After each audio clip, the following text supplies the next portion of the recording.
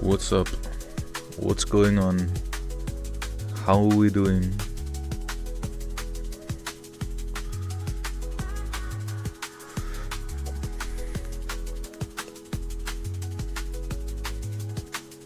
Greetings and salutations. Been a weird ass day for real. How come? How am I? I am honestly doing just fine. Finally made in time for one of these. Welcome, Taker. Good to see you. How's everybody feeling? Am I enjoying the cold? I'm trying to, bro. Doing my best. Frog hair. Haven't been super active in chat. I have been, but life has been nuts. No worries. Life ain't supposed to be easy, is it? And you get better every time.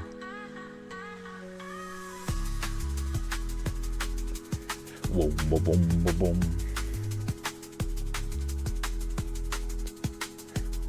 Lions. Did the Lions win today? Did they defeat the Giants? I think they were playing. Detroit Lions. Oh, they did. Wow. Damn, Giants are 2-10. That's crazy. The NFL is like so unimpressive this year. It's been kind of embarrassing. Are men into Advent calendars? Isn't Advent like a Catholic thing or something like that? Or am I completely off base on that? What is Advent calendar? It's a special calendar used to count down the days of Advent, the season leading up to Christmas. Typically from December 1st to 24th each day, a person opens a small door, window, or pocket to reveal a surprise, which can be a picture, quote, small gift, such as a piece of chocolate, toy, or magnet. Originally religious, they become popular secular tradition for many families to build excitement for the holiday. I mean, honestly, if women didn't exist, I don't think men would ever celebrate any holiday ever. But that being said, I'm sure whoever the guy is would probably love a little gift every day, just to give them something to look forward to. Jacob, welcome back for 45 months. Says Thanksgiving week is upon us, so the final boss wanted to come and wish everyone a happy Thanksgiving and listen to the best narrator ever. The final boss is here.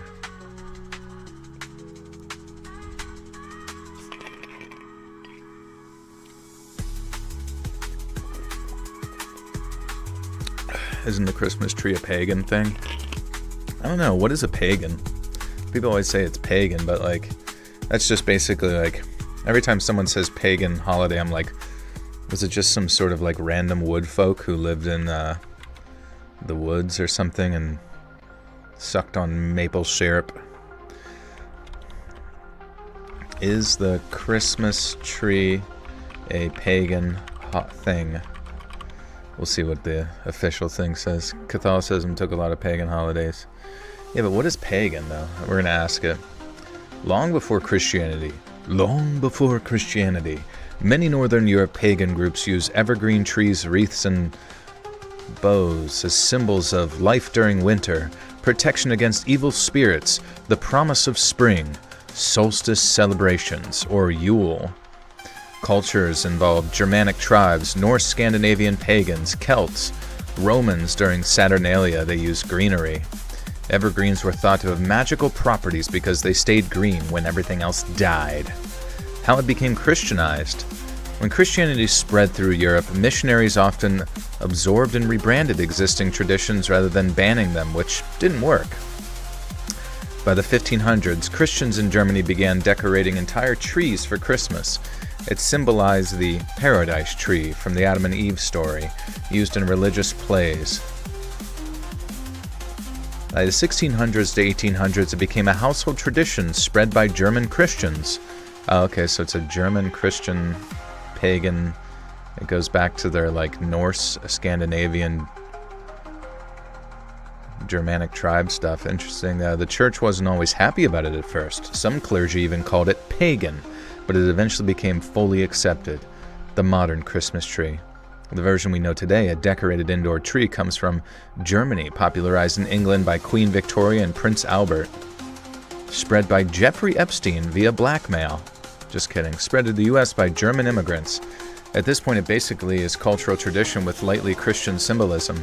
Evergreen, eternal life, lights equal Christ as the light of the world, star, angel on top, nativity imagery, but the roots are definitely pagan. Straightforward verdict, yes. Alright, yeah, so well, you get a little bit of there, a little bit of history, I guess. Pagans are the first wokies. Now everybody's getting back into pagan traditions. Tristan Walk, thank you, and welcome to the Buttersoft Cult. You now have access to bonus content. Do I tell true stories or do I do fake stories too? Honestly, it's just stories that people send in that I find interesting. Well, that people that find the stories for me find interesting. And so it's really hard sometimes to verify, but you know, we'll leave it up to you, I guess. Some stories seem fake. Yeah, you've heard me many times on stream be like, what the fuck is that? But hey, we're having a good time, aren't we? Also, it's kind of crazy. One of my Saturn Soul videos like randomly jumped up to like 100K. So that's like the one video is at almost 300K, and this other one, the brainwashing one, is at over 100K. So I don't know. It's been nice. I mean, like some of those videos pop off and they suddenly get like 900 subscribers in a single day, which is like doing better than my normal channel in regards to daily subscribers. Hello, I'm debating on getting a new phone, thinking of Google Pixel 10 Pro XL. Thoughts on Pixels? Honestly, I'm not really sure. What do you guys think? Do you guys like the Google Pixels? Saturn Soul has my soul. I went and rewatched all the Saturn Soul vids. Thanks, Nader. I appreciate that. You don't have to, but I appreciate you guys doing it. I remember like the first time that we got use of the hype button, it seemed to really push the one video out. So I don't know if the hype button works at all or what you guys think. Joel's mom popping off daily. What is she getting up to, huh? Is she getting crazy? And I would have no idea.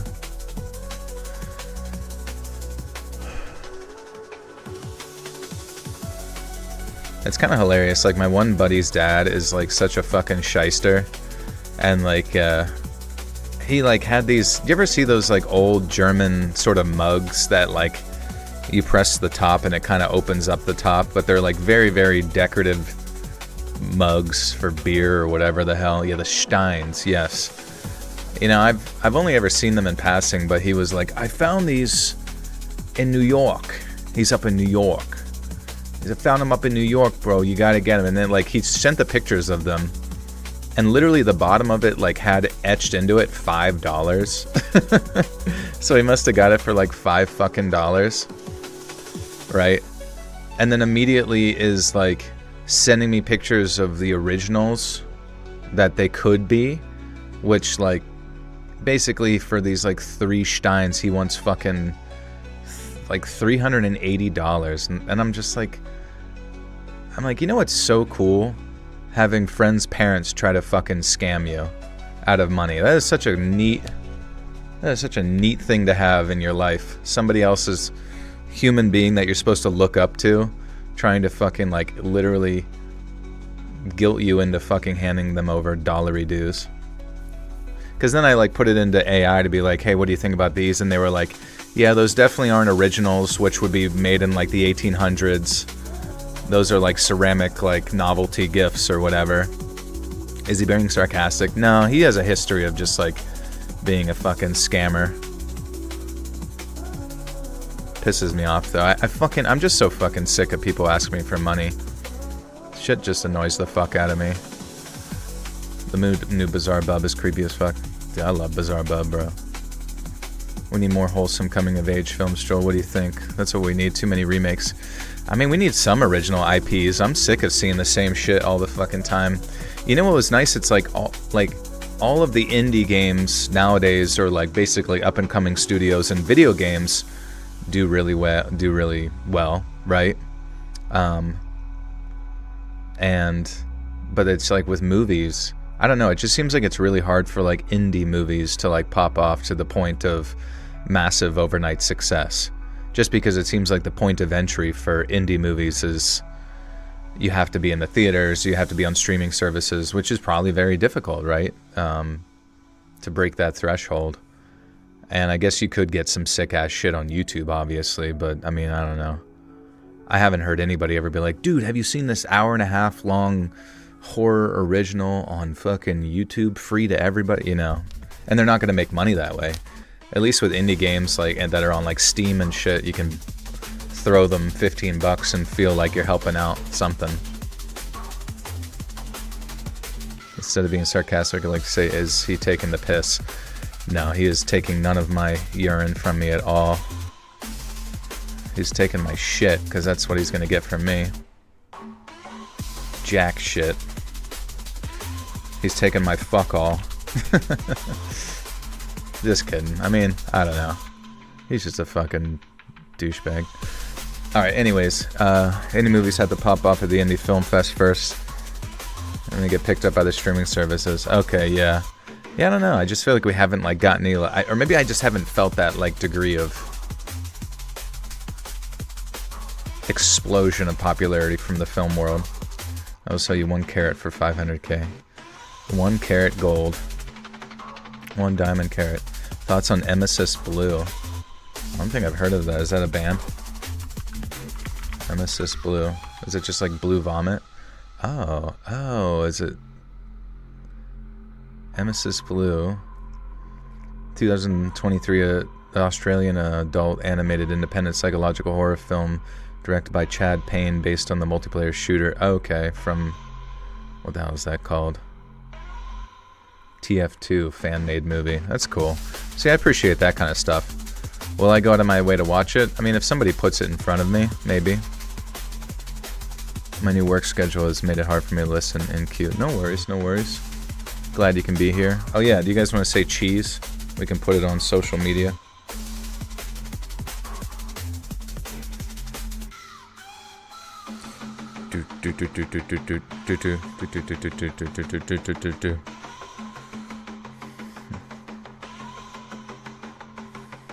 You guys ready?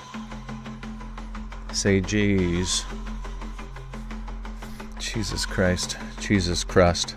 Jesus Christ is so fun. Alright. 3, 2, queso meleso.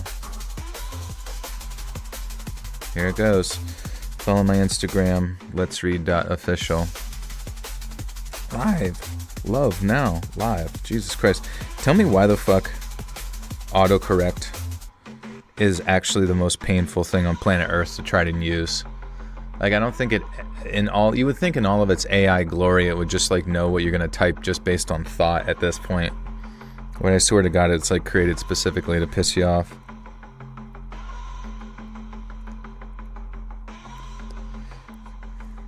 There it goes. Into the ether. You wanna do a poll? What do you want the poll to be? You got 40 seconds to choose, and we're gonna read some stories about turkeys. Thanks, aka Thanksgiving. Dun, dun, dun, dun, dun, dun, dun. Cremation or burial? Great question. Jeepers or Les Creepers? Smoked queso dip does sound really good. Do you like pizza pockets or chicken nuggets? Honestly, can you imagine, like, whatever breading they put on the chicken nuggets but around a pizza pocket? That'd be so fucking good. Or just like a chicken nugget filled with like pizza filling or something. That's got to exist somewhere, right? Turkey or Christmas or only Thanksgiving? Yeah, maybe like what's a better holiday? That's a good one. Engage with my audience. Start a poll. What's better? I actually feel like this is kind of an actual good question. Thanksgiving or Christmas. Poll has started. You think people don't like Texas because people who live in Texas just love Texas so much? I don't know. I don't dislike Texas. I don't know anything about Texas. I mean, I know some stuff about Texas, just like tangentially. I heard the drivers are like some of the worst drivers in the entire fucking world. Turkeys are emu. Who's eating an emu? It'd be kind of funny if emus became like native to the United States. People who don't like Texas know that they've stripped women of their reproductive rights. That's the one. No abortions for thee. We're gonna have 50,000 babies each. Who's frying a turkey this year? I did have one at a Friendsgiving. It's so fucking good, especially if you marinate it. Festivus. For the rest of us. I don't know. Isn't that Festivus is essentially just like Friendsgiving for Christmas? Charlie, you've been listening since you were 10. That's crazy, dude. Thank you for listening. Appreciate you. What state am I in? I'm in Pennsylvania. Now 21. Dude, that's crazy. I've been listening for 11 years. That's like really crazy. You know what I mean? From the time you're 10 to 21, that's like a period of time you'll probably never forget, I imagine. So thank you for listening. Went to a Rockefeller Center alone for Christmas lighting and partied all night with random Korean family. That sounds beautiful. I think Thanksgiving would be more popular if there was more in the standard food variety. You mean like you weren't anticipating turkey every time? Because honestly, you could make whatever you wanted, right? So if you had grievances to air, what are you airing, Joel? Me? What am I airing? What are my grievances? I really disliked Arc Raiders for a day, and then I got back on it, and I had a really funny moment where me and my friend were trying to look for mushrooms, which is just the tedium of the game at this point, and I'm just okay with it. And we're out there. I have a fucking like Renegade lever action rifle. And like we passed by one of the hatches. And in my inventory, I just like had, I think from like leveling the character up, you get random items. And I had 2 explosive mines. And I just thought it'd be really funny to stick one directly next to the hatch like button, but then also one in the grass next to it. And so as we were passing by, I was like, okay, let me arm these. It'd be really fun. I was like, if we were to exit and then someone gets hit by it later, would I know about it? And they're like, well, if you check the post-game report, it shows you your interactions or damage dealt or whatever. And then I'm like, but they might not step on it because it's kind of like glowing. And I was like, well, if they do step on it, they'd be really, really silly. And then like, as I said, they'd be really silly. We were literally maybe 50 feet away from the fucking exit hatch, and I heard both of them go off like doof doof like instantaneously and like pop someone's shield. And I'm like, oh my god, we got somebody. And we like rush back, and I shoot the one dude, and he immediately goes down because he must have been the one that got hit. And then another dude shooting at my friend, and I throw an impact grenade that must have just hit him direct. And he goes down, and I'm like, oh my. And then I found a fucking blueprint on that guy, which is like now how you can like craft a weapon long term once you upgrade your shit. And I don't know. It's just like stupid ass moments like that that actually make the game worth playing, as well as like the funny interactions and like voice dialogue you have with people. Just wanted to pop in and say thank you for everything. Head to bed with another one of your stories. Keep being a great creator. Thank you, Charlie. Appreciate you. Have a great night. Sleep tight. Do an open house on Thanksgiving, possibly making a ham. Open house. Nice. Anybody can come and go.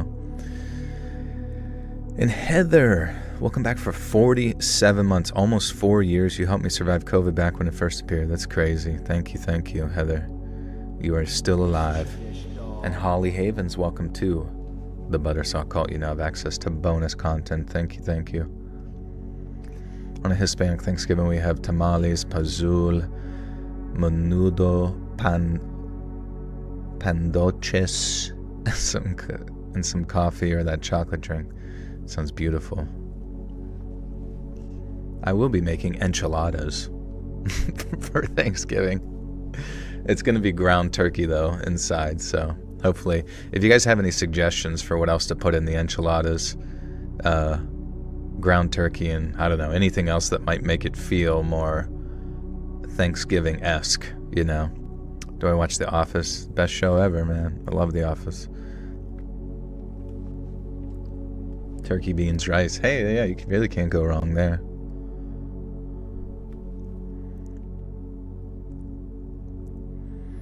Love Sundays off my own new ass apartment. Listen to Li. Hell yeah, dude. One day you're gonna be like, wait a second. I have free will and I live alone. I can just make a fort. Alright guys, thanks for being here. Click like, click share, click whatever you want to click. We're gonna read some Thanksgiving stories for tomorrow's video. Feel free to chat, say whatever you want. We're chilling. What about mashed potatoes and cheese, like a twice-baked potato with turkey and an enchilada gravy on top? Oh, that sounds beautiful, honestly. You said you were doing quesadillas. I changed it up. The enchiladas made more sense after I said it. Because isn't quesadillas, like, deep fried? And I don't have a fryer. I guess I could fry it in a pan and just to, like, harden them up, but I don't know. I just watched Cooking YouTube on the best 5 tacos, some incredible sauces. That does sound nice. What am I doing for Thanksgiving? I'm just going to my parents. My grandparents going to go. My brothers are either doing bad stuff or they hate us, so that's awesome. And yeah, it's going to be pretty chill, I think. Anybody's invited.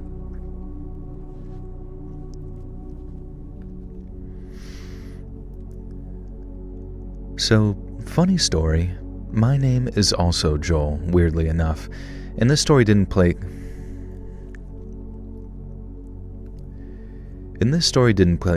Jesus, I got dyslexia. And this story didn't take place on Thanksgiving. It was the day before, but the outcome of the story is probably the thing that I'm most thankful for. I have a pretty overprotective mom, and I mean this in a very loving way. She's the best mom ever. Now, she didn't have the easiest time raising me and worked her butt off to be the best mom she could. Now, things are better now, and she has a wonderful husband, my stepdad, and we're a tight family.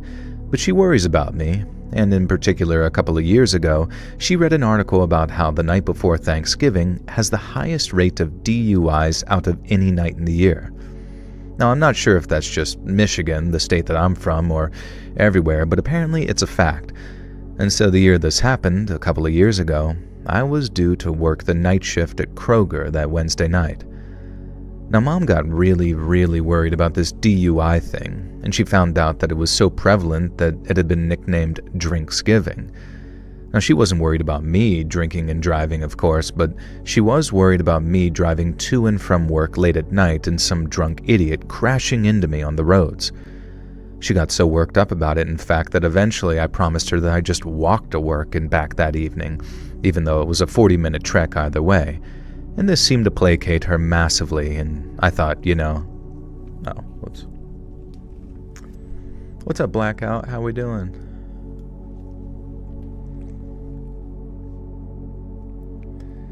Have serious PTA and ditch friend. Thanks for the reads being real. You're welcome, HVAC. Good to see you. Thank you.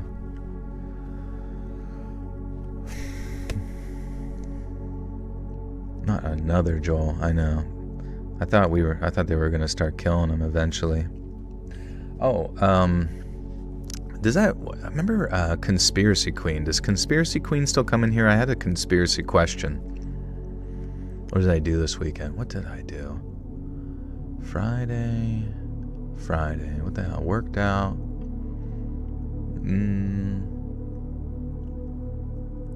I don't know. Saturday I just like ate food and watched football with friends. That was fun.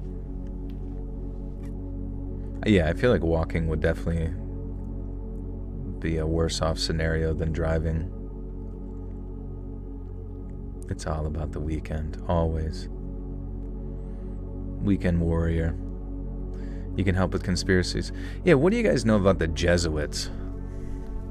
I feel like I've been seeing so much shit about like the Jesuits, and I was hearing that the Jesuits were like something about the Jesuits and like the black nobility or something, like going all the way back to like the Vatican is like the true hierarchy of like secret society power or something like that. And I don't know anything about it. The Jesuits is like the Knights Templar. Is that what they are, the Knights Templar? About the Masons? I don't know. I heard the Masons and the Jesuits were just like sort of branches of one another, like tangentially all falling under the same sort of thing. Look at the Rosicrucians. I don't know. Where do you guys even find any information about this stuff? But it sounds like it's all been like, at least from that narrative. I'm not saying it's real or anything like that, but I just find it interesting because they are saying that it's like going all the way back to like Babylon, which like led to Rome, which then like led to like Rome dissolute. It's like all of these powers, dissolve and then just reform into some other sort of like power system. But I'd just be curious about your thoughts on it. I don't know much about it beyond some more of an astrology and genetics guy or folklore. Astrology and genetics? What is that? Oh, you mean like what sign you're born under, not like DNA genetics.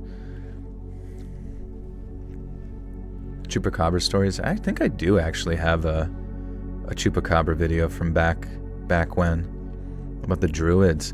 I have no idea, bro. I feel like that's going like way back, and that might be related to the pagan stuff that we were talking about. I'll be honest, I listen to all kinds of very dry informational videos. I do design work. I don't know, like to absorb that way.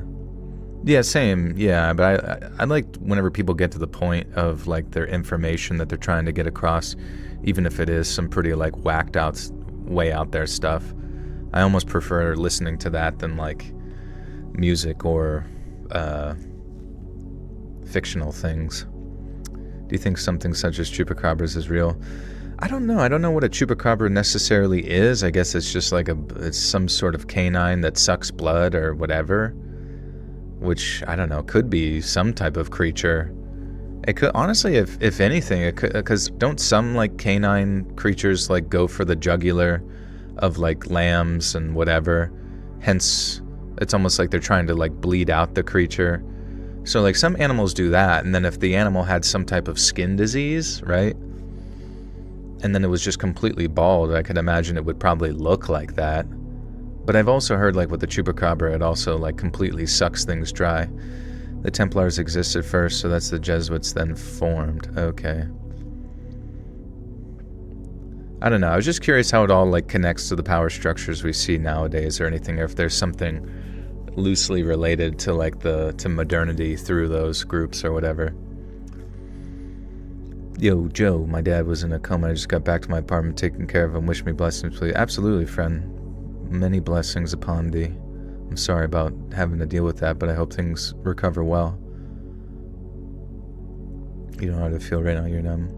So are you taking care of him now? Or I had the most horrible true story ever. Children are being abducted and eaten alive and traveling to interview the parents. Jesus, where's that at? Is that chupacabra related?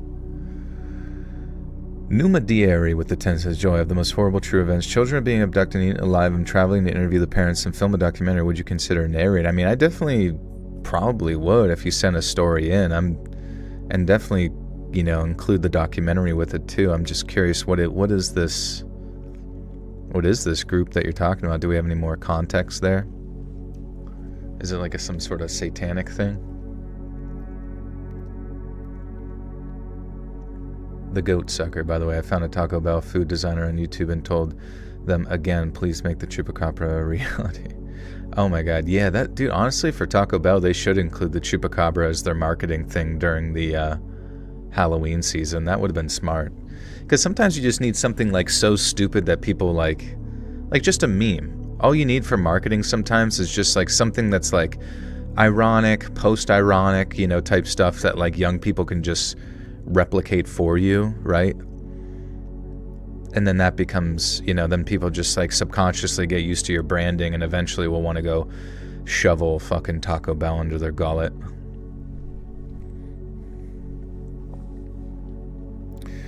Yeah, I just got back from the hospital and they had him intubated and he's still in an induced coma. They found him outside. I'm in his garden.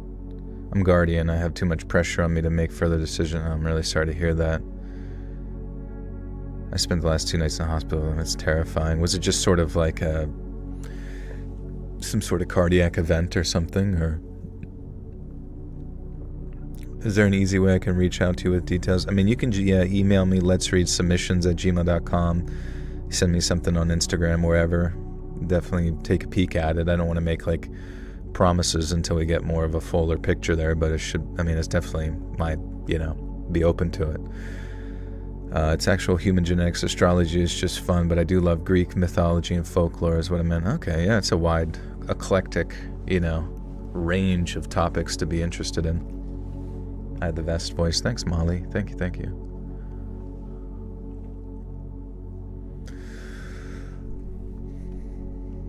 Okay. It's a lot of stuff going on. This seemed to placate her massively, and I thought, the walk could actually be good for me anyway. Now, the first half of my shift that night covered up until closing time, and then the second half involved restocking. The first half of my shift that night covered up until closing time, and then the second half involved restocking and cleaning and all the fun stuff that goes on at Kroger behind the scenes. Not really of note happened on the... I'm fucking hard dyslexic tonight. That's fucking terrible. Nothing really of note happened on the shift, except I did notice some guy come in absolutely trashed, staggering around and slurring his words. And I made sure that I was close to the checkout when he came to pay, because my younger female colleague was out on checkout, but he was fine, just very wrecked. And then I watched with this mounting horror I felt as he left and walked across the parking lot and got into the driver's side of his vehicle and swerved his way out of the lot. Now, for other things, I would feel like a bit of a narc or a bit of a pest, but I did get the guy's registration and call it in, so hopefully the cops pulled him over. Drunk drivers can get effed, in my opinion.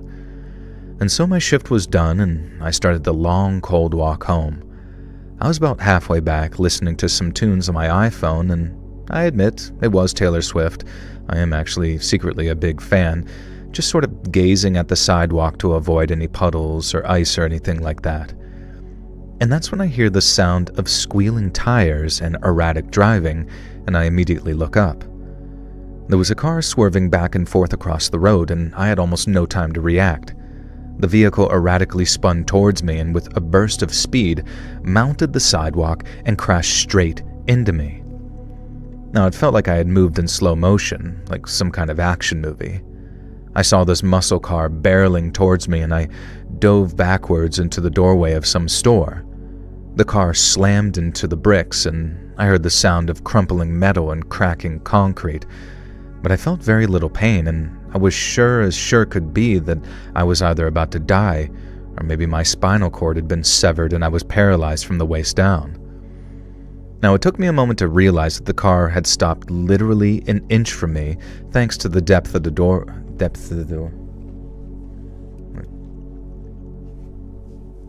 The cold walk home. Okay, yeah.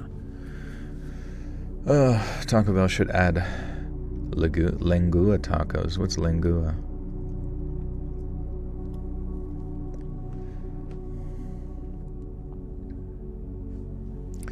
Love listening to stories. It's all good. Gotta go hard to read without messing up. Yeah, it's just trying to get it right here with the recording. But thank you for the support, though. Birria tacos at Taco Bell this summer. The super slopper. Oh my god, yeah. I don't know. I do enjoy Taco Bell here and there, but I just never trust their ingredients, even though I've heard it's gotten better.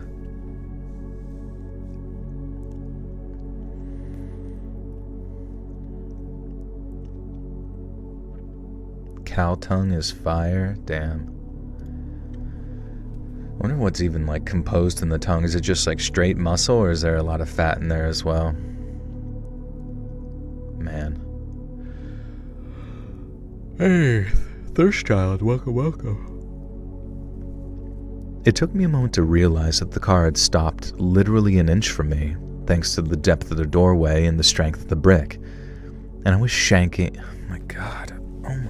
I just can't... I've never had this many sort of dyslexic fuck-ups, like, right out the gate. It's so weird. Normally I get it as I go.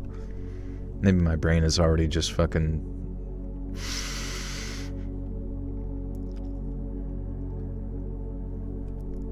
I was shaking and crying and collapsed forward onto the hood of the car.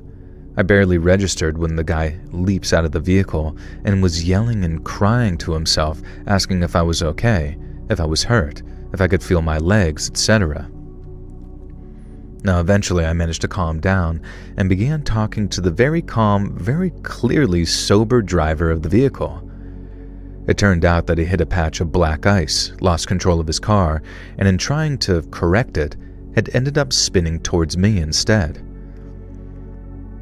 The cops came, of course, and he happily took a breathalyzer test which showed a 0.0 alcohol level in his bloodstream, which was nice to know. And it totally wasn't this guy's fault at all, I guess. He was just so apologetic.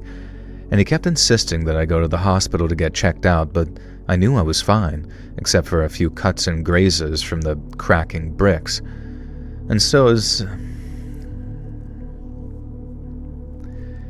instead of... Oh my god.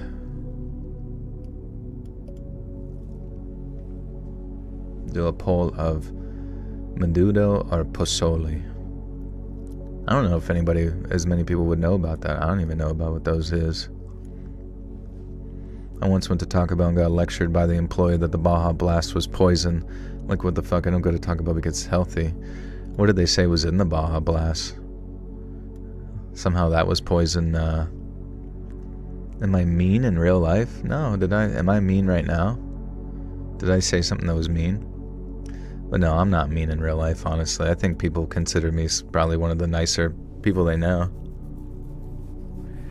I mean, I don't let people, like, walk over me or anything like that. Maybe sometimes I complain a lot in the stream that I might not otherwise do in real life, but I'm not mean at all. I'm a goddamn angel. I'll just wonder if I'm fake online. No, this is pretty much me, I guess.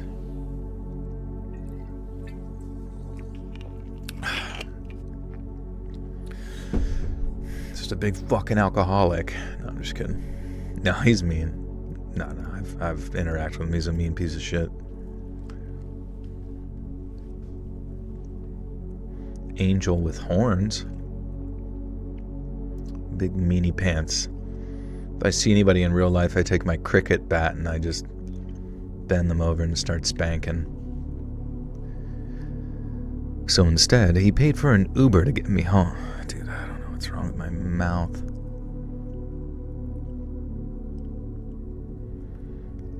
So instead, he paid for an Uber to get me home and gave me his card to stay in touch.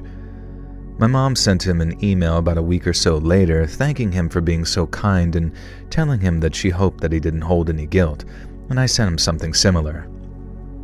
Now that Christmas in the mail, I received a check for $1,000, and on the card he wrote something like, "Your life is worth so much more than this, but it's the least I can do." And so, almost being crushed to death by a muscular car like that didn't end up to be so bad after all. Let me tell you though, those moments when the vehicle came woozing... What the fuck is this word?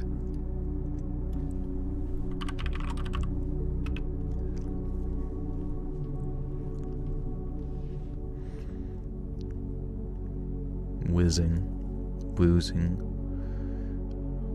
Wazuzu. Did I see what you wrote? How is? You wrote, how is? Not y'all, 5 a.m. comes way too fast and kids wake up, they spend 6 days at a spa. You're going to a spa for 6 days? It's pretty sick. So I have nice friends. Yeah, most of my friends are very nice. Otherwise, I probably wouldn't be friends with them. I don't know. It's so weird, like, around these holidays, like, there's, like, some family members that I try to, like, connect with a little bit, and it's just, like, you get, like, nothing in response, and you're like, what the fuck is the point of being, like, family? Whenever, like, nothing literally negative has happened between the two of you, but for some reason they're just, like, avoidant. Did I know anything about ischemic disease? Like, just peripheral, like, blood vessel hardening or something like that, or how do you mean? Ischemic, like strokes. Ischemic disease is a condition caused by a reduced or blocked blood supply to an organ or tissue, resulting in inadequate oxygen or nutrient delivery. This can lead to damage or dysfunction, with common examples including ischemic heart disease, coronary artery disease, stroke, and intestinal ischemia. Symptoms vary depending on the common symptoms, risk factors, prevention. Well, what's the cause? I mean, I guess it can really be anything.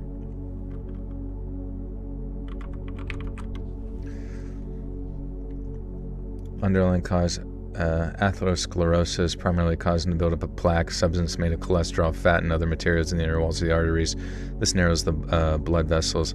See, that's what I'm saying, guys. Like, the one thing that we had talked about more recently related to the, what is it called? Basically, when there's like an overextension of glucose in your bloodstream, when you become like type 2 diabetic or pre-diabetic or whatever, and the glucose is just sort of like chilling in your bloodstream instead of like being moved to your liver or your muscles, the glucose eventually starts like connecting to the proteins within your blood vessels, making the blood vessels like harder, stickier, and more prone to like creating like those degrees of like clots and like less capable of blood flow. Hence why people who are diabetic eventually have like, they go blind, their fingertips fall off, their toes fall off, and it's just because like that process of like hardening and making, you know, sticky and creating clot, like minute clots like that in the microvasculature of your body, it builds up over time and just makes it worse. So if anything, be very, very careful with your diet and the amount of like processed sugars that you eat. And what you should really do, and if you haven't done it already in your life, start going to the gym. Go to the fucking gym and just fucking lift some weights. Tell your body to grow muscle, eat protein. Stop eating ice cream, try salad instead, with chicken in it. And literally, you will probably extend your life by like 20 years just because the muscle, you know, essentially is like a place for the glucose to get stored, you know, so that whenever you do eat carbohydrates, you're just like less likely to become a fucking type 2 diabetic. Because there's just like so much in our, you know, in our diets in the modern era and our lifestyles that are just like prone to screwing us over, you know what I mean? What if I want to shorten it though? I don't know. That's the thing. Is like some people, and I know you're just joking, but it's like some people genuinely don't want to live for very long. But the unfortunate thing is that you have to live, right? I don't advise any sort of ending your life early or anything. That would suck, and it would create a cascade effect that would affect everybody around you very negatively, which would suck. But that being said, it's like a lot of the times when people like eat themselves to death, you know, they just like don't treat themselves well or whatever, you end up like having things that occur to you that just like, it's not like a quick death. It's like a slow, painful, disgusting type of death where like you have a clot in your system and now you have a major stroke and now you're stuck in a fucking like chair for the rest of your life with half your side of your body not working because, you know, you couldn't stop eating Ben and Jerry's or whatever the fuck. So honestly, just get to the gym. Yeah, and dialysis would suck. Your kidneys shut down because the same sort of ischemic like blood vessels start to harden, close up, and then you don't get blood to your kidneys. It's just like so many bad fucking things happen from our modern diet of like processed sugars and carbs and bullshit. It's fine for you, there's no one to grieve. But that's the thing, is like no one will grieve, sure, but at the same time, like the life that you would live in that like shitty dietary lifestyle of just being stuck in, like you're gonna end up in a nursing home or some shit. Dude, I remember there was this one patient I took care of. He tried to take his own life, right? He failed, right? Whole thing terrible. Don't advise any of it. Sorry to even talk about it, but like it fucked up his whole existence where now he was just like stuck in a nursing home forever, having his ass wiped and like screaming about his bad back for the rest of his existence. And he was only at the time like 40, you know what I mean? So it's just like he's now stuck like that with people like artificially trying to keep him alive, probably till he's like in his 80s or whatever, you know? Do you ever have any experience with patients that wouldn't eat? I think so, like some of the, I guess, like less aware ones. As an ER doc, Brosi, seriously, it's easy to talk about that, but it's not. Yeah. Scary, man. I mean, it's just, I don't know. I guess like all the stories of the people that have like failed, you know, at those kind of scenarios is just what hurts the most, because it's like they're trying to escape what they perceive as the hell of their life, but then they end up just making life even more hell for themselves forever, you know? So honestly, if you're ever at like a rock bottom, just fucking go full bore the opposite way. Just go. You got nothing to lose, just go ham, get into like crazy exercise, get into crazy like obsessive dieting in a positive way, and just make it fucking happen, you know what I mean? You think it's evil to make them live that way? I don't know. I think that's a good question, honestly. Like, what do you even do?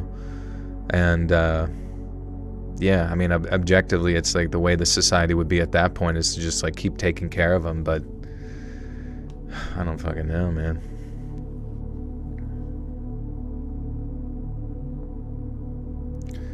I say every day, I sometimes break seeing the grief and pain patients have before eventually passing away. Yeah.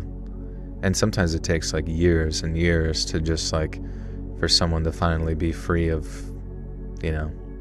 How much do I bench?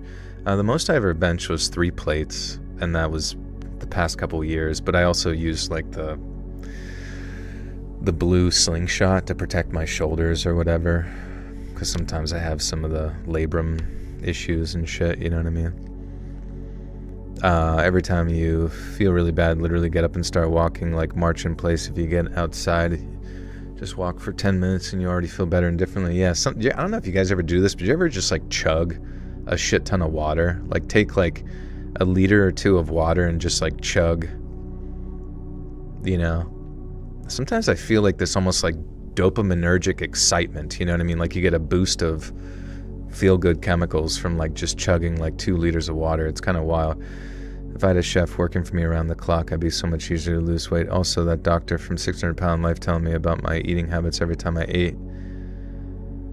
Well, I mean, you don't really need a chef to do that per se. I mean, you can just use MyFitnessPal and, you know, count your, basically whatever you eat in a day normally, just count it and put it, you know, tentatively or approximately into that and see where you're at. And then use a BMI or like basal metabolic rate calculator to determine how many calories you need and then how much you need to like lose.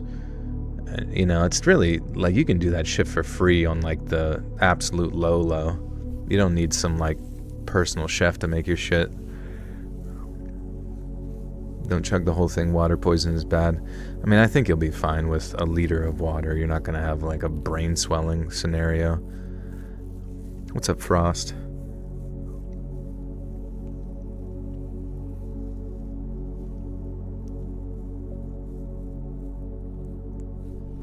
Just do incline bench, Joel, save your shoulders. I agree, man. Yeah, flat bench is like 100% not worth it, and it never feels good. Incline bench is definitely where it's at, or just like dumbbell bench. I don't know why people were so obsessed with like certain barbell movements for like ego lifting. I mean, I even, you know me, I did it, and it's great for, I think, a foundational sense of muscle, but then beyond that, I really do believe that like bodybuilding style machines are just safer and like, I don't know. But sometimes you gotta work with what you have, and you can go a long way with barbell shit. I used to do crazy 6 to 7 day water fast to lose weight as fast as possible, but now I'm finally doing a more sustainable intermittent fast where I fast 6 to 22 hours a day, 16 to 18 hours fasting. That's crazy. How did that feel? Like, didn't you lose a lot of muscle during the 7-day fasting? Are deadlifts bad for you? I hear both sides. Personally, I like them. I mean, as long as your form is good, like deadlifts is one of the craziest muscle building exercises there is, you know? All of those big ones like squat, deadlift, overhead press, bench press, preferably incline or whatever, right? But, you know, just like anything, people ego lift. They don't give their body time to acclimate, and they have poor form, and then they end up herniating a disc or something, and it's a fucking shit show. So, yeah, I would say if you're doing those, just like don't send yourself to the absolute fucking maximum and get hurt. Just make sure it all is like, that's why honestly, like the bodybuilding rep range with those like major lifts probably would make more sense, because at least like if you're going for 12 and you do 8, you can just stop and you most likely are just fine, you know what I mean? But if you're doing one of those like rep ranges where it's like 1 to 3, I mean, even on that first one you could potentially get hurt if you're not like locked the fuck in.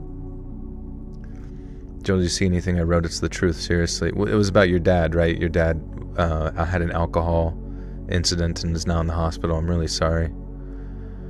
What about stacking tests with high HGH with insulin with EPO? Yeah, I wouldn't suggest any usage of PEDs at all, to be honest. I did use BPC 157 to recover my shoulder, and that was amazing, but it's highly advised you don't use that if you have any like tumor growth, because apparently it like can enhance that. On a side note, I have a gestational diabetes while pregnant. After I had my son, I lost 40 pounds, but I also had preeclampsia. It's scary stuff getting pregnant. That shit is dangerous, but I'm glad you're doing good. I think I lost a lot of muscle. Maybe I just didn't notice too much. It's more of a reset before getting back into the gym. Oh, okay, yeah, I mean, I feel like if you're getting back into the gym, well, I mean, if you didn't notice too much, then I don't know. Hey, Polar Bear, what's up? I see lots of ways to lose weight, but how would someone with a high metabolism like me gain weight? I mean, the high metabolisms are the best. You just have to like learn how to eat. So initially you would determine your BMR, right? Your basal metabolic rate, based on like math, which like, you know, AI can do it for you, Google, whatever the fuck. There's calculators. And then you figure it out. You're like, okay, this is the amount of calories I need to maintain my weight. Now, then you can eat like that for a while and see if you lose weight, gain weight, right? Because sometimes there's going to be fluctuations. But if you want to gain weight, you're going to want to do that with your macros, like your protein being good while lifting. And then you want to like fill the rest of your calories in with carbs and fats, right? And then you want to be at least like 300 to 500 calories above your BMR, your maintenance, right? And then the idea is like the calorie surplus is going to give your body the amount of nutrients necessary to grow, in conjunction with the weightlifting and the appropriate amount of protein. All of this you can find on the internet pretty easy. What would be your last meal on earth, like everything you would want to eat? Oh fuck, I don't know. I would just order 10,000 things and then say I'm not hungry. Been watching me since 8th grade. Thank you, Claro. Good to see you. That was 2013. I never stuck to that diet. I gain and lose all the time because I got off track and lose motivation. I feel you, dude. It's tough. It's very, very tough. But yeah, sometimes you have to find the routine of the food. What's up, Pat's Nation? How we doing? And Stoic. But let me tell you, those moments when the vehicle came blasting towards me, when I thought it was a drunk driver or worse, someone trying to hit me, that was the goddamn scariest moment of my life. And every year on Thanksgiving, I make sure to give thanks for surviving that terrifying ordeal. You ever just pause after saying a word and think, that's a strange word, sounds, yeah, all the time. Moist, ointment, muggles. Anyone watching The Chair Company? It's so funny. My friend was over and he's like, dude, you gotta watch The Chair Company. It's so freaking funny. But we only watched it for a little bit before our other friend came over and we started watching football. But I watched like a brief moment of it and it looked hilarious. You know, just like your typical Tim Robinson sort of vibe. But it seems very, very funny.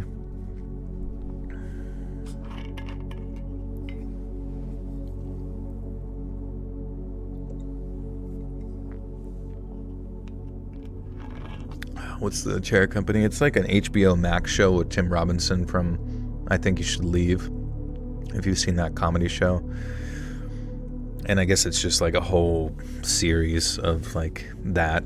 Or if that one movie, what was it called? With him and Paul Rudd. Do I have HBO? You know, I didn't have HBO Max, but my friend just signed into his account. And we watched it on there. So maybe now I can sign into his when I turn it on.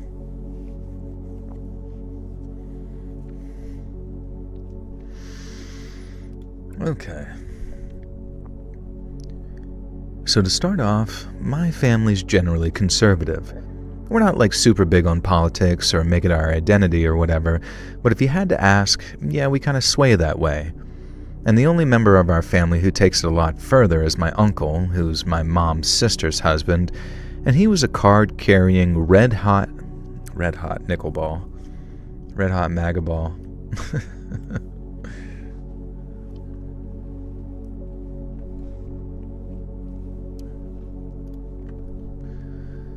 Now, he was a card-carrying, red hat-wearing MAGA guy with the bumper stickers. Dude, something... What the fuck is wrong with me? I can't fucking read, bro. Maybe I shouldn't drink kombucha as I'm doing this.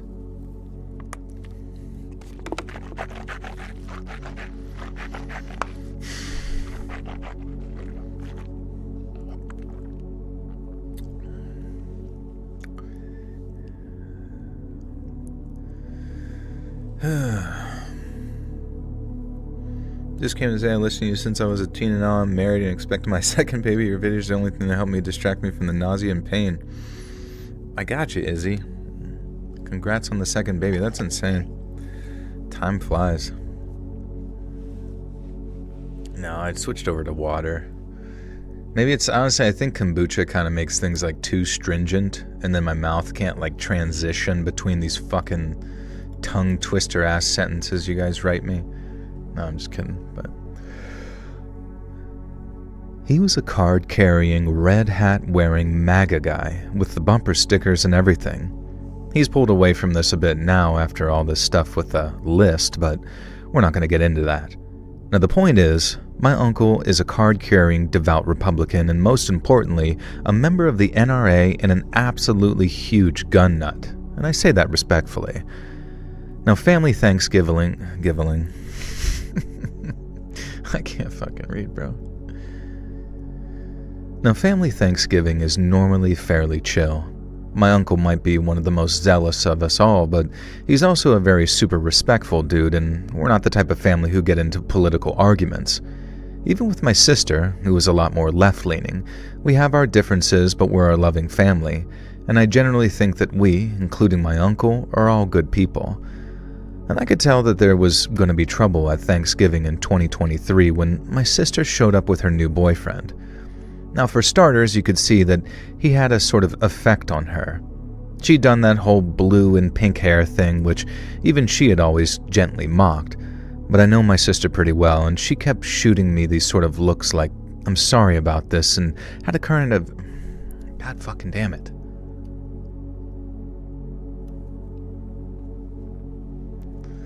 What's up, Mon Bleu? Blue cheese.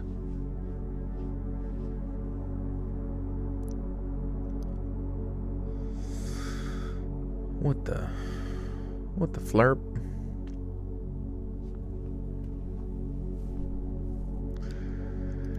Alright.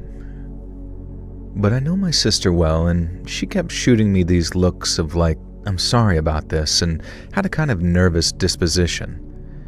Anyone else might have assumed that she was just referring to her weird new look, but we're twins, and I knew that she meant something else, and that something else was her boyfriend. Now I'm just going to call him Jack, short for Jackass, and right from the beginning, Jack was on the offensive. You could just tell. He was very snippy and coldly polite with my parents, which put me on the defensive immediately, and the same with other family members. After the food was dished out and he announced that he was vegan, something that we had not been informed of at any point, despite Mom sending the usual email out to any family members who might be bringing guests asking if there were any dietary requirements. And so Jack made this big fuss about being vegan, and my mom, bless her, went into the kitchen and went through all the damn boxes of ingredients to work out which food would be safe for him to eat as a vegan. as if it was some peanut allergy or something, while the rest of us all waited to get tucked in. Now, Mom came back with this beautiful handwritten list of foods that were definitely vegan-friendly and handed it to Jack. I saw the list, and there was certainly enough food on there to have a decent meal. Jack looked it up and down, sort of sneered, and remarked that he'd starve if he only ate the vegan dishes, and so he guessed that he'd have to make an exception this time around. Now, you're probably thinking that he just dished up a vegetarian platter, not vegan. No. This guy piled up turkey, ham, pigs in blankets, everything else the rest of us ate onto his plate, and I watched him eat. He went into that meat in a way that made me certain that this man had never been a vegan in his entire goddamn life. What was the effing point? And I kept glancing at my sister, and she just kept flushing with embarrassment.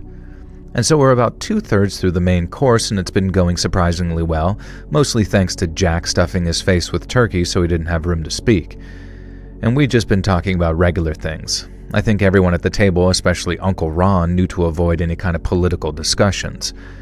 And then finally, Jack took a break from stuffing his face with meat and dairy and made the quip. And it went something like this. He pointed out the front window towards my uncle's truck, which, if you remember, was very magnified back then, and then said, "Nice truck I saw in the driveway. Didn't know Mitt Romney was here." Mitt Romney. Out of literally any Republican you could have picked for the joke, he chose Mitt freaking Romney. And we all just sort of looked at each other like, is this guy trolling? But my sister shot me this look saying, no, please just let it go. And that's when I started to worry. Was this guy maybe a bit unhinged? Now my uncle, God bless him, paused for a second, and I saw his neck turn red with anger for the briefest of moments.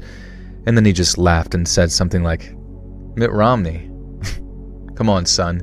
You could have at least gone for someone cool like Hulk Hogan. And so then Jack says, well, I don't think being a MAGA person is cool in any way, and then started talking about women's rights and Roe versus Wade. Oh my God. Should I start with this story so everyone gets in an argument in the comments right out the gate? I feel like that'd be pretty fitting for a Thanksgiving story video. Roe versus Wade Shadow Legends. Roe versus...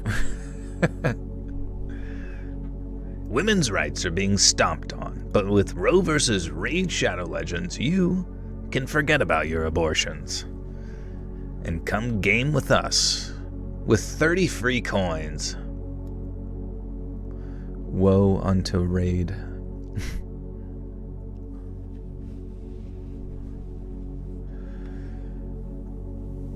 Roe versus Rage.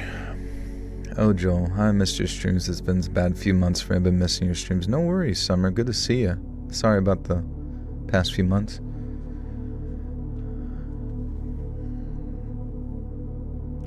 Was this story on last year's Thanksgiving? I don't know, honestly. It said 2023 this happened. What's up, Zappa?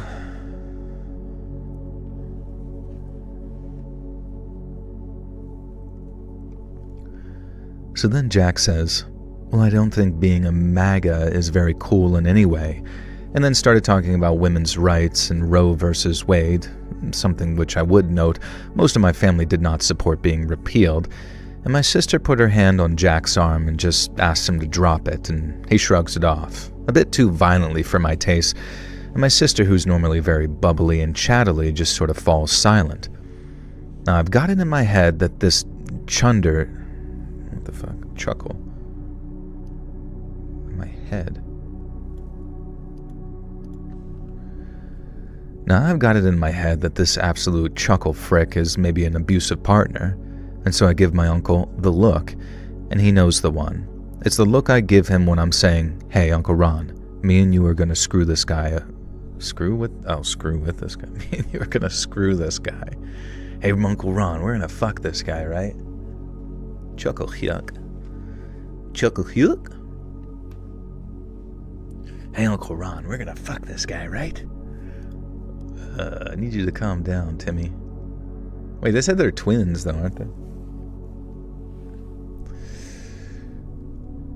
they? He knows the one. It looks like I give him... What the fuck is it? He knows the one. It's the look I give him when I'm saying, "Hey, Uncle Ron, me and you are gonna screw with this guy, okay?" And so Ron starts asking me how the shooting's been going, whether I've been hitting my goals at the range, and when we're gonna go out hunting again together.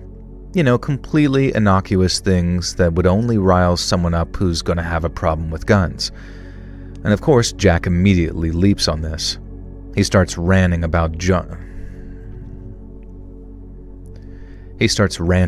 gun culture and this and that, and then he says, "Of course, it's sick just how anyone can own a gun these days despite obvious mental instability," and clearly looks at Uncle Ron when he says this. Now, Uncle Ron knows that we're trolling this guy, so instead of getting mad, he just ignores Jack and starts telling me all about the new firearms he's purchased recently. It was hilarious. And at one point, he was just completely making up guns that don't even exist, and also claimed to own a military-grade railgun that required a train track to move. Now, at no point did Jack call him out on any of this or call BS, and just as we suspected... God fucking damn it, I can't follow what the fuck...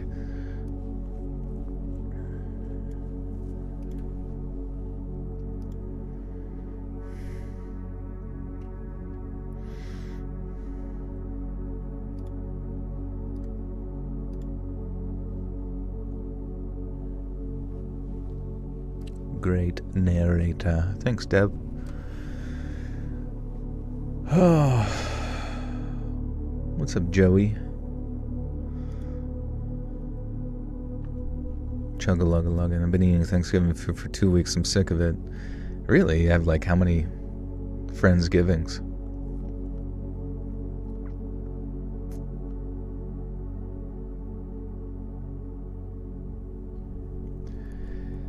At no point did Jack call him out on any of this or call BS, just as we suspected. Instead, he starts going on about how concealed carry should be abolished in our state, and if someone like my uncle should be allowed to own. It was some gun from Star Wars that Uncle Ron had... What the fuck? I can't follow the grammar. Fuck me.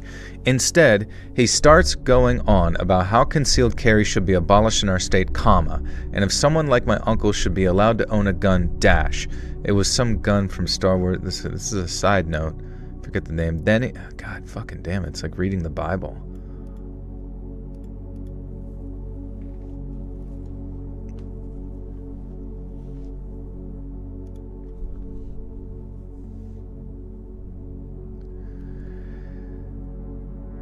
At no point did Jack call him out on any of this or call BS, just as we suspected.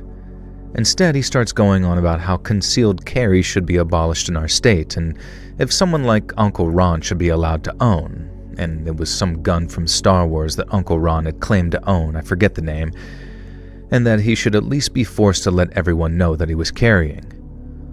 Uncle Ron just very calmly smiled and said something like, "Nah, son. If I'm going to protect myself with a firearm, then I hardly want the bad guy to see me coming." Now, Jack just got furious about this, and I'm not going to type out the whole damn argument, but it led to Uncle Ron losing his cool, and they got into a full-blown screaming match about politics and Trump and Kamala, and the rest of us just sort of sat there looking at each other like this is the worst Thanksgiving ever. And so then Jack gets so angry that he leaps up from the table, knocking his chair backwards. My sister again reaches out to touch his arm and calm him down, and this time he actually shoves her away. So now, of course, Uncle Ron jumps up too, and he starts screaming at Jack like he's a pathetic, weak little man and blah blah blah. And that's when Jack reaches into his cardigan, pulls out the pistol that he's been concealed carrying for this entire Thanksgiving meal. Everyone just sort of freezes, falling silent.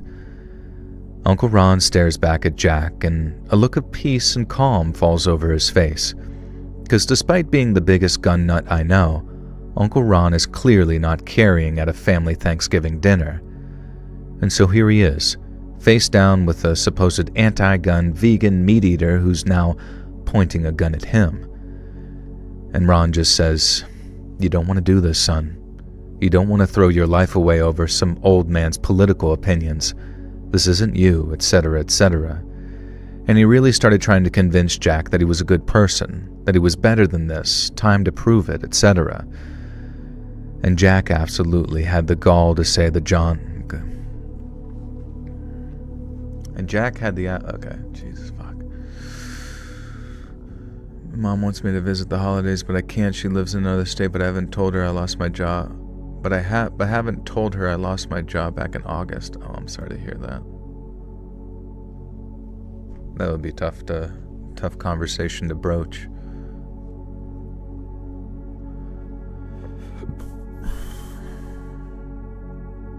How much do you grammar correct the stories? I don't know. I mean, I just...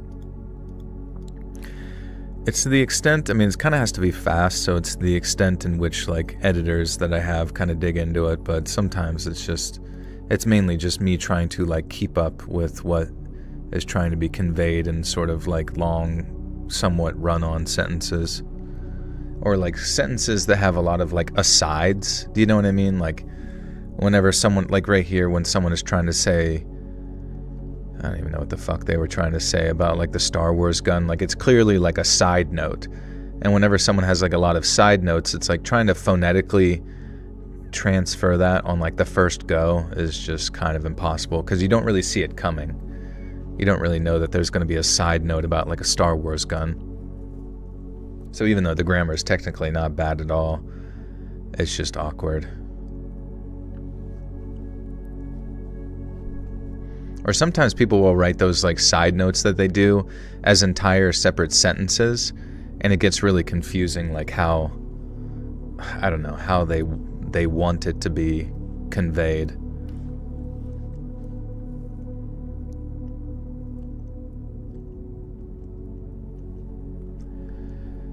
And Jack had the absolute gall to say that Ron was right. He was better than all of us, and he'd prove it by lowering his gun. And that's when something unexpected happened.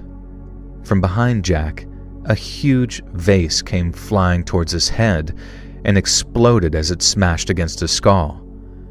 Jack then fell, tripping over the fallen chair, and the gun flew out of his hand and landed on the ground, and I quickly went for it.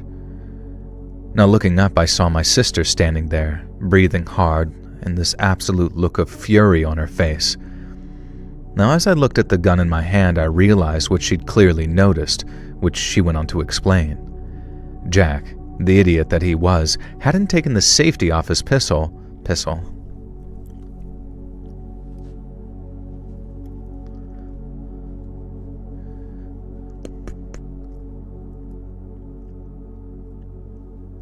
None but your voice of other people is cringe. My voice of other people? What's a voice of other people?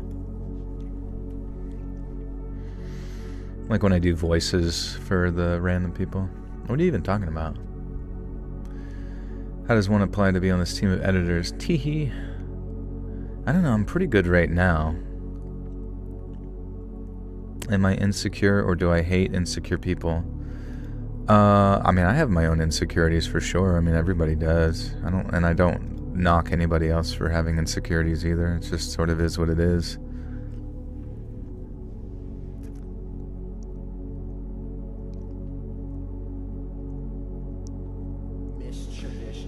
Carolyn Joyce, welcome to the Buttersalt Cult. You now have access to bonus content.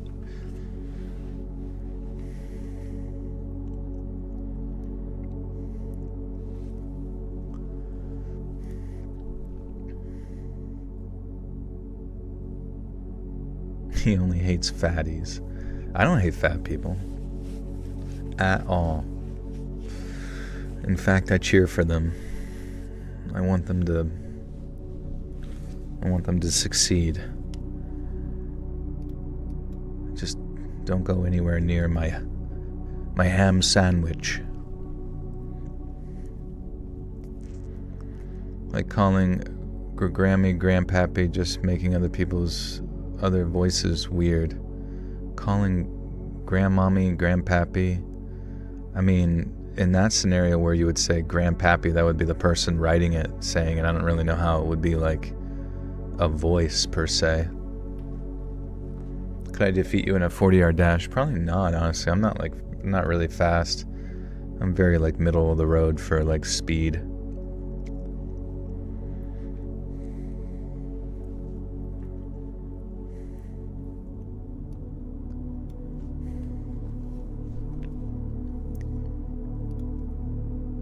Have you ever done a marathon? No. The furthest I ever ran was like back in college when I was like 20. I ran for like 11 miles, and I remember I was like so dead afterwards because I had at that point only ran for like 5 to maybe 7 miles a day. I don't know why that one like absolutely killed me, but I would just trail run, right? But I just remember like doing that with a friend off the cuff, and then like I just like stopped at this restaurant and I was like so fucking dead. I just like sat in the booth by myself and drank Sprites. I didn't eat any food or anything. I just sat there and like drank like 4 Sprites, and I felt like I was gonna like fall asleep. And then I left. Why is no one bringing up the fact that Dallas beat the brakes off the shitbirds today? I think it was a close game, wasn't it? Like a field goal or something. Joel, muscle bunnies or cardio kittens? Why do you find more attractive? I don't know. I just think more people should lift weights, honestly. Like whenever I mean, obviously you need to have decent cardio too, but the people who just like only do like long distance running and look like fucking skeletal victims, you know what I mean? Like I'm not a fan of people who look like that. I mean, I don't have any issue with them. They're doing their thing. They're living life.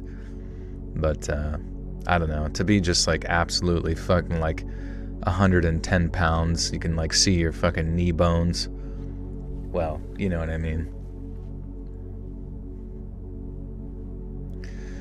Am I into watching football? Yeah, I like football. It's a guilty pleasure.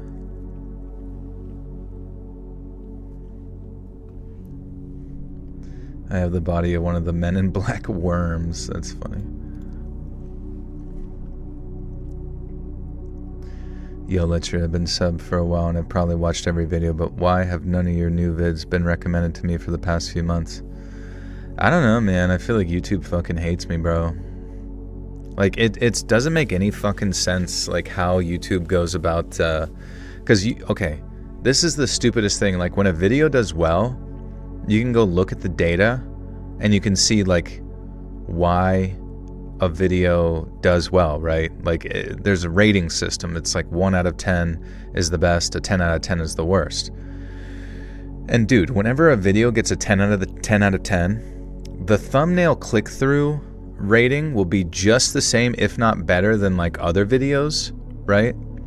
The only difference in data will be the recommended views, which is literally completely up to YouTube's algorithm, whether they give you recommended views to like random people, which is how you, 1, get more views, and 2, mainly like get new subscribers, or, you know, people who follow your shit baseline will get to see it again. And it's just like, how does it decide that? How does it decide? Like, it's almost like there's like this weird sort of abstract area whenever I feel like my channel is finally starting to like break a threshold on like viewership and like start to be up on the up and up climb.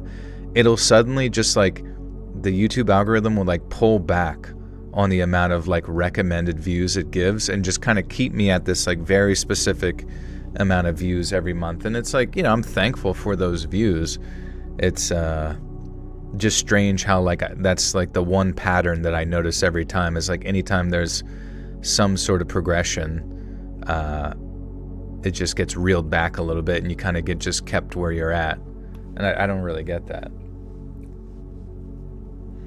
Are you more into NFL or college football? I think definitely NFL for sure.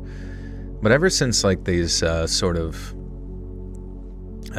betting scandals have been going on in the NBA, and the fact that like there's just something very abstract and weird about how the games have played out in the early season of the NFL as well, where it just seems like these very abstract and close games that should have not occurred.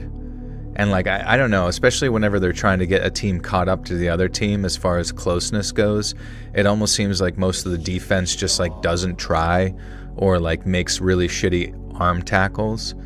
there's something about it that just sticks out to me. I'm like, I don't know. I wouldn't be surprised if we have rampant, game rigging that exists in the NFL just as bad as the NBA was. You know what I mean? There's something going on, something fucked up that's going to come out later, and then they're going to have a few fall guys to make it seem like they, change things and blah blah blah. But it's all just going to be, because there's just too much money. If people are not aware of it, there's just too much money in the sports betting side, the parlays, all that kind of stuff, extending the season because there's more money to be made. It's just, what even is football? It's just a place for people to make money. The mafia. Captain Nizzle, welcome back for 7 months, says, almost shat my pants at work due to illness and unwillingness to call in, and my cat bites my feet. Cowboys won. Life is good. Nice, bro. Thank you for 7 months. Appreciate you. Is there a financial tier that the algorithm could be keeping you from? I don't know. I kind of thought that to myself, or maybe there's something within the algorithm where they're like, this little etched out area of YouTube is great because he maintains this many people, or I don't know. I really try to work it out in my head, what could be the case. Obviously, you're never really going to know, what is keeping a YouTube channel from literally what is keeping a 4 million view YouTube channel from going to 10 million? What's the difference on it? I mean, there's a difference obviously in how much money you make, but what's the fucking difference as far as when YouTube decides? Because I mean, presumably the people that like it now, a proportionality of that would like it as well if they were just exposed to it. So how does YouTube go about exposing your shit to other people in an organic sense, external from the fact that it just arbitrarily decides when it can send shit out? So more recently I worked with this, or I've connected with this group to basically create shorts content. The difference is 6 million. Yeah, exactly. But I'm working with this advertising firm that's going to use a bunch of people to create short content, and basically you pay X amount and then they'll try to create clips of your content and then get upwards of 5 million views in total over various accounts to try to basically create brand familiarity to the channel. So hopefully something good comes from that. I have no idea. It's lame. I'd have to search up your channel to see your new videos. Just randomly started a couple months ago. So stupid. I don't know, man. It pisses me off. I don't know. Sometimes you do wonder, me, sometimes I'll be saying shit during my live streams that may not be very couth, right? It's not the most couth sort of politically correct thing that you could say that would demonstrate yourself as a very I don't know, generic thinker of sorts. I mean, that's schizophrenic talk to a degree, but honestly, you wouldn't be surprised if there's some aspects within the live stream and its association with the channel, me saying something about certain things that could get your channel put into a shit list of sorts, or a mitigation. Maybe YouTube just doesn't want to pay out. I mean, I guess that makes sense overall, but wouldn't you want to maximize your viewership? I don't know. Actually, that's a good question. I guess at the end of the day, it probably is an algorithmic perspective of if YouTube knows that it has this much amount in a budget, oddly enough, towards creators, because I'm sure at this point it's got to be some degree of a budget, and then they kind of keep everyone within their proportional standings, I suppose. I have no fucking clue, honestly, how it all works. It's just, it literally is the fact that I even exist at this point on YouTube is just all luck. I should be on the street fucking sucking toes for pennies. Detroiters.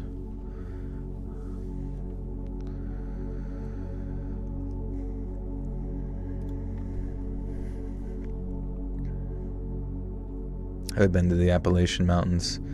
Yeah, I mean, it's a series of mountains that goes from Georgia all the way up to Canada, so I do believe they go through Pennsylvania here quite a bit, so I'm sure I've been on them.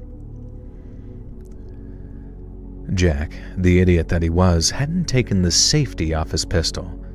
He clearly had no idea how to use it, so rather than trust him to actually lower the gun, and just in case he suddenly realized the safety was on and reacted differently, my sister decided to just brain him with a vase that we'd inherited from our great Nana, and I think the old woman would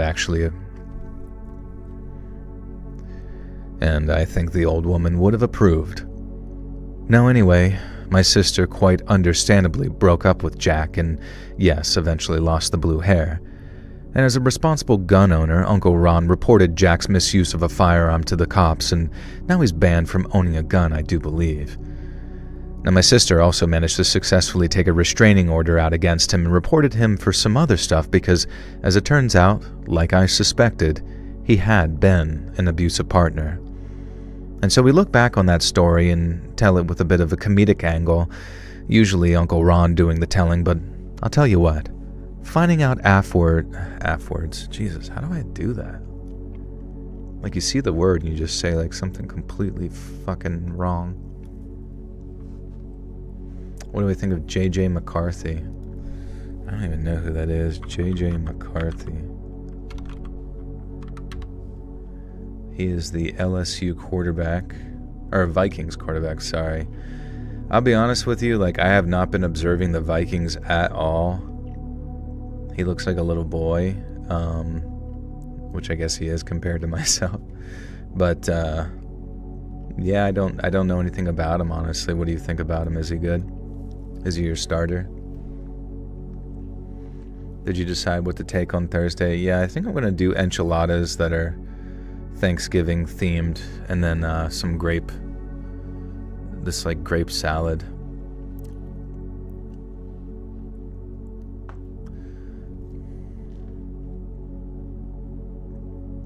What are my thoughts on the state of Iowa? I've never been, honestly, and am I a Penn State fan? I don't know, honestly. They've kind of embarrassed themselves this year, being like overly hyped at number 2, and now I don't even know what the fuck they're doing. You should do a live stream playing this game called Crime Simulator. What's that about? What's it like to be such a super achieving Renaissance man? It's pretty sweet. But we have to achieve further. Ugh. I don't know. What am I a Renaissance? I'm not a Renaissance. What even is a Renaissance man? I have no idea. Do I have Facebook? I do not know. I mean, I used to have like a Facebook for my channel, but I think I handed it off to like a company, and then the Facebook itself didn't really make much money, and then I think Facebook changed some monetary policies, so stuff like within the horror realm started getting banned. Remember how like TikTok would ban everyone for just like literally anything? That's kind of how Facebook was a while back. And I think one of those things was also like sort of they just wanted to like have an excuse not to pay people. Whatever happened to NFTs? I don't know, dude. We're gonna turn the whole channel into a big NFT. You could be my guest in Iowa anytime. I'll show you around. I'm close enough to Chicago and Des Moines. I could sell it all. Nice, I appreciate that. Yeah, I don't know anything about Iowa at all other than like corn, right? A man who is thoroughly skilled or talented in several areas, Leonardo da Vinci was the quintessential Renaissance man. I mean, I don't really know if I'm like skilled in so many areas, but I appreciate those kind words though. I'd just be reading stories. What's up, Gabe? You should look up a quick playthrough of the game. I just got it from the game. It's really fun. What was it again? I don't even remember. How old am I? I'm 35. Old as shit. Didn't Logan Paul buy an NFT for $600K and it was worth $10 some years back? Who fucking knows, man? I mean, with the NFTs, like the artificial value of these things, it just really seems like it's one of those things you can just like run up as much as possible to like generate a sense of like FOMO with like the normies, you know what I mean? Scotty, what's up, dude?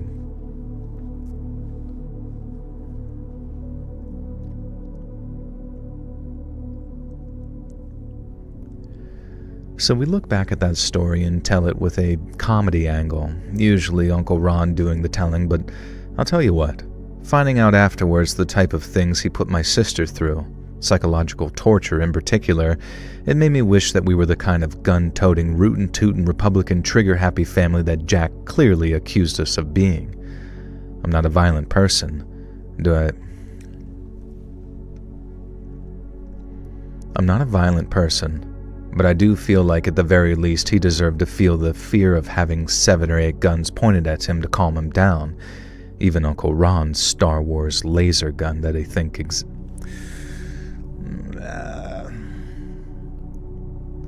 I'm not a violent person, but I do feel like at the very least he deserved to feel the fear of having 7 or 8 guns pointed at him to calm him down.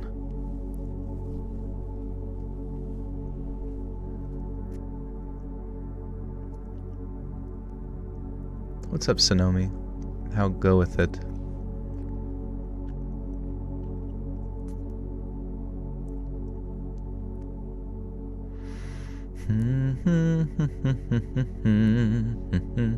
So you guys like Christmas more than Thanksgiving, huh? I do like Christmas for sure. It is fun. But I don't know.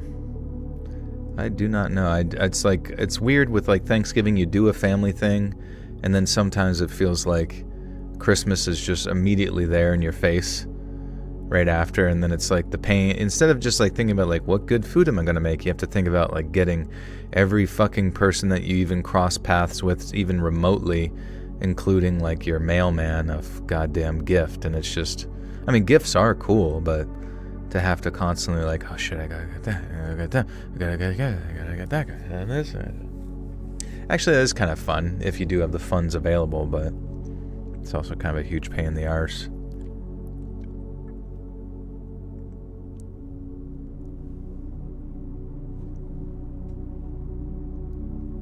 Thanksgiving is buried by Americans because people decorate right after Halloween. Like, do you guys want to skip Thanksgiving?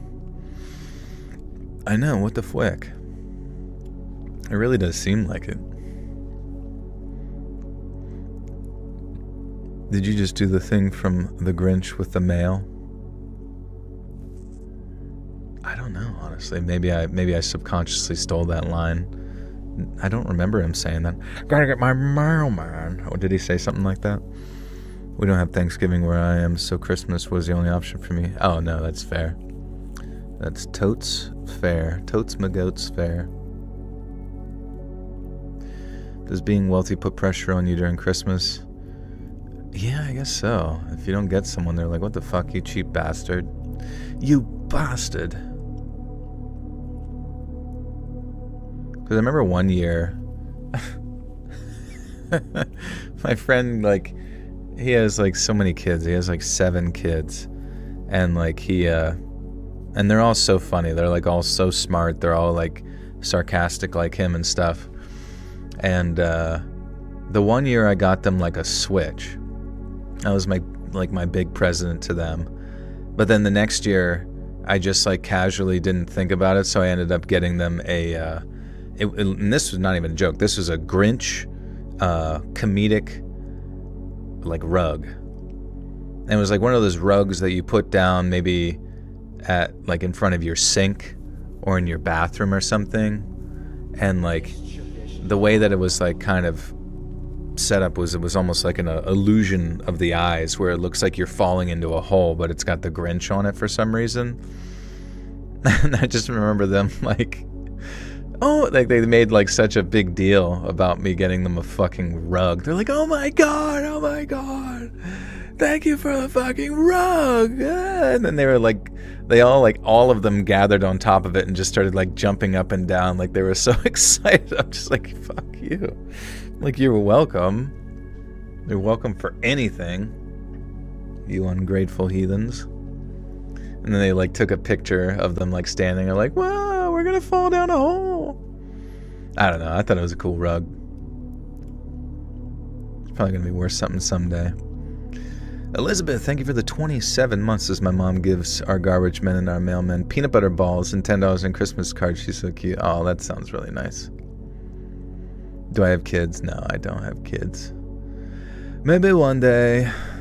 It is really cute because today, one of my business partners, his daughter's probably 3, and we were like, all right, see ya, and she got all worried. She's like, no, wait, that I was leaving. I was like, what? And then she puckers her lips. She's like she wanted a kiss, and it was just so funny. Leaned down and put your cheek next to her, and she kissed my cheek, and I'm like, oh my god, this is the fucking cutest shit in the goddamn world, bro.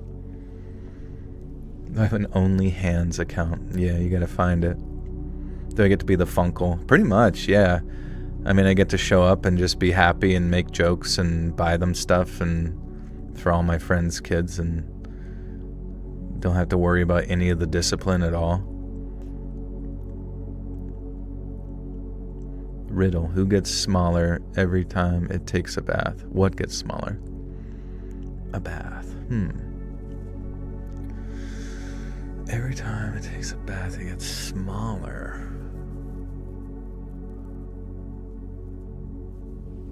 Oh, soap. Yeah, that makes sense. Got your nephew's a PS5 last year. That's sick.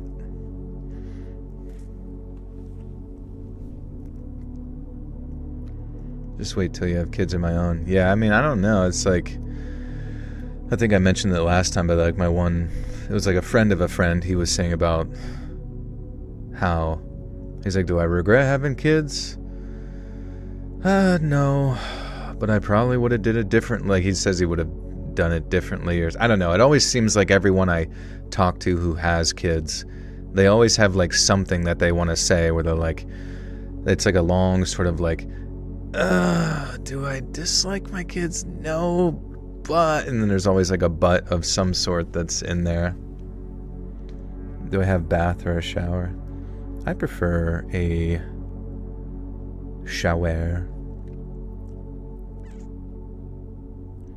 Is it true that having kids ages you? I mean, probably, if you're not getting any sleep and the stress of all of it builds up and you don't get to go to the gym or watch what you eat all the time and your sleep is bad, you're probably just going to get gray hair and fucking get fat and be stressed all the time, pretty much.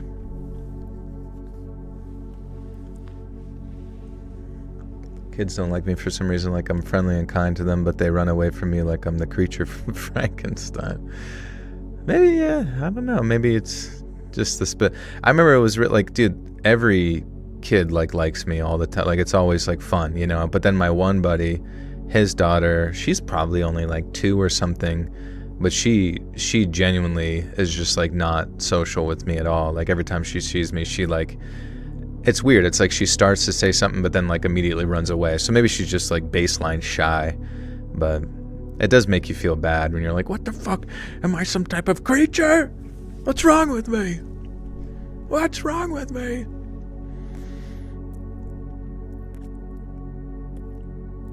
Your twin brother is actually attached to you you have 2 heads and only one can talk.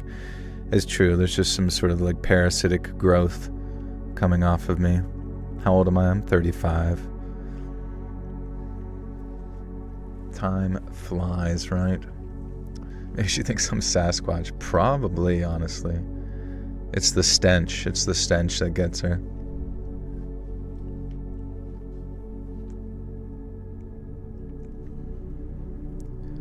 So I'm a woman in her early 20s, and last year was my first Thanksgiving alone, as I'd moved cross-country and couldn't make it back home for our usual meal.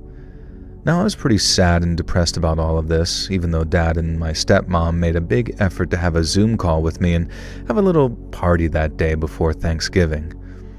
Now, I decided that I was going to turn my frown upside down and be a good Christian and spend my Thanksgiving volunteering at a local soup kitchen. They'd been really struggling for volunteers for that day, apparently, so when I went in the week before and asked if they needed me, the large, older lady who runs it, her name was Belinda, gave me the biggest, warmest hug I'd ever had from someone I wasn't related to. And this made me feel a lot better and like I'd made it that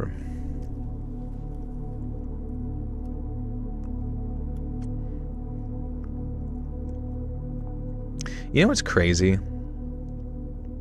You feel like you were 25 yesterday? Dude, I do, honestly. I genuinely don't think I've like... I mean, I have changed in some regards since 25. But I specifically remember being like 25, sitting on my steps with my like roommates, and I had my like head in my hands for some stupid reason, just being like, I don't know what I'm doing with my life. And then, you know, fast forward 10 years and nothing has fucking changed, so that's fine. That's fine. That's fine. But it is kind of like, you know, this Belinda person in this story, like, it is strange how sometimes, like, even when you think you're like a tough, you know, I'm a tough older dude and nothing can break through my exterior. And then there was this woman at my gym. I think she was like the mother of like a loose associate in like school, but she ended up going to the gym, and she was like telling me about something. And then I like, you know, was leaving, and then she went to like give me a hug, and she like kissed me on the side of my neck and like the hug, and I was just like immediately like thanks, you know, like it just immediately you just like feel like a little fucking idiot again, you know, who it doesn't matter how like old you get, you just want to be you just want mother's milk, you know. No, I'm just kidding, you know. Do you have a walk-in shower or a bathtub was the question. I guess it has a couple. There's like, it's like a full bath, which I never use, and then like I have like a half bath in my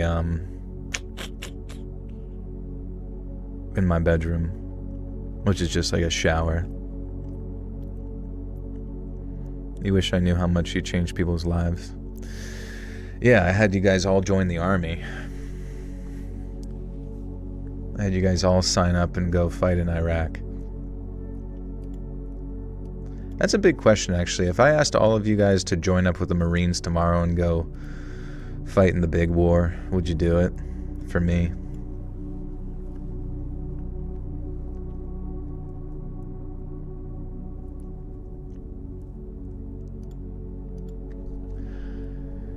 And that made me feel a lot better and almost like I'd made the right decision. Now, on Thanksgiving Thursday, I arrived at the soup kitchen early and found myself waiting outside for Belinda to arrive. Damn, dude.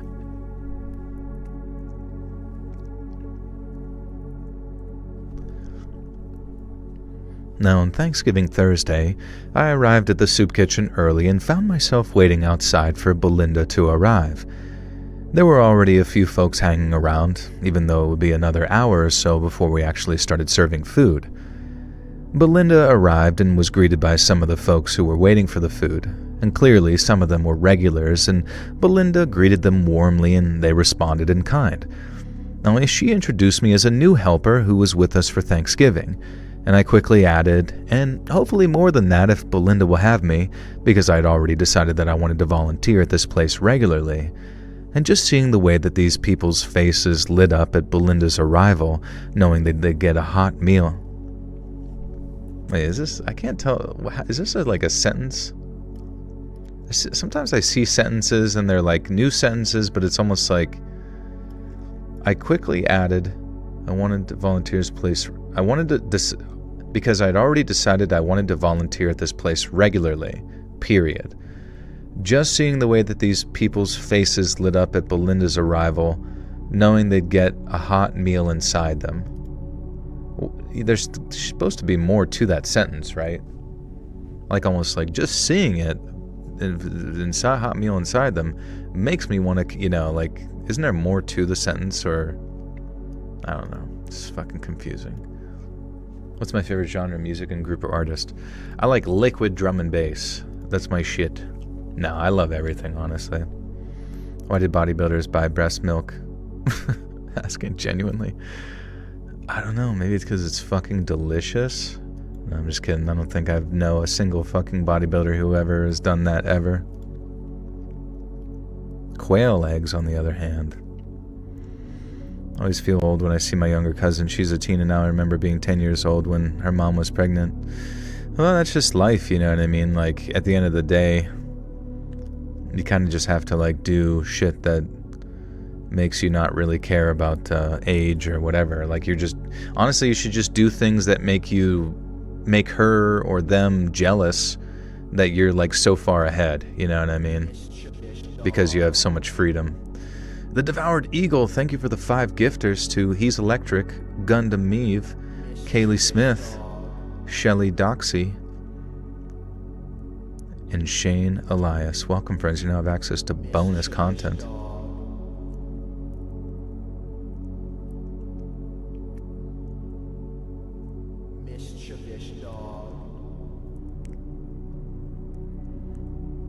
How come we don't remember what breast milk tastes like? Probably because we drank it like before, you know, our memories were formed, and then we haven't had a chance to try it again, which is bullshit. Devoured Eagle, welcome back for 8 months, as I couldn't properly decompress my week without some Joel yapping some stories. Thanks for the gift, for my gift of sub. You're welcome. Thank you, friend. Good to see you. Thank you for 8 months. We've ruined our taste buds. I wish they made a version of Dr. Pepper without caffeine. That's a good point, yeah. Why does Dr. Pepper have so much caffeine in it, and how do you avoid it? And does the caffeine in some weird way give it like a better taste? I've always been curious about that. Does caffeine give things taste?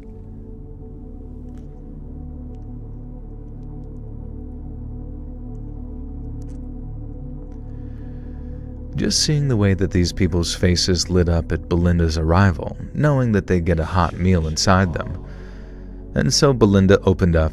I didn't realize this, but they opened up an hour before the food went out to allow people a bit of time in from the cold. It was a particularly cold Thanksgiving that year, and I thought that this was a very kind gesture.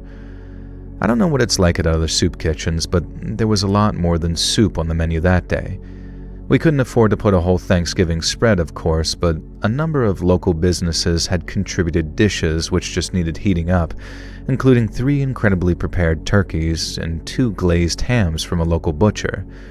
And the rest of the volunteers showed up, and we immediately went about cooking the food, as well as the traditional vats of soup, which would be the first thing on the menu, since it would be ready before the meat and casseroles. Belinda told me that the line to get in was around the block, and we were set to have the busiest Thanksgiving on record. And I could already see every seat was filled in the seating area itself, and spirits seemed high. I felt great, and I felt genuinely proud of my decision.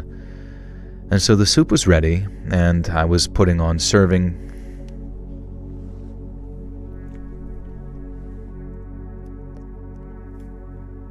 Recently found your channel, just wanted to tell you how much I enjoy you. Got the smoothest voice. Thank you, Mal. Good to see you. Thank you.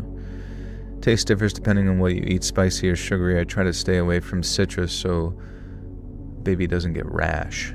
That's funny. Baby no one rash. I'm panicking. If you shouldn't season food, how do you cook? What do you cook or bake, or how do you bake? What are you talking about? You're panicking because you don't know whether you should season a food or cook it or bake it? I don't understand. You just saw 2 foxes? That's cool. Do they move together? Does anyone genuinely like jelly beans? I usually eat the Harry Potter ones that taste like boogers and shit.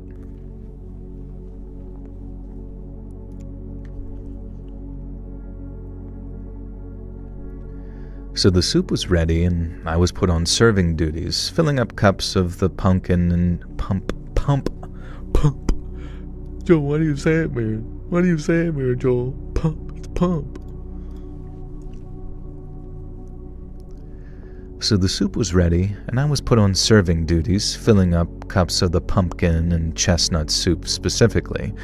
And I handed every cup over with a smile and a happy Thanksgiving, and then in my head, may Christ be with you, as a little bit of a personal prayer that Jesus would watch over these people who clearly needed it.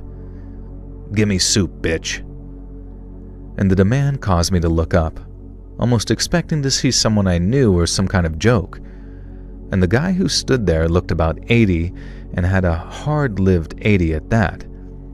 He was blind in one eye, and his face was pockmarked with scars, and his hair was long and lanky but bald on the top, and he was stick-thin and wiry, wearing a military-style coat. And I'll never forget his face, or his wholly fingerless gloves, or the look that he gave me with his one good eye. It was a look of utter, disgusting contempt as he eyed me up and down. Now, I tried to act as if though I'd misheard him in case I really had, so I told him that the soup was coming up, and that's when he starts to rant, saying that I'd clearly been some sanctimonious.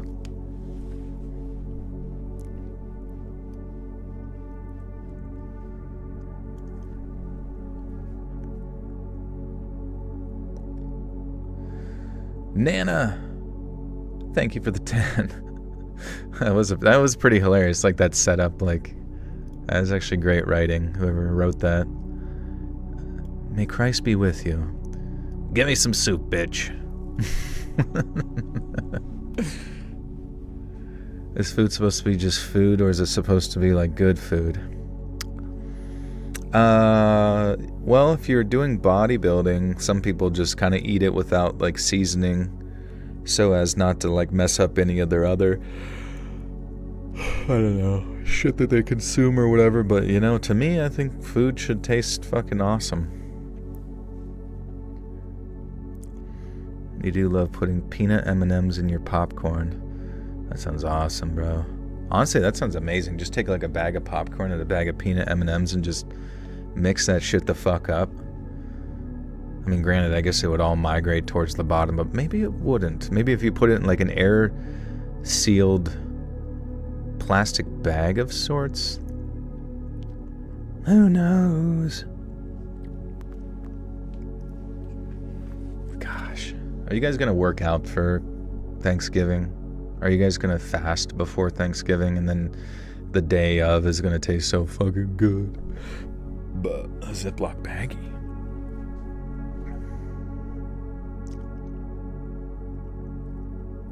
When do you celebrate Thanksgiving? It should be at like 1, I think lunch is at 1 p.m. at me mother's house. And my grandmother should be there, and me, and the rest of the folk.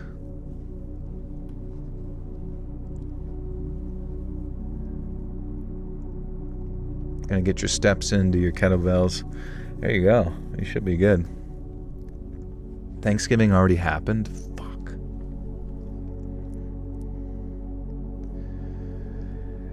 And that's when he starts to rant, saying I'm clearly some sanctimonious rich bitch with my fake-ass boobs. Not that it matters, but, you know, they're not. And how I'm pretty and I know it, and I'm just there to make myself feel better. And then he sees the crucifix around my neck, which was hidden under my sweater, but I guess he somehow saw the imprint of the cross, and starts ranting about how I'm one of those do-gooder Christians who only helps people like him because we want a free pass into heaven. Now, I wasn't about to say anything in my defense to this guy, and I'm not going to explain myself too much here either. All I will say is that in my 25 years on Earth, there have been points where I have gone through certain things that would genuinely horrify you to hear. Parts of my childhood was so bad that I couldn't type about it even if I wanted to. And yes, I did feel good about myself for volunteering at the soup kitchen. Yes, I am a Christian. But is there anything wrong with either of those things?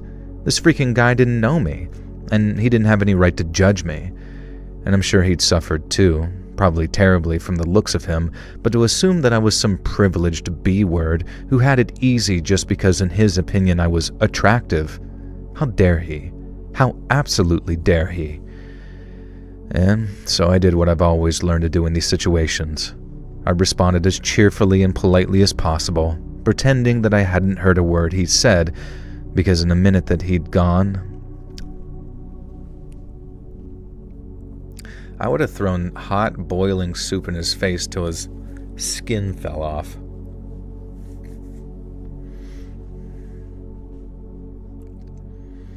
So my personal question is someone trying to scam Joel? Someone is trying to figure out my locker code and get in my home. What street did I grow up on? Hard Knocks. The street of hard cocks.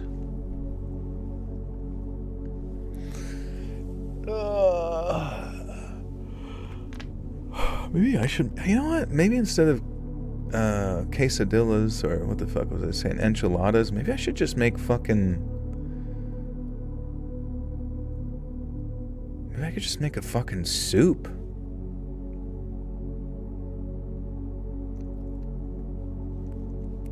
They live close to my parents. Yeah, they live in the same town. So not too far. Hardcocks and Dix Avenue, corner of turkey soup. Imagine how many people that are in the same situation that I was from those 7 years. So instead of the wheelchair, I'm doing push-ups and listening. Life sure can change. That's crazy. Congrats, though. If you're making positive progress there, that sounds amazing. Italian wedding soup. Quesadildo soup. How do you make soup without seasoning? What are you talking about? Why do you keep thinking like the food doesn't have seasoning? What are we even saying? Who's putting no seasoning in the food? I feel like you're under the interpretation that we're not allowed to enjoy food. Did I say that at some point? That food is not, like, we can't do that? Guys, the rule is to make it taste as good as possible. What are we discussing here?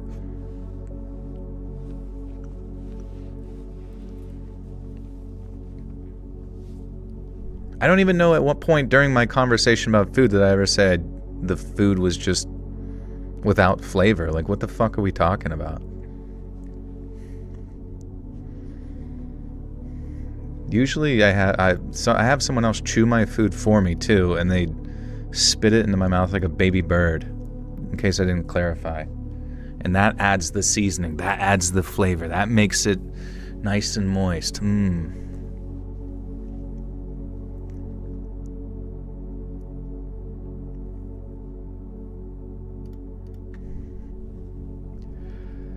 I responded as cheerfully and politely as possible, pretending that I hadn't heard a word he said, because in a minute he'd be gone and I'd never have to see him again.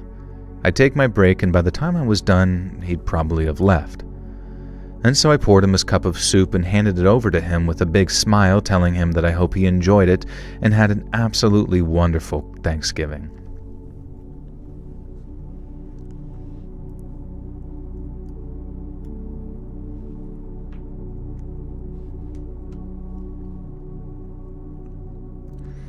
Spent almost 7 years in a wheelchair until 4 years ago, and your channel kept me preoccupied so often and kept my mind off of how terrible life was. So sincerely, thank you from the heart. Yeah, absolutely.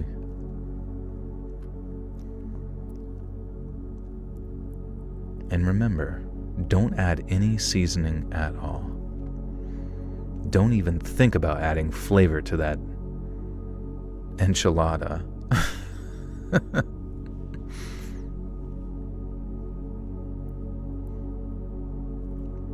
Your cooking improved immensely when you discovered salt and butter.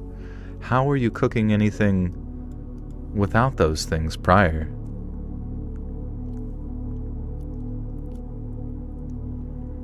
Jams Wiz, thank you for the $1. When's my next live?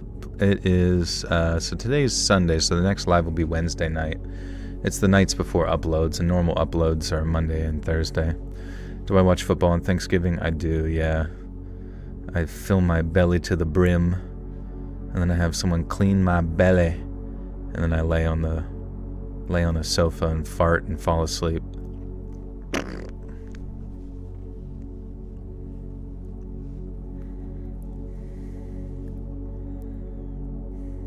Clean my belly.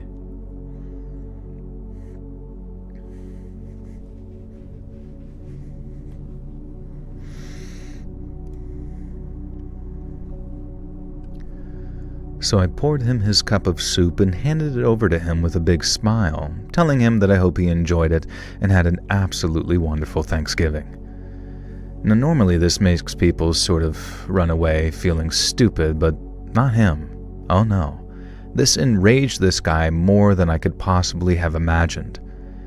He took the cup of soup from me, and the scalding hot soup, and said, "I don't even want it," and called me the C word, and threw the cup of soup in my face.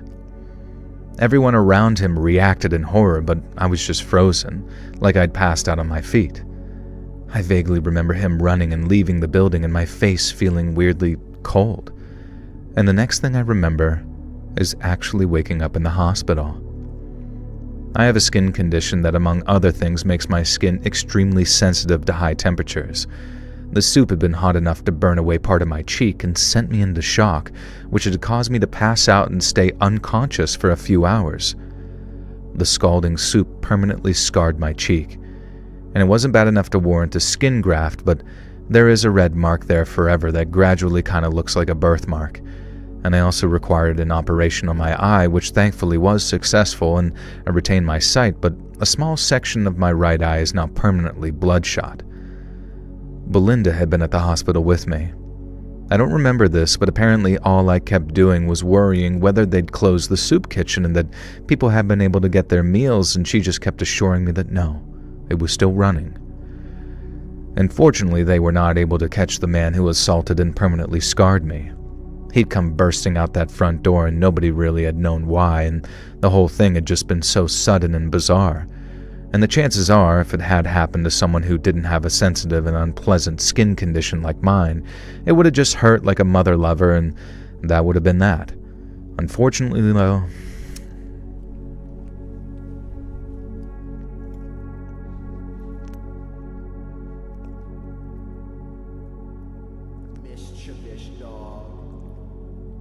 the man that souped her.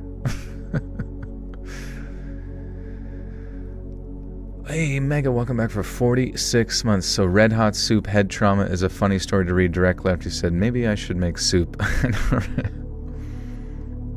My grandmother throws it in my face. Boils me alive. Next time, baby, we're gonna put your ass in the soup.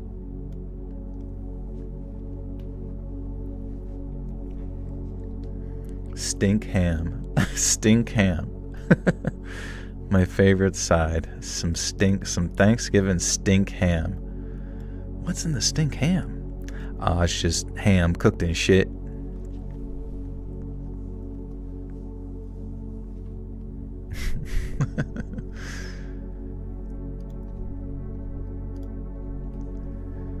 Unfortunately, though, not in this case.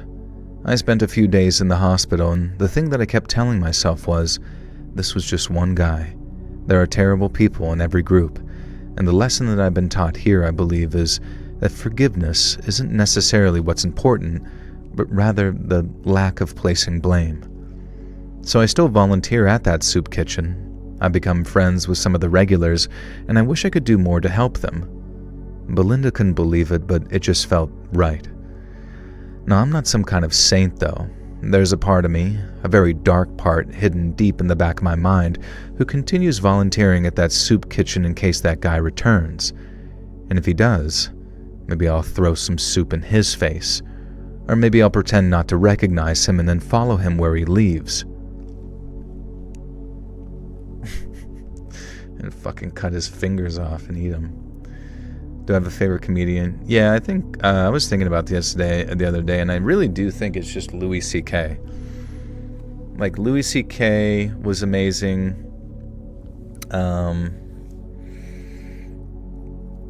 Patrice O'Neal was amazing. He's hilarious. I don't know. Yeah. Let's see, who else? I mean, Norm Macdonald wasn't necessarily like a great stand-up comedian, but I just thought his general off-the-cuff conversations were just always funny as fuck. But there's something about Louis C.K.'s, like, sort of presentation of his bits that just always fucking just destroy me. You know what I mean? Like, I generally don't even really find Louis C.K. that interesting in his interviews. But his stand-up comedy is fucking great. Tim Robinson's skit comedy is great. I've never really watched his stand-up comedian stuff, even though I'm sure it'd be equally as strange.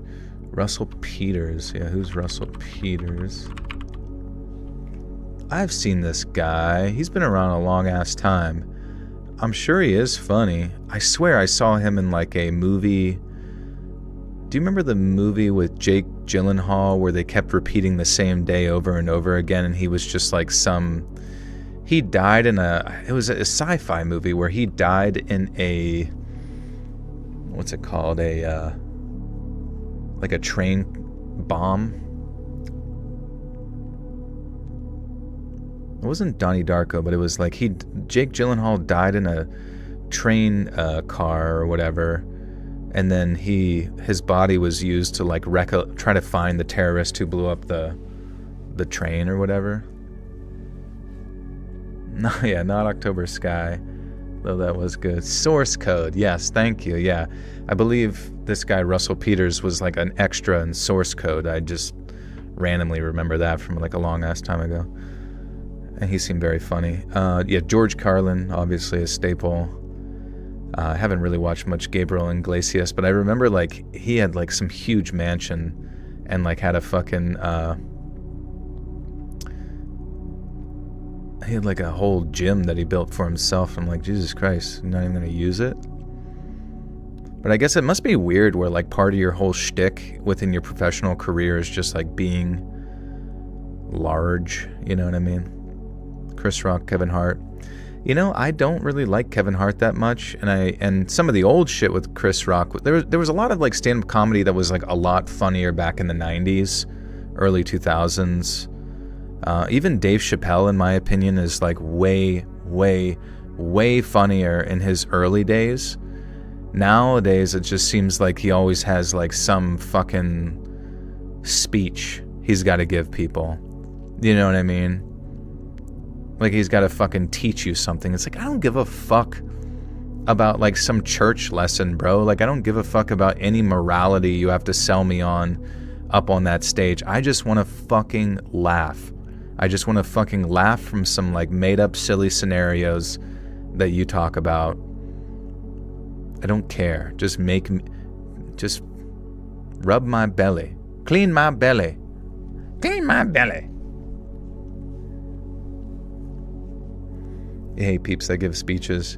Oh yeah, Key and Peele. Man, I still see skits from Key and Peele that I didn't even know existed, but they keep popping up on YouTube. Oh my god, yeah, Key and Peele's so fucking funny. Oh man, what are some of your favorite Key and Peele sketches? And I will say, Key and Peele, like I know like Dave Chappelle, he gets all like, he's like, Key and Peele did my show. Key and Peele did my show. It's like, bro, they did your show way better than you, with way more production value, from way more seasons. It was like, I don't know, they were so much cleaner. So not even like clean humor, but just like everything about it was just like clean. It was slick. It was a slick show.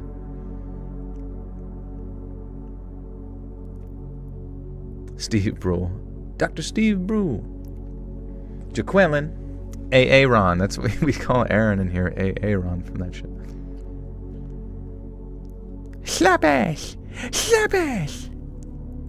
Brule's rules. Megan. Oh my god, the Megan one, like the girlfriend. Oh my god, no, that's like totally fine. I didn't even want to break up. Jordan Peele is a seriously good director, except Nope. Yeah, I mean, his first, and this is just, you know, I'm being a bit picky, and I know it's not easy, but, you know, his first one was like a solid start, right? With Get Out or whatever the fuck it was.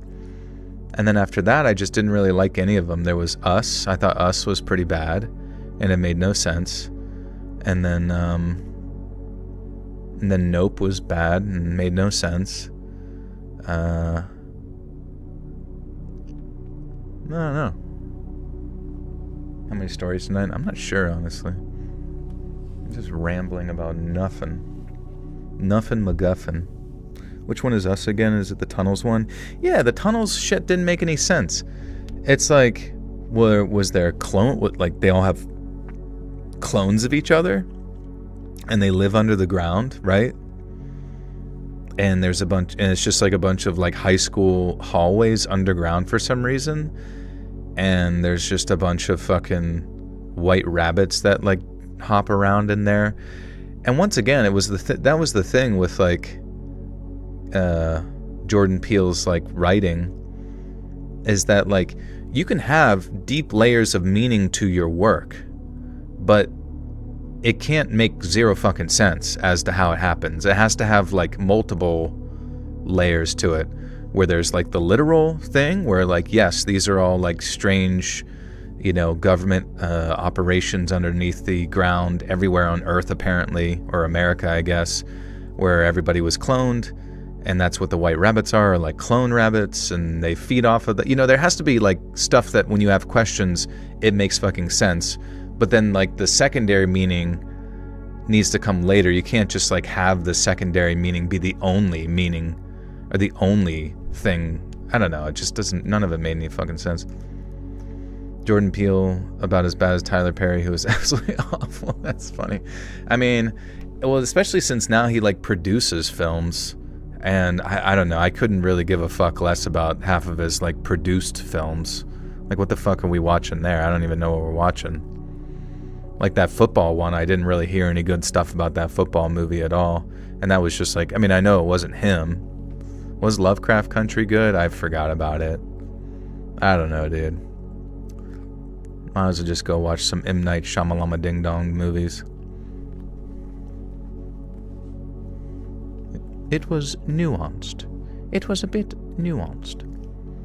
Mike Flanagan's your favorite modern horror. What's he make? Popeyes is amazing, but don't buy it if you're good predominant. Yeah, just don't touch it. The Dave Chappelle nowadays is a clone, straight facts. You know, I remember hearing about that, but why is he a clone? Like, what happened? How the hell did they make a clone? I thought cloning was hard to do. Don't they like start to degrade after a while and die? And what do? You make a clone and then just like fill their brains with like map their brains out with the previous one's memories or something. Jordan Peele did Nightmare at 30,000 feet, a nod to Rod Sterling's Twilight Zone Nightmare at 20,000 feet. Did not like Peele's version, but like his other work. Didn't Jordan Peele do a whole Twilight Zone show for a while there or something like that? Anybody else see Talk to Me or Bring Her Back? I think the directors are brothers. Interesting. I heard those were good, though. I think I only saw a little bit of Talk to Me. Isn't it the one with the hand where you wish upon a hand or something like that? And do I like seafood? Yeah, I'm on a seafood diet. If I see fish, I eat it. Lovecraft Country is great. Sad they got canceled. It's because it took place during the racist times. It was pretty creepy and wanted to learn more. Leaves you on a cliffhanger. Nice, dude. Clone yourself to make out. I don't know if I'd want to make out with a clone of myself. Kind of gross.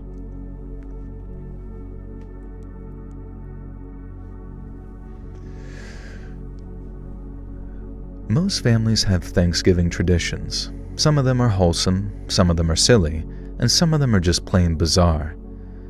Now, I know this because I read a Reddit thread about them, and I was going to post my family tradition and the outcome, but in the end, I decided that I didn't want to bring the mood down in the...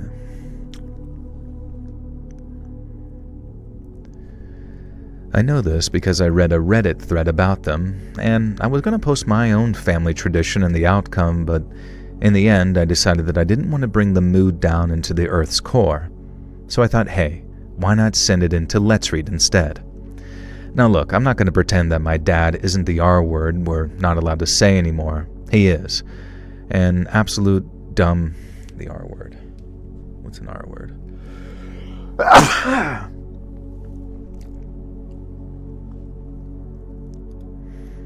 Excuse me.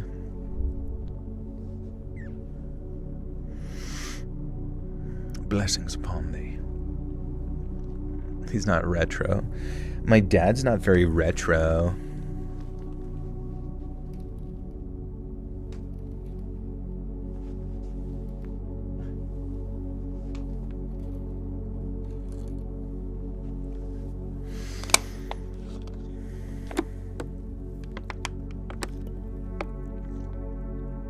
See you, Misty. Take care. My dad's not very renegade. Renegade.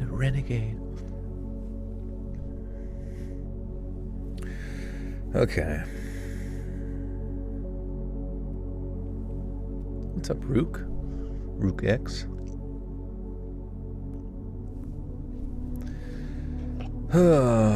Work.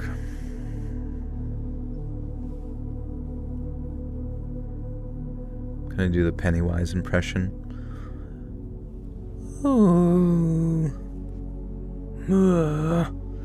I'm Pennywise the clown.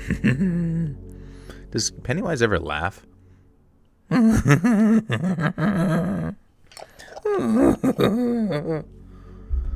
fucking knows? Hey, Georgie. We can do both. What did you guys prefer? The more recent It Pennywise, or did you like Tim Curry's Pennywise?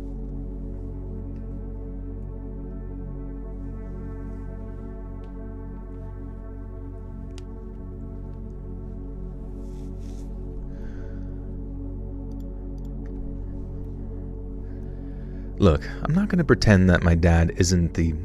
Alright. I'll just say isn't an idiot.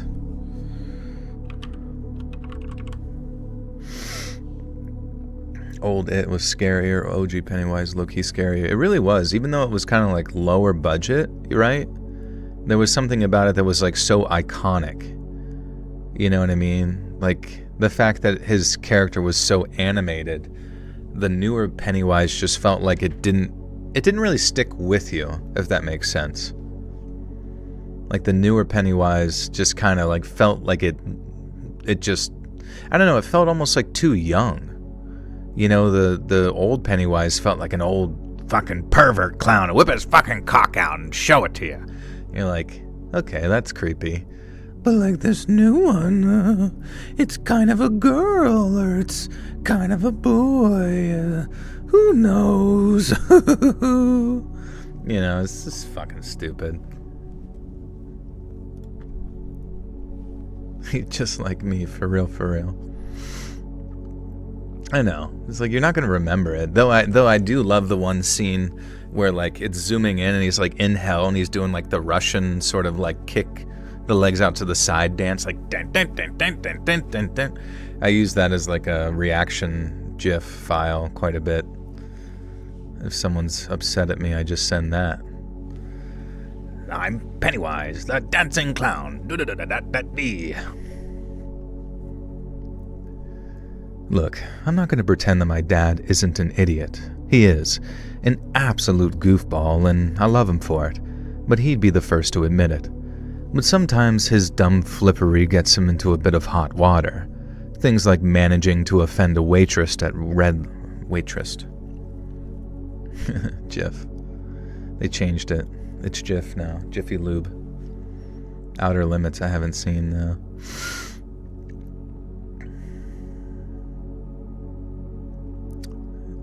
I haven't seen Welcome to Derry. No, I heard good things about it. I heard good things. What are my thoughts on Sincerely Juju? Sincerely Juju. Who is it? Just like a titty streamer or something like that? I don't know, I feel like I've seen like 9,000 girls with this exact sort of like Kim Kardashian look. Dude, honestly, I feel like Kim Kardashian has done a lot of fucking poor things to the minds of women.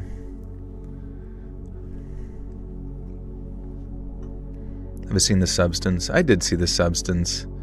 And this is gonna sound, once again, this is gonna sound a bit rude, but like, I just felt like The Substance was so derivative, for lack of better words. Like, it just seems like I was like, I've seen this before.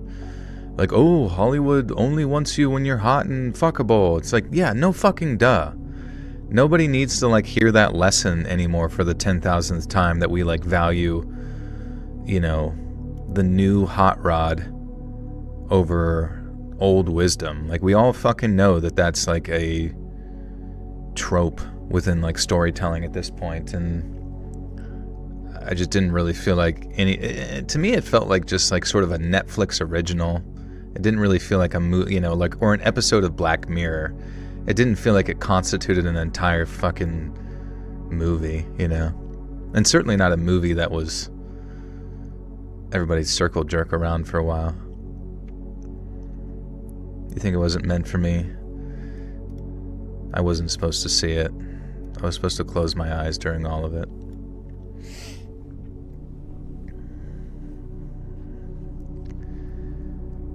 Things like managing to offend a waitress. What is wrong with me?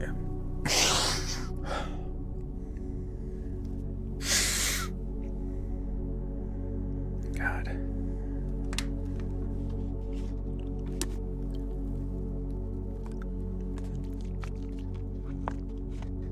Have I seen Mickey 17? I did. I actually did see Mickey 17. It was okay. Like, it started out in the same way that I feel like Hitchhiker's Guide to the Galaxy started, where there was like some sort of just like very quick storytelling fashion that I really enjoyed. Like, that sort of like, this is me. You're probably wondering how I got like this. And then it has like a series of just like quick jumps between different things to kind of give you context. But then as soon as, similar to Hitchhiker's Guide to the Galaxy, it gets to the point where it just goes to sort of like finding its rhythm and just like doing the story in real time. There's something about it that just, I don't know. It was just kind of boring, I guess. And then it kind of lost my interest towards the end. So, it is what it is. Speed Racer.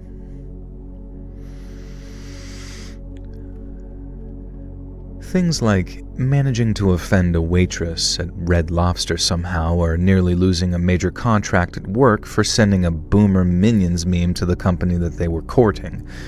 Now, this idiot is just bad at jokes. He once decided to prank Mom on April Fool's Day for telling her that he'd been cheating on her and wanted a divorce. Only the absolute clown got the date wrong and forgot that March has 31 days in it, and pulled the prank on the morning of March 31st, so Mom had absolutely no reason to suspect it was a joke. And boy, he had a lot of groveling to do after that one. And so you get the point. He's a lovable goofball boomer dad who just isn't funny at all, mostly, but he is indeed lovable. He also caused Thanksgiving to be pretty terrible one year. And so for many years, we had this old serrated electric carving knife for cutting the turkey. It was one of those serrated knives where they're not actually sharp unless you're sawing into something, and on top of that, it was blunted through years of use.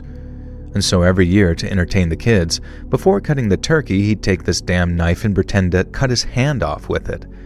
It was this whole gimmicky thing. He'd press the blade against his upper wrist, and then wow the little kids with how strong his skin was because he could just press a knife against it. And then for the final shock value, he'd turn the knife on by flicking the switch. Except it wasn't plugged in, of course, and it wouldn't actually operate.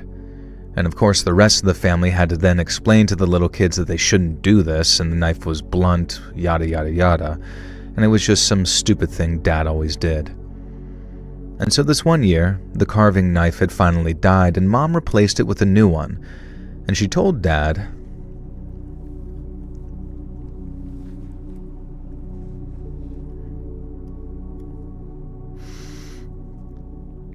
so excited for the Children of Time movie.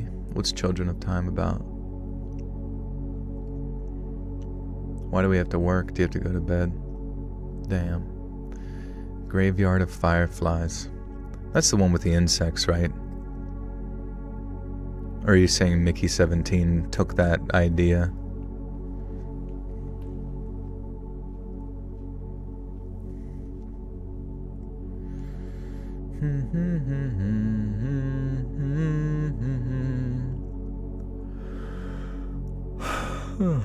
Oh, you know what I did see that was actually kind of fun to go see? It's not like it was my favorite movie of all time, but It was called Sisu Road to Revenge. Have you guys heard of Sisu? It's basically just an old guy in like a series of more and more ridiculous action scenes, one after another, and like taking place during World War II and then post-World War II. I guess the second one took place post-World War II. It's like a Finnish film from Finland, you know what I'm saying? But it's spelled S-I-S-U, and basically Sisu is like a Finnish term meaning like when all hope is lost, you will find like the strength within yourself to fight back or something like that. And how did I hear about it? It was just friends we ate and then they wanted to go see a movie, so they're like, let's go see Sisu, and I was like, what's this? And they're like, you'll see. And it basically just turned out to be like kind of like, do you ever see the movie Machete? Just basically ridiculous, campy, insane action flick, but it was, you know, took place during World War II post era, Cold War, Soviet stuff.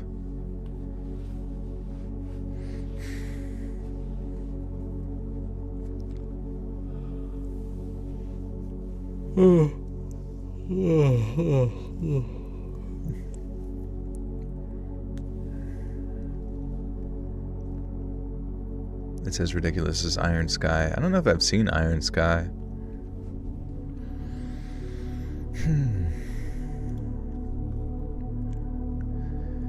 And so this one year, the carving knife had finally died and Mom replaced it with a new one. Wait, what? Oh. How's my cat? He's good. He's just chilling. I have the fire on right now, but the fan's not on for it, so like normally he'll sit on the sort of footrest in the middle by the, you know, in front of the fire. But because it's just kind of like emanating heat, he like lays on the floor and collects the heat, and it's pretty funny to look at. He's pretty getting a Thanksgiving meal. Yeah, he gets some canned turkey. What's up, Marie? And so this one year, the carving knife had finally died and Mom replaced it with a new one. She told Dad, and she told him multiple times not to do his knife trick this year, and she made him promise, but I guess she didn't explain exactly why.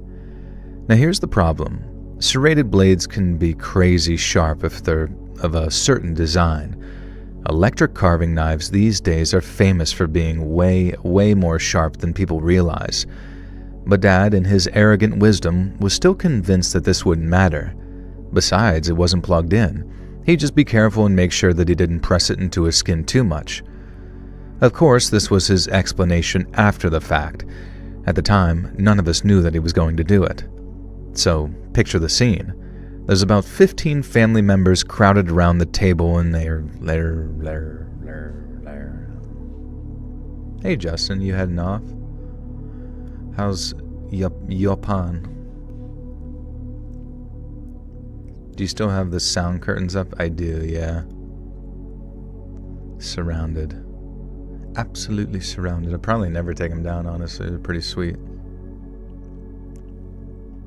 Joe, I have a good idea for you. What about a live event like Kill Tony, but instead of comedians, you put people reading their scary story, but they can be pre-taped submits. Like during the live stream, I like listen to people reading their own story. Or do you mean like actually having a live event where I travel around? I don't think I would ever do like live event traveling, to be honest. Mainly because I know that I would just be fucking exhausted all the time. I don't know, some people just like as soon as they get like a little bit of success, they just want to take it to like the absolute next level. But to me, traveling external from like vacation, just like to be on the road, it just sounds like a one-way ticket to getting sick. I could take my Wienermobile, yeah. Live from the Wienermobile.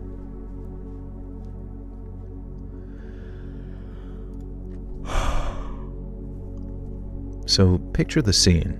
There's about 15 family members crowded around the table in our large dining room, ready to fill their plates.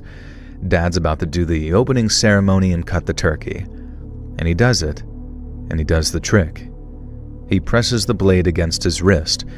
Everyone starts to roll their eyes, and then Dad suddenly yells the F word because, even being as careful as possible, the serrated blade cuts right into his wrist.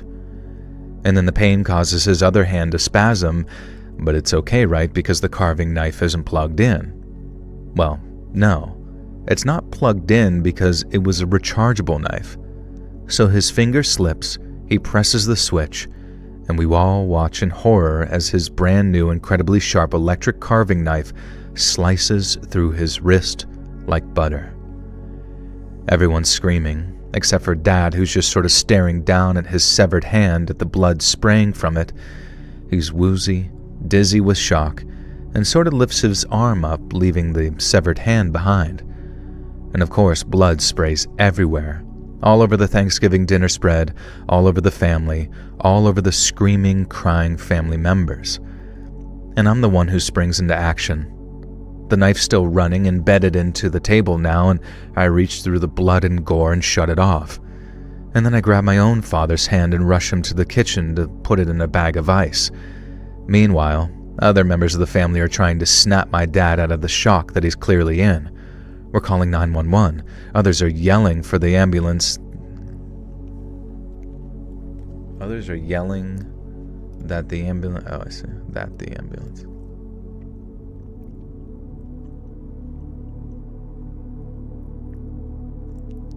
Sounds like National Lampoons.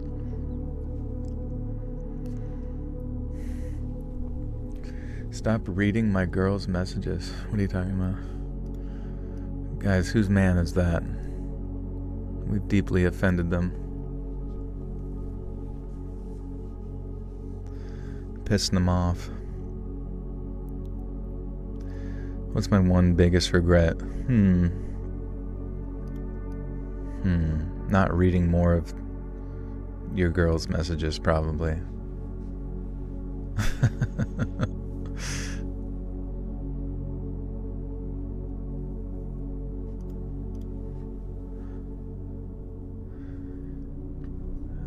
Not starting YouTube sooner. Honestly, probably. Like, if I look back and I'm like, fuck, man, I should have did the True Scary Stories like thing like way before, like right whenever it like popped off, just been like, all right, that's it, you know. Because it's kind of crazy now. Like, I don't even really know what it... I remember like early on when I started YouTube, I was just like so acutely aware. I was so acutely aware of like all the various creators within my like niche and subgenre and like what they did and what they're working on and all that, you know, and all this kind of stuff. And now, and it helped like guide me to deciding what kind of stuff I wanted to do. And now I don't even have any idea. I'm just kind of like in my own little like bubble of YouTube.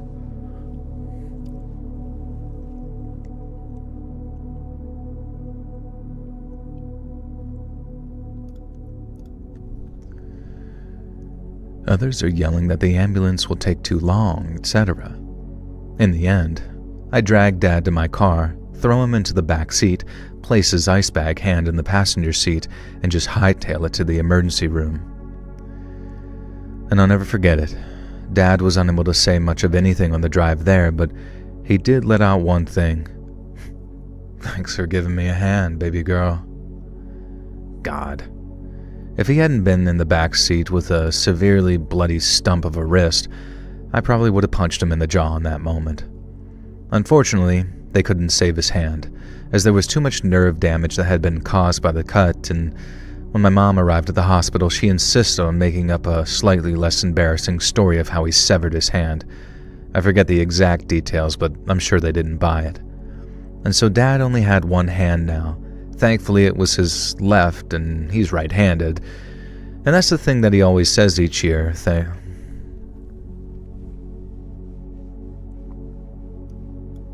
Do you sound like this today? Do you sound like this in a daily? Do you sound like this in a daily bass? Do you sound like this in a daily bass? It's like writing a song in the chat.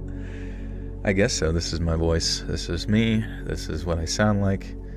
This is me when I'm reading spooky. This is me when I'm hanging out with the gang.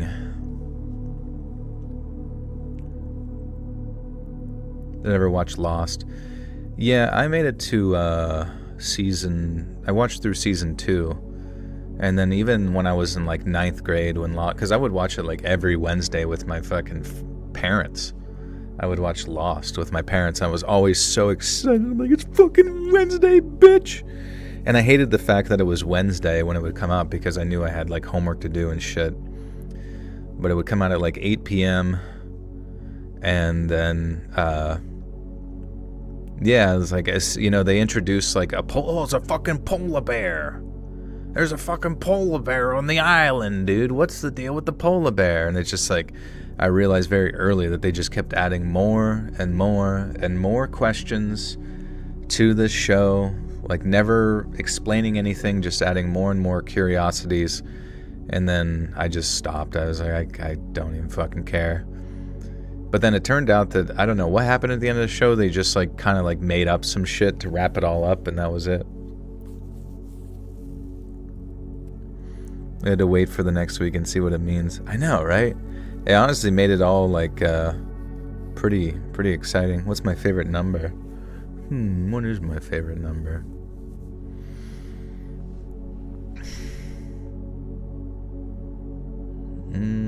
Let's see. What do we got? We got 1, and then there's 2.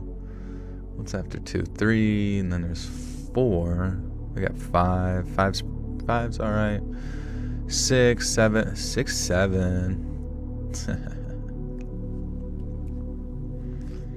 My only exposure to Lost was having it on the background when I was smoking bongs at a friend's place after work. That's pretty much all you needed to see. Like, you probably got all the context necessary.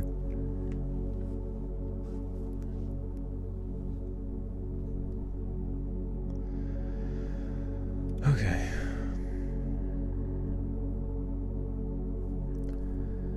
So, Dad only has one hand now. Thankfully, it was his left, and he's right-handed, and that's the thing he always says each year for Thanksgiving now. At least it wasn't my useful hand. And knowing Dad, he wants to say something even more cruder than that. So, that's how my lovable goofball dad effed around and found out, and if anyone asks, he tells them it was bitten off by a shark. He has a prosthetic hand now, and yes, you can best believe that he uses that damn prosthetic hand for boomer dad pranks wherever he can. And the best was last year.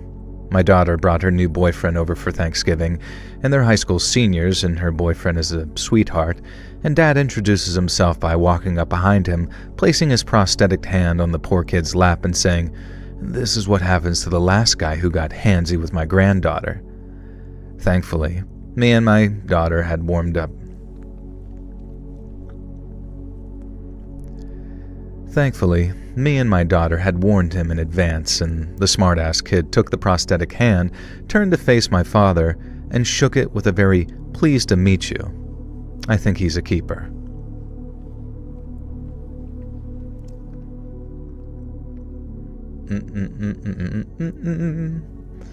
Alright, we're cruising. We're bruising.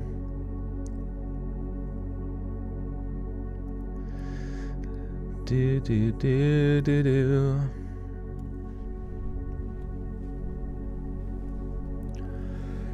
What do you think people did before entertainment? You know what I mean? What did we do before we had TV shows and reels and unlimited access to the internet? Do you think we would have done like more interesting stuff than like watch things passively? Hang out outside, touch grass. Learn skills. Oh, gross. Oh, brother. That sounds like it stinks. Sat there and whittled sticks. I think people would go crazy. I mean, they seem to figure something out. They probably definitely learn skills like... I mean, how many of them like would write, do art, paint and read and Playboy and radios. There you go. What's my band's name? Playboy and Radios. Learn how to swim instead of sinking right to the bottom. Make pastries. Sheesh. Do.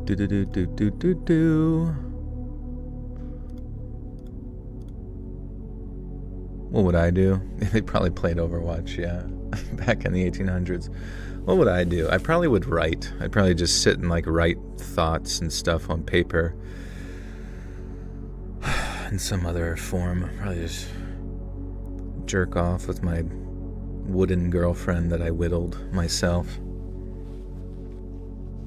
Get splinters on my wiener.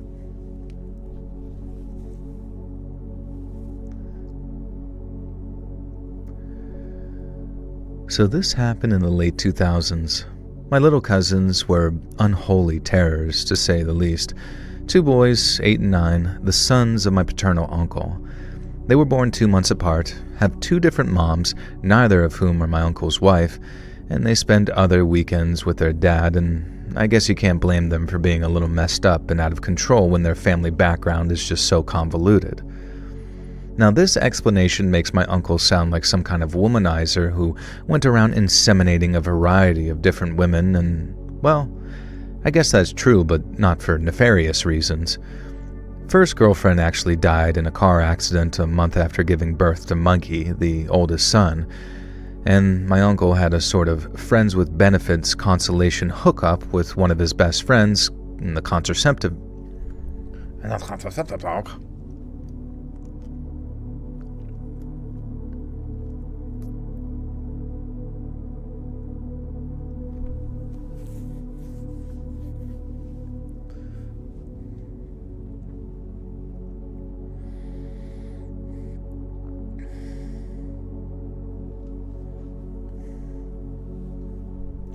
Da, da, da, da, da, da, da. Na, na, na, na, na, na, na, na, na, na. And my uncle had a sort of friends with benefits consolation hookup with one of his best friends, and the contraceptive broke, and she got pregnant, and they decided to keep the baby, who's named Morley. And so thankful, Jesus Christ, Morley? What the fuck kind of name is Morley? And so thankfully, he has a great relationship with Morley's mom, and things are as good as they could be, I guess. He's also now happily married with a 2-year-old daughter whom Mikey and Morley idolize. But the boys, who we call the twins even though they're not, and they have different moms, were absolute prank kings. They loved nothing more than causing chaos, pulling off jump scares, the kind of goofs that you get from joke stores, you know, the types of things. Exploding cigarettes, lighters that squirt water, dollar store crap. What the fuck, man? Exploding cigarette, why is this listing things and it's not like a list?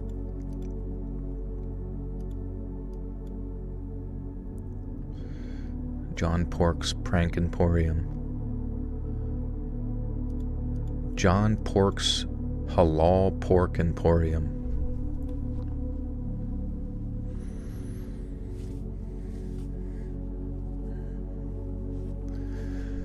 John Pork's Whoopee Cushions.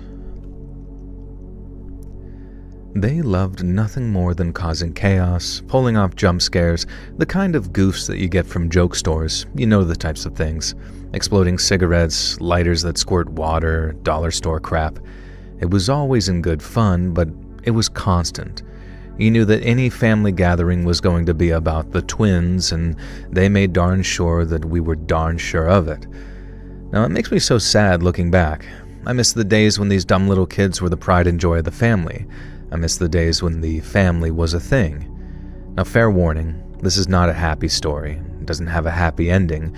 And when you give thanks this Thursday, make sure that you show gratitude for your loved ones who are still with you. Don't take anything for granted.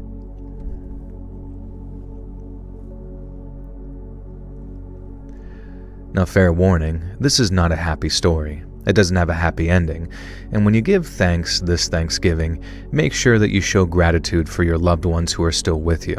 Don't take anything for granted. Things can change on a dime, and life has no rewind buttons. No kid deserves to have the weight of what happened with the twins on their shoulders. Now that Halloween, the twins had gone as pumpkin ghouls, basically skeleton onesies with creepy pumpkin masks. It was kind of cool, and the twins were very pleased with themselves. I'd taken them trick-or-treating, which made them feel badass to be chaperoned by their cool cousin, even if they could not grasp why a girl had dressed as Jason Voorhees, because Jason's a boy. Kids are odd creatures. And so the twins weren't content on using their pumpkin mask just once. In their minds, pumpkins are Thanksgiving related too, which is true, I guess, with pumpkin pie and all that jazz. So they smuggled their pumpkin masks into our family Thanksgiving gathering in their backpacks, just waiting to find the perfect moment to use them. The woman of our family did the cooking at our Thanksgiving get-together. Maybe this is a bit rude, but the truth is, Grandma, my mom, and my uncle's wife were the best chefs by far. Unfortunately, I did not inherit Mom's penchant for delicious culinary skills, and you could say I have a particular set of skills, and my skills lie elsewhere, extremely far from a kitchen. I'm a programmer. And so the twins decided a great prank would be to hide in the broom closet in the kitchen and burst out on whichever poor, unsuspecting chef happened to be in the right place at the wrong time. And this just happened to be my grandma, preparing the gravy boats. Grandma had just finished mixing up this thick gravy. We always have a selection of different thicknesses to suit everyone's taste. When the twins came bursting out of the closet in their pumpkin masks, yelling whatever spooky nonsense they decided to scream. Now, Grandma was not some young woman. She was in her early 70s when this happened, and despite being used to the twins' antics and jump scares, I guess this time it caught her off guard, and she dropped the huge gravy boat onto the floor, which shattered, sending gravy and glass spilling all over the tiles near the kitchen.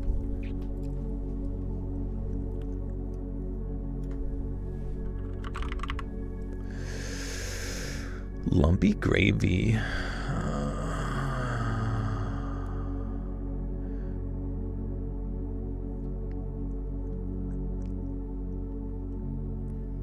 Remember not long ago people used to say learned how to code if they wanted a good living? Earlier I watched several videos that most coding jobs are gone. Damn, that sucks. Is that mainly because of AI or what? Hey Shorn, what's up dude? What are you up to? Are you playing Ark Raiders?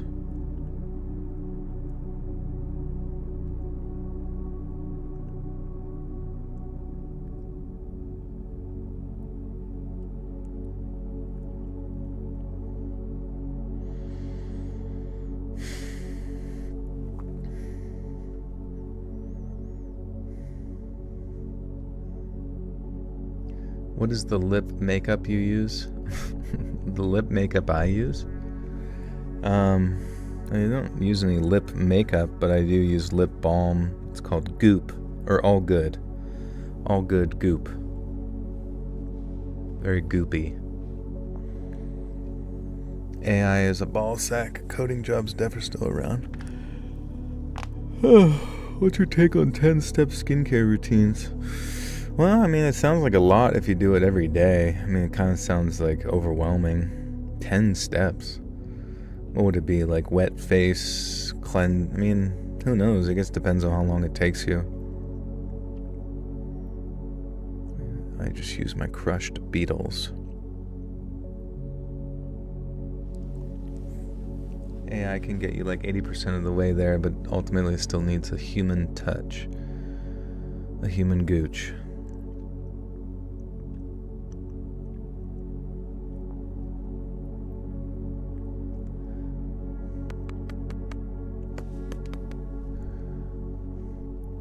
Hate AI, it's all over YouTube.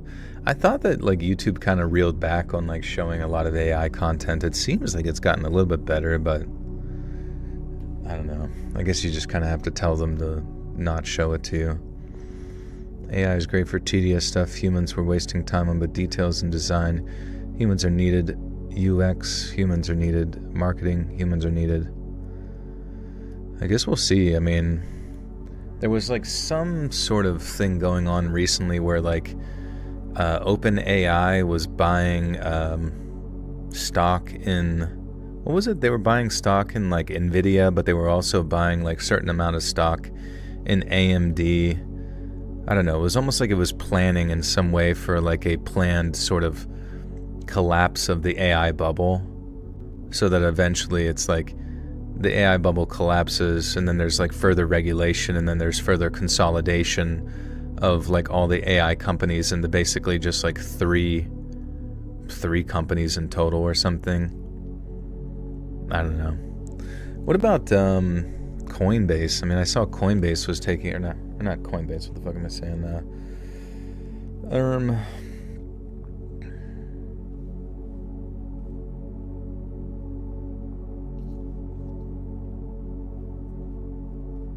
What is it called? Bitcoin. Shitcoin.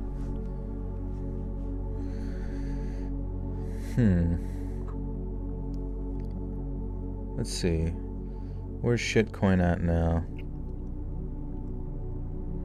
Oh, look at that. It's on the up and up, baby. It was, I think it hit its the ground floor on it, because it went from like 120,000 or something all the way down to like 85,000 yesterday, and now it's back up to like 87. So it's definitely on the climb again. I mean, if you look at the charts, it always goes up, it drops, up, it drops, and up, it drops. You know, it just always goes through, and then eventually always goes right back up. And from what I've heard, it seems like any sort of success that it, or like any sort of major failings at this point, is a larger reflection of like the world economy as a whole. So if you, when will they hit the wall with mining Bitcoin? I'm not sure. I feel like they already have. Let's ask that question. When will they hit the wall with mining shitcoin?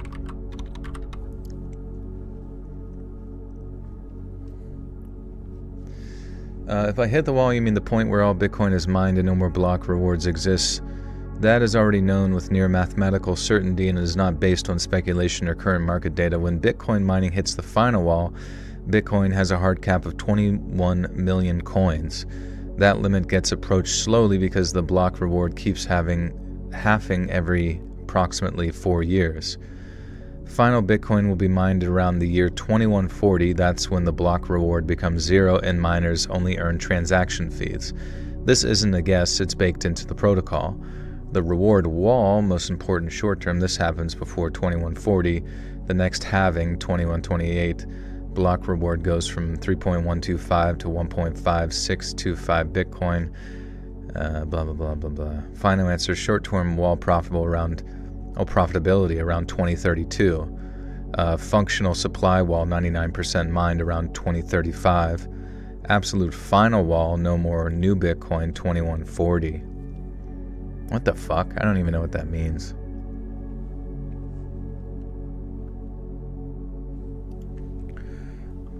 Why does Bitcoin have value?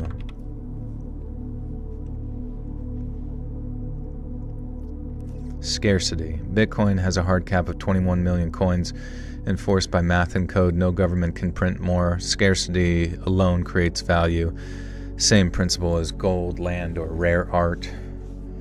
People want Bitcoin for several reasons. Speculation, number go up, store of value, digital gold, hedge against inflation and government printing, ability to move large wealth across borders instantly, ownership outside banking systems, limited supply versus endlessly printed fiat. Value equals scarcity plus demand. Bitcoin has both. No single person, government, or corporation controls it. This is rare and valuable. You can't freeze someone's Bitcoin, inflate it, take it without their private key, shut the network down. Bitcoin is backed by the largest computing network on Earth, billions of dollars worth of ASIC hardware, massive electricity consumption securing the chain. Once millions of people use something, it becomes valuable simply because others expect it to remain valuable. Similar to the dollar, you can move billions of dollars across the world in minutes without permission, without a bank, without being physically present. Predictable monetary policy halves every liquidity.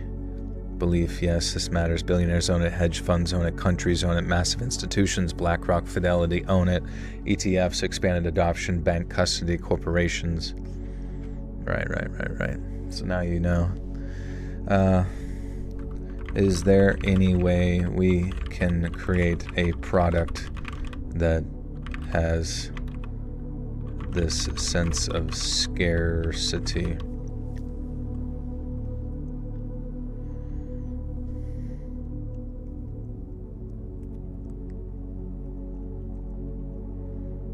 Okay, a supply number that cannot change, code, contracts, physical constraints to enforce it, transparency so customers know it's real, Rolex steel watches intentionally underproduced, Pokemon first edition cards never printed again, how you can do it, a line of horror-themed collectibles, custom narration vinyls, oh look at that, handwritten storybooks, numbered editions, a physical artifact tied to the Let's Read brand. Guys, we have to create artifacts. Guys, what kind of artifact should we create? Program scarcity book, yeah. Oh yeah, like just 1,000 units. I wonder if like Mr. Ballin did that for his his book, his visual book. Hey, Rin Ransom, what's up, dude? Do you think aliens will be discovered by 2140? I mean, on the official like declassification, probably by that point. I think they want to introduce, I think that the tentative plan is some sort of economic downfall. Well, at first it's going to be like a blackout, and then it's supposed to be some sort of major economic downfall / war, and then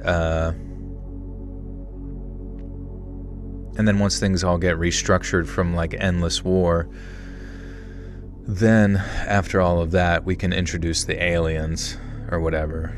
I don't know. Some people seem to think that the blackout will happen and then you do the Project Bluebeam like alien introduction, because then nobody can really communicate with each other about what's actually happening, and so that everybody will just kind of be at the beck and whim of whatever the government presents.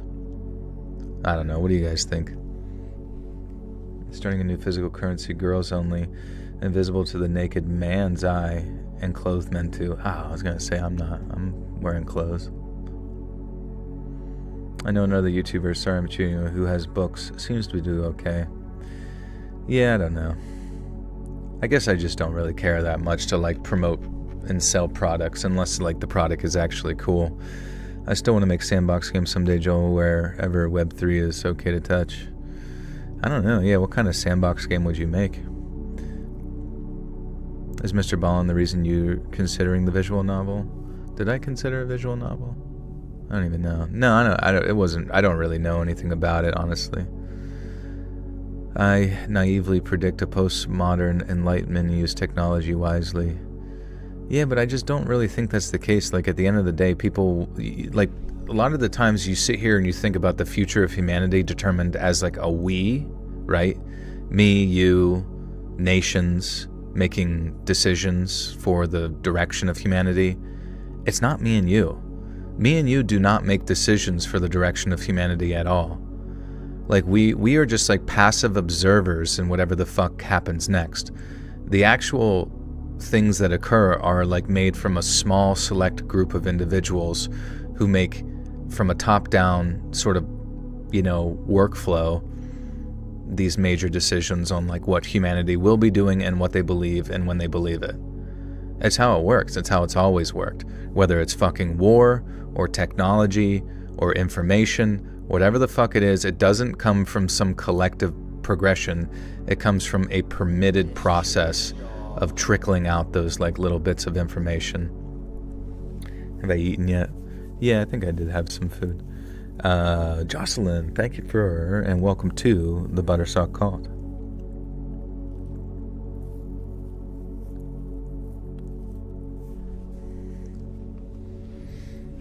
Not me. I'm going into policy work that will influence our food systems. Yeah, but who's to say that the current philosophy that you exist by isn't already predetermined by some sort of like think tank way above yourself? Like, if you really sit there and ponder about the ideas that have made it into your head, are any of them truly yours? Do you know what I'm saying? Like, are any of them actually anything that you've drummed up independently? Or are you just sort of like a worker bee at the bottom of some type of, NGO or, hierarchy system that's already kind of like determined that you are going to be the useful soldier to spread their message? Do you know what I'm trying to say? I just had a discussion with a friend the other day. They were like, "You're a conspiracy theorist." I told them they were naive. And that's how it's always going to go, and that's fine. I mean, but just at the end of the day, they're just words, right? Just words. But I feel like the only objective way to measure things is the degree in which you perceive you have a sense of like freedom. And the more you consolidate everything to like the government to make decisions for you, it's just the less and less freedom you're going to have, you know what I mean?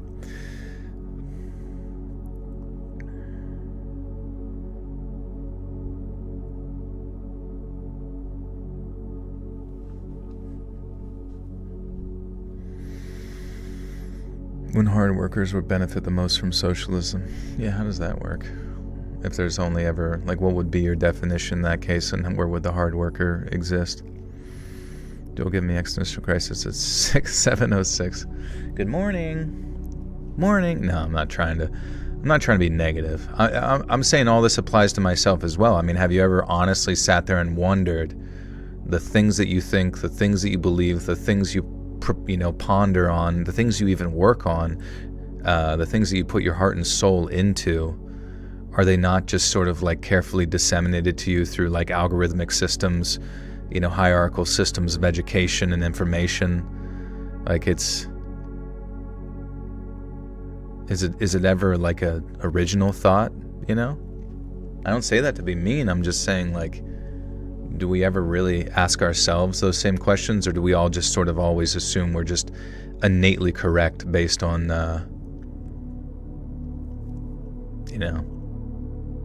based on some gut feeling we have that we're always right, which is always going to be the case anyways, just as a sort of defense mechanism.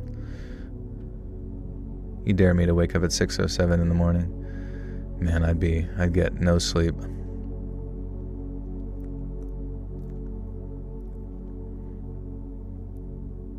Because they would be doing the work. So you're saying that the hard workers would benefit from the socialist system because they would be doing the work. It would be redistributed to a power above themselves, and then they would reap the limited benefit to that hard work that way. Is that what you're saying? Like in a roundabout way, it just somehow makes it back to them in an appropriately distributed sense anyways. It seems kind of like not very incentivizing, you know what I mean? Dude, older than you, so true. I'm 50, female, a big cereal plant. Yeah, what are we talking about? It's just effed. Oh yeah. Working with big cereal. I'm gonna go with neither on the poll, but I'm Scrooge this year. Hi everyone. Hello. No worries. It's okay to be Scrooge. There's a theory that ideas come from the collective. If you don't act on them, they go back into the flow and around to the next. Yeah, like a collective consciousness, I suppose. I mean, like, I don't know. There's a part of me that it does get frustrating in the sense that, like, when I really look at the manner in which, like, the future moves, it really is through like just a repetitious process in which people start to believe in an idea. Like if you just can say something over and over and over and over and over to them again and again, and then start to even like enforce the idea of like demonizing anyone that like disbelieves their perspective. I mean, it's really no different than like religion, which is a very grandiose sort of proclamation of reality in and of itself. But I think some of the worst people, and I've said this for a while, I think some of the worst people that exist in this current form are fucking science fiction writers. If you are a person, we said this before, if you are a person that writes science fiction, dystopian realities, and you put those thoughts out into the ether, myself included, we're probably some of the worst people out there, because all we're really doing is tangentially spreading those diseases to others as like, that might not be a bad idea. I don't think you understand how policy works. It's not just one voice or one worker, but a collective effort. You will be surprised regarding the original ideas being put forth for sustainability. I don't know. Anytime the sustainability comes back to a sort of centralized process that, basically takes away any sort of like private ownership in the, efforts to create some sort of perceived sense of utopia or whatever the end goal is, that's where I get a little frustrated. This constant need to like centralize things all back to the hive. I'm not a big collectivist really in any of that. I believe in the individual. I think the individual can make the appropriate decisions. That doesn't mean that eventually that sort of individualistic progress doesn't eventually meld itself with that same collective government and actually become one of the worst things possible, but I guess that's kind of where we're at. You just have to sometimes wonder to yourself if like those collective thoughts that you're kind of coming together and like amplifying, are they truly the best for the individual? I watch The Kids Next Door and realize it's a break of the fourth wall, comparing and using a metaphor to compare TKND to capitalism in the world. What's TKND? Everything seems predetermined because our identity is shaped by others, which becomes a collective experience based on cyclical patterns of behavior we are attuned to every day. No tech development in small towns and radios making you think you're living an American dream threatened by foreign ideals. No tech development in small towns and radios making you think you're living an American dream threatened by foreign ideals. I don't understand. Maybe I don't understand anything.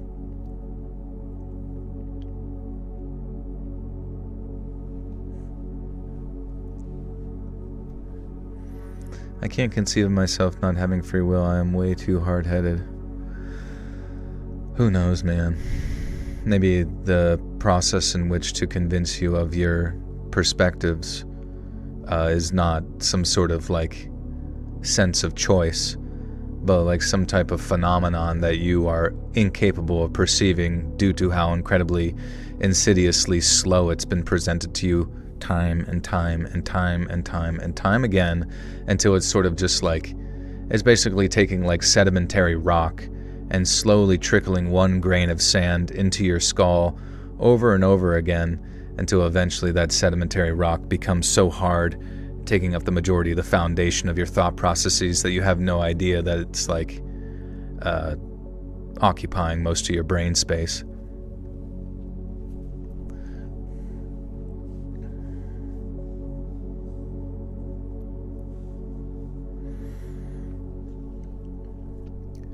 Grandma was not a young woman. She was in her early 70s when this happened, and despite being used to the twins' antics and jump scares, I guess this time it caught her.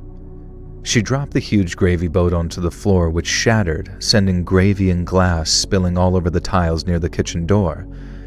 And then the way the twins told it, she began to clutch at her heart. She was breathing really heavy and leaned forward to steady herself, and then just collapsed into a chair at the breakfast bar. Now, the twins panicked, pulled their masks off, and ran to Grandma to check if she was okay. She was still clutching her chest, breathing hard, and the kids were maybe crowding her and apologizing or whatever. And Grandma told them to give her space, and she was fine, she just needed a minute. But the way the twins tell it, they were absolutely sure that they'd given Grandma a heart attack and killed her. Now, thankfully, that was not the case. Now, what did happen, though, was that Granddad came running in from wherever, panicked by the sound of the gravy smashing onto the floor, and he threw the door open, ran straight into the kitchen, and immediately slipped on the thick, spilled gravy all over the floor. Now, I was behind them when this happened. I saw it all go down. I saw Granddad skid, his arms pinwheeling in a way that was almost comical if not for what happened next. He fell forward, his nose hitting the corner of the table, and they say it killed him instantly, the bone of his nose being thrust backwards into his brain. But I don't believe them. I saw him writhing on that floor. I saw him clawing at his face, and the way his neck was flopping at an almost impossible angle. I saw him take at least a minute to die. And so did Grandma, and so did the twins.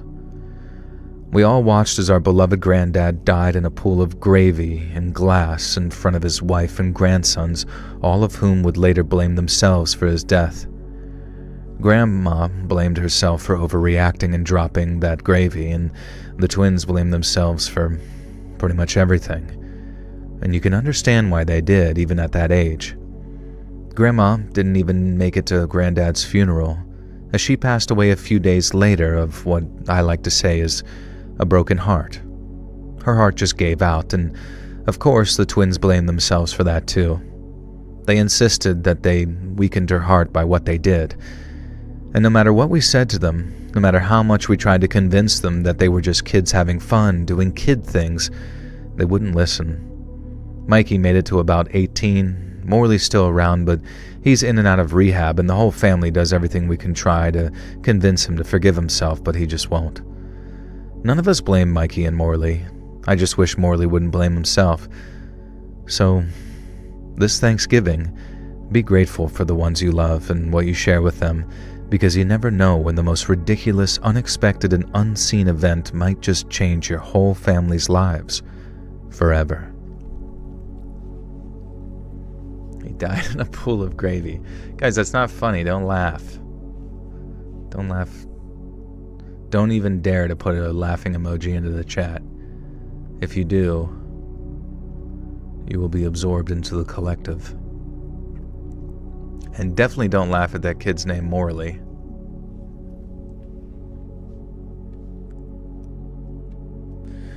Morley killing Grandpa with gravy. Story as old as time. Guys, don't you dare put the pregnant man emoji in the chat in response to this story. Don't even think about it. Shelly Doxy with a 5 gifted memberships. Thank you so much, Shelly. To Joseph Reynolds. Elisa Led... What is it? I wish YouTube would let me read this shit, actually. Requiem 4442, Blueberry Street, and Julius Santana. Welcome, friends.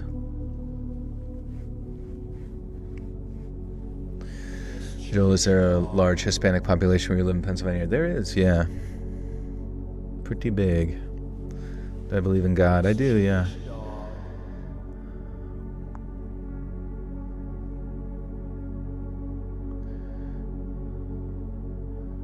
College has been so busy that I haven't been able to catch a live video in 6 to 7 months, and I've been going absolutely insane. I'm so glad that you are still doing your live videos. Thank you, Liz. Good to see you. How is school? Mischievous dog. Do I believe in horses? Never seen one. How am I supposed to know? People are afraid of a police state, not socialist policy. Yeah, I guess so. I don't know. And maybe they're just afraid of just sort of a distrust because, I don't know, if the idea is centralizing a processes of economics to the government. Yes, that does happen, but is that to say that it's the most efficient and most beneficial? I don't know, honestly, I have no idea. I'd just be under the assumption that whatever douchebag you put in charge of the handing out of money process would probably, one, be corrupt, and also, and two, just be really, really fucking bad at it and not know what the fuck they're doing. What are you guys making for Thanksgiving? Still went shopping for anything? It's all good. I'm kind of timing up my shopping for either Tuesday or Wednesday, but I mean, I can't imagine a shit ton of stuff would be taken out based on what I want to get. I sure hope they have the mango marmalade. You believe in mermaids, unicorns, witches, fairies, and things magical. So pretty much Lord of the Rings. I'm ready for Black Friday. I hope so, man. I hope I don't get just absolutely turned into a mush as being the front. I'm always the front, right? As soon as you go into Best Buy, I'm the guy that's just at the front, but there's probably 200, 300 people behind me. And what if they all push me over and I get involved in what's called a crush? and they just they just like smush all the shit and goo out of my ass. Like it all comes out of my asshole. It'd be such an embarrassing way for my family to find me.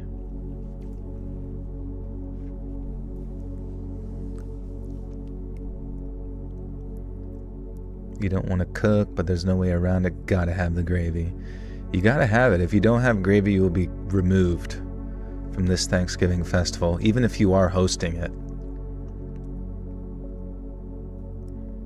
You mean as opposed to my mouth? Honestly, yeah, I guess it just depends on which side of like the tube of toothpaste all those hundreds of like, boots are stepping on me. If they are all kind of like, leaning more towards like the front end of things, creating a sort of backward pressure, I think it just mathematically, scientifically, all the goo and guts would come out of my asshole. But if they're pushing more on my bottom, I could see it all kind of coming out the teeth. Am I hosting? I'm not hosting now. But I wish I could host, slaving in the kitchen all day and just being yelled at by family. Like, what the fuck is this? You're just going to make one mozzarella stick at a time for Thanksgiving? And I'm like, I don't know what I'm doing. I don't know what I'm doing back here. I don't know what I'm doing. I just have like one air fryer going, making a mozzarella stick at a time. Hold on, it's almost ready for you. Why don't I host? I don't want to, honestly. I mean, I can host. If you want me to host, I'll host. I'll do it. You can come over. It's just going to be a bit. One enchilada. That's all I can make. I got to wrap it, and then I got to cheese it. I got to cheesy wrap it. And then I got to cook the ground turkey one enchilada amount at a time. Would you rather stick a turkey leg or a ham hock deep in there?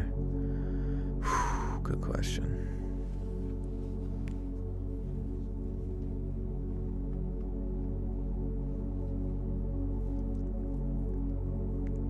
You just said you wish you could. I wish I could, but it's illegal for me to have people over. They would just get in my way. Shelly, thank you for another 5 gifted memberships to the Protocaster. Skyle Miles, KQK, Caden, and Honeybee. Welcome, friends. You now have access to bonus content.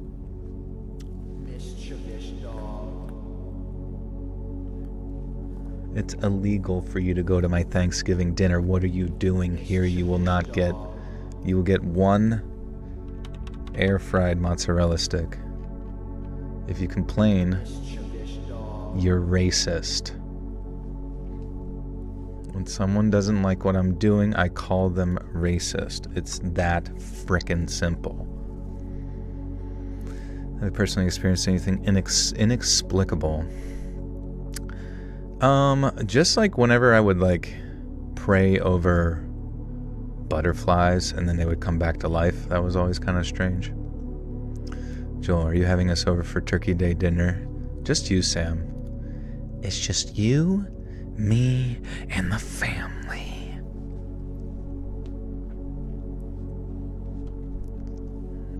That would be really funny. It's like a big family dinner, and you're like, ding, ding, ding, ding. Ladies and gentlemen. Or that'd be so funny. You like interrupt your like cousins who like are about to announce their big wedding day or something like that, and you like see them getting ready, and you're like, ding, ding, ding, ding. Actually, I have an announcement. I'm changing my gender. Okay. Is no one excited? Fuck. No one even gives a shit. No one even fucking cares about me anymore. They just want to give a shit about your stupid fucking wedding. Fuck you, dude. I'm gonna go play League of Legends in my room. Back in the early 90s, My family had just moved to a new town, and I had to go through the whole ordeal of making new friends as the new kid in school. It was the first year of high school, so it wasn't as bad as it could have been, but most of the kids already knew each other and had their established cliques and groups, and I hadn't really found my place. And there was this one kid, though, Tad, he went by, who was a popular and very amicable guy, but he didn't really seem to have any friends that he particularly hung out with. And it was like he sort of fitted in from... He farted between different groups.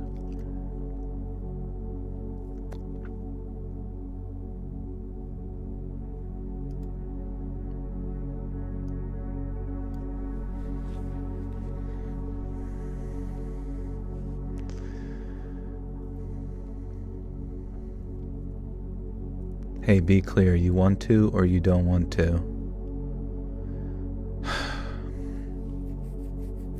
I don't want to. I'm gonna be honest, guys, I have to come clean about this. I don't want to host Thanksgiving dinner. Never did. Never will. Thank you.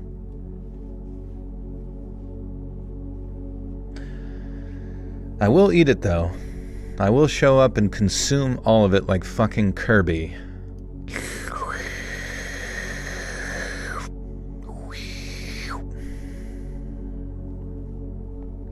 Whoa. I think we've been a little misled. A ball gag beating competition. I can't host... Sorry, guys, I can't host Thanksgiving in my house. I'm having a ball gag beating competition there that evening. Don't tell Grandma.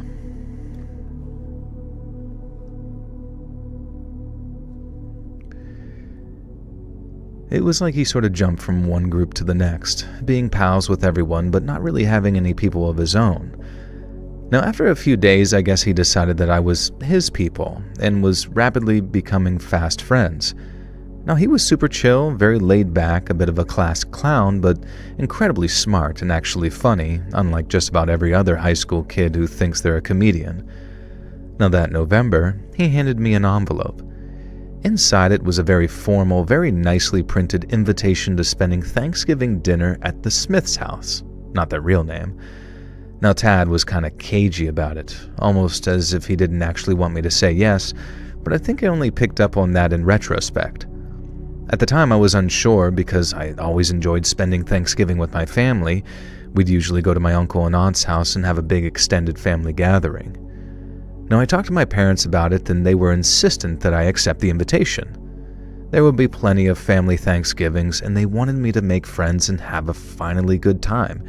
And they sold me on it, and by the time the big day came, I was very excited. Now, when I arrived at the Smith's house, Tad answered the door, and I was surprised to see that he was dressed sort of fancy. Like, have you ever seen that review bra guy on YouTube? He was actually dressed like him, with all of his hair slicked back and a waistcoat on like he was dressed for church. And I was dressed in my usual normal 90 kids attire, and Tad looked me up and down, and I saw some kind of worry come across his face and didn't really understand it.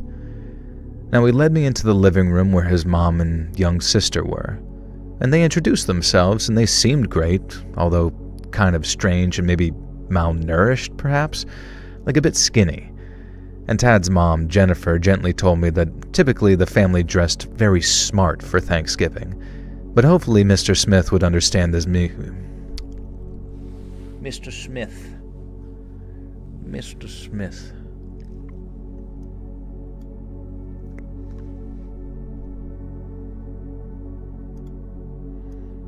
Mr. Smith.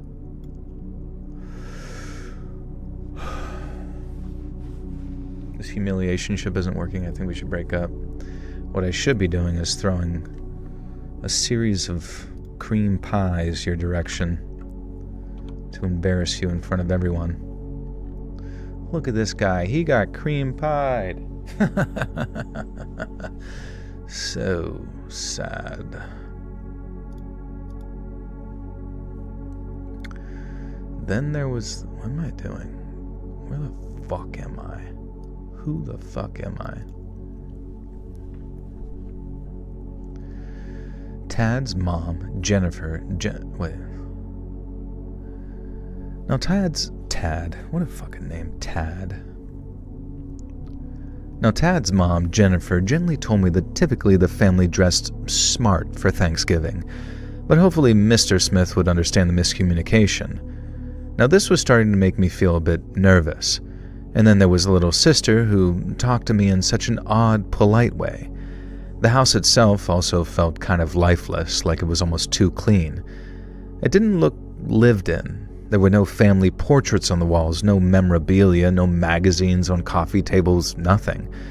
It could have been a house straight out of a catalog, or what I now know would be called a show home, and it just sort of smelled sterile. It was all so strange. And so Mrs. Smith led us into the dining room, and I wanted to sound...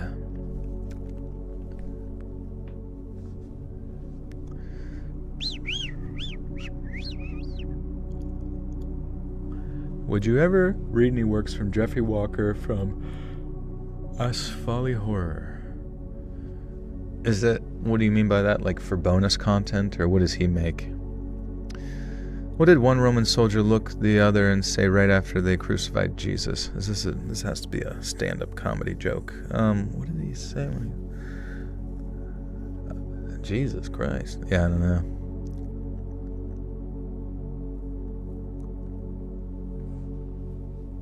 If a doctor eats an apple every day, is he considered an avoidant person?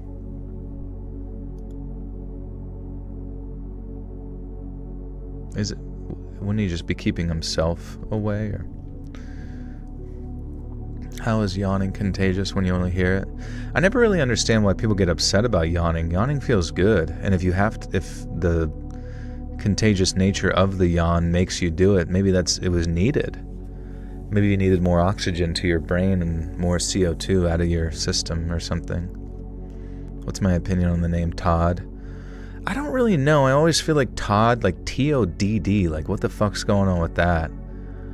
Like, I guess as far as like symmetry goes, it's a generally interesting shape. Like if you were skateboarding on top of the T and the O and the DD, or maybe you were doing a bit of parkour on top of it, it'd be kind of fun. But I always feel like Todd should be short for something like Todd Bear, like some really old, weird British name, Toddberry. Todd is short for Todbury. Did you know that Todd is actually short for Todbury? It was originally used in the town of Blackpool for fucking just a total piece of shit.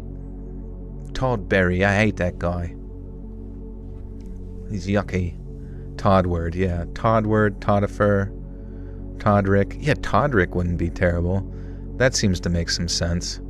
Toddstifer, Toddathan, Bloody Toddy,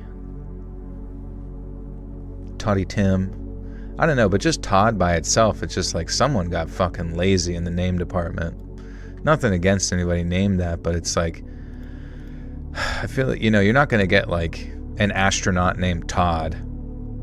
You're not going to get like the first guy to Mars stepping off the boat, the ship. It's I, Todd. Take us to your leader. My name is Todd. The aliens are just going to be like, what the fuck? They sent fucking Todd to do this. So embarrassing. Todderonica. Toddy. Toddmathy. Toddward. Toddly. Toddler.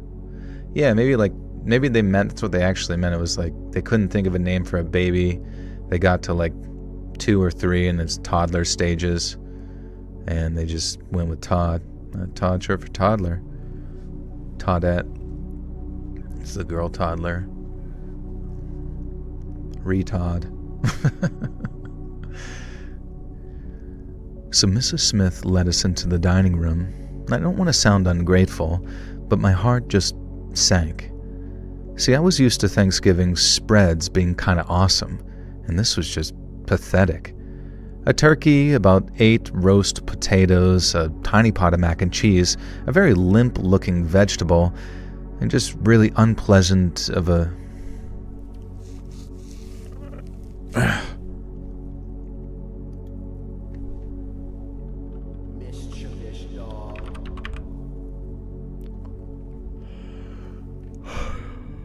just really unpleasant, and a spread that adult...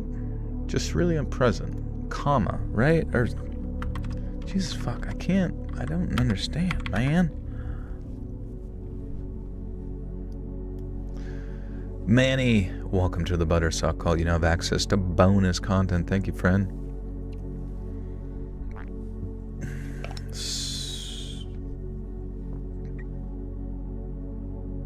Do any babies' names you consider naming your offspring one day? I don't know. What do we got? We got Hannibal Lecter.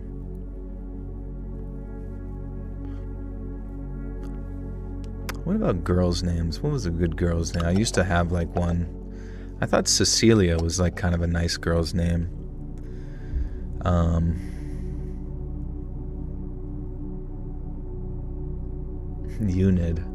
Eunuch. You know, when I lived in Fort Lauderdale, there was actually a club at one point named that, and the commercials were corny and cool. Like Todd, like a club named Todd. Hey, we're all going to Todd. Like Jim's kid. Yeah, I named everything after The Office. Yeah, Victoria's nice. Veronica, yeah. I feel like Victoria's a little bit more, noble, you know what I mean? I feel like it would have to be some degree of a noble name. Maybe it would have to be Tabitha. Waverly Michelle is what I want to use if I have a little girl. Waverly? Waverly sounds like an app. Not negating it. I've just never heard Waverly before. It sounds like an adjective. Feeling a bit waverly lately after I drank that extra glass of wine.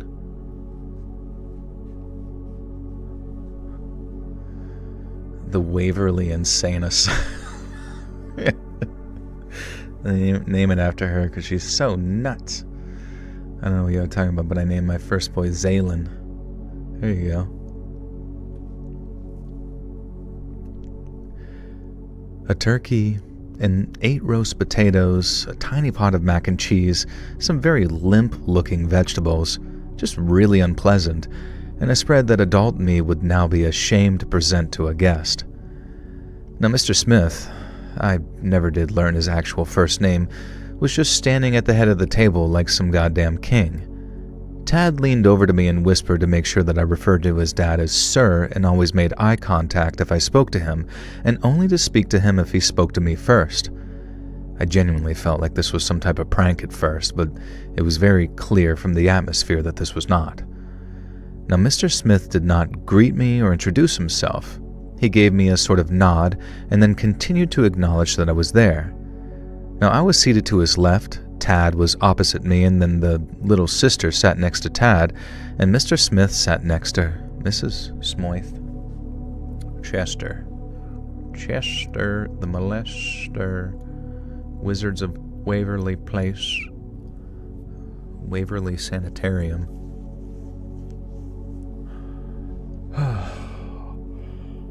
Good name for a band, Limp Vegetables. Limp Bizkit, DMX.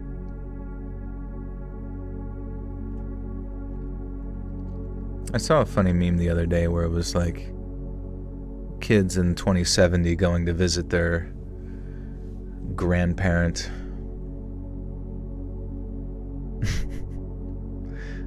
He's in the hospital, but you can't say like, I gotta go visit my granddad Fred or my granddad Charles or something, you know what I mean? It's like, I have to go see my I gotta go, my granddad Bryson just fell.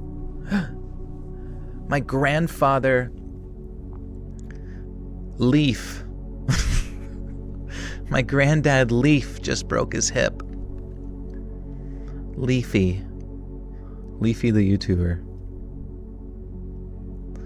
My grandfather lets read.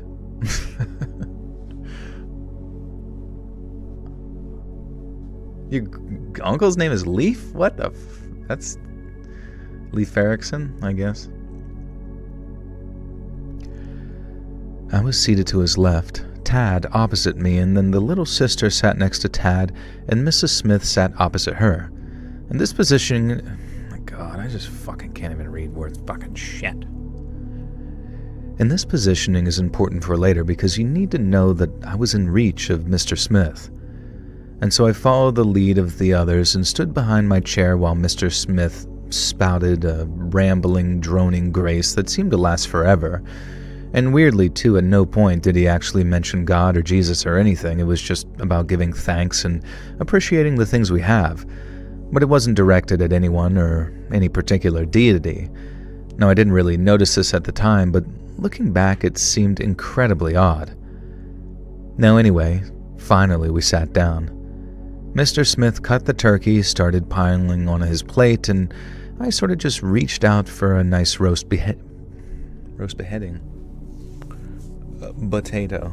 A nice brotato.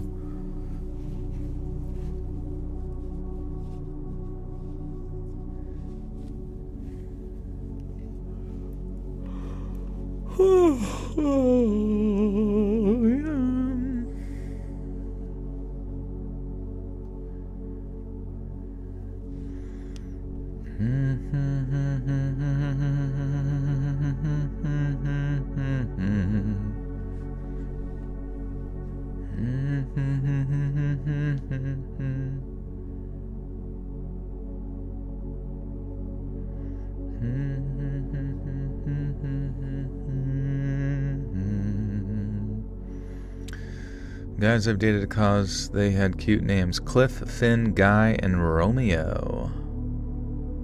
Guy. Just in case you forgot what he was. Sup, I'm a guy.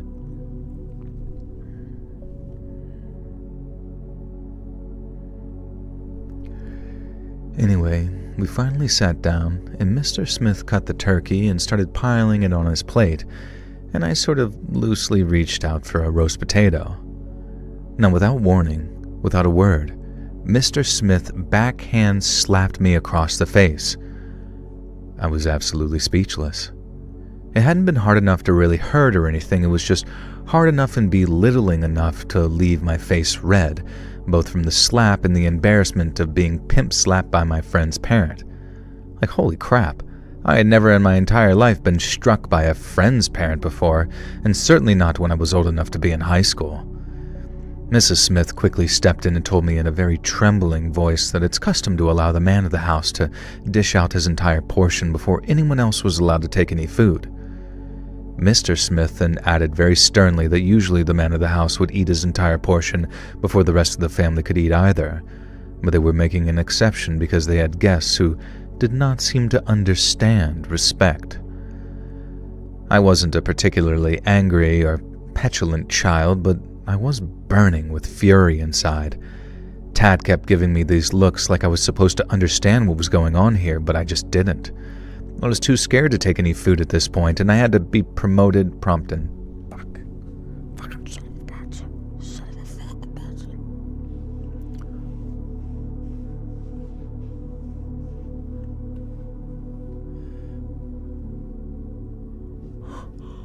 Reminds me of in Bird Box when she's like, girl, boy.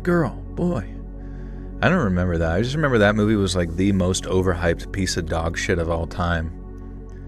That movie was so fucking unsustainably terrible. It actually pisses me off that like certain things constantly get like public praise for no other reason than the fact that it exists. Do you remember why am I a hater? Do you fucking remember how stupid that goddamn movie was? It turned out to be like genies. The things that they weren't allowed to look at were like fucking Sci-Fi Channel original movie, the worst 3D animated bullshit you have ever seen, genies.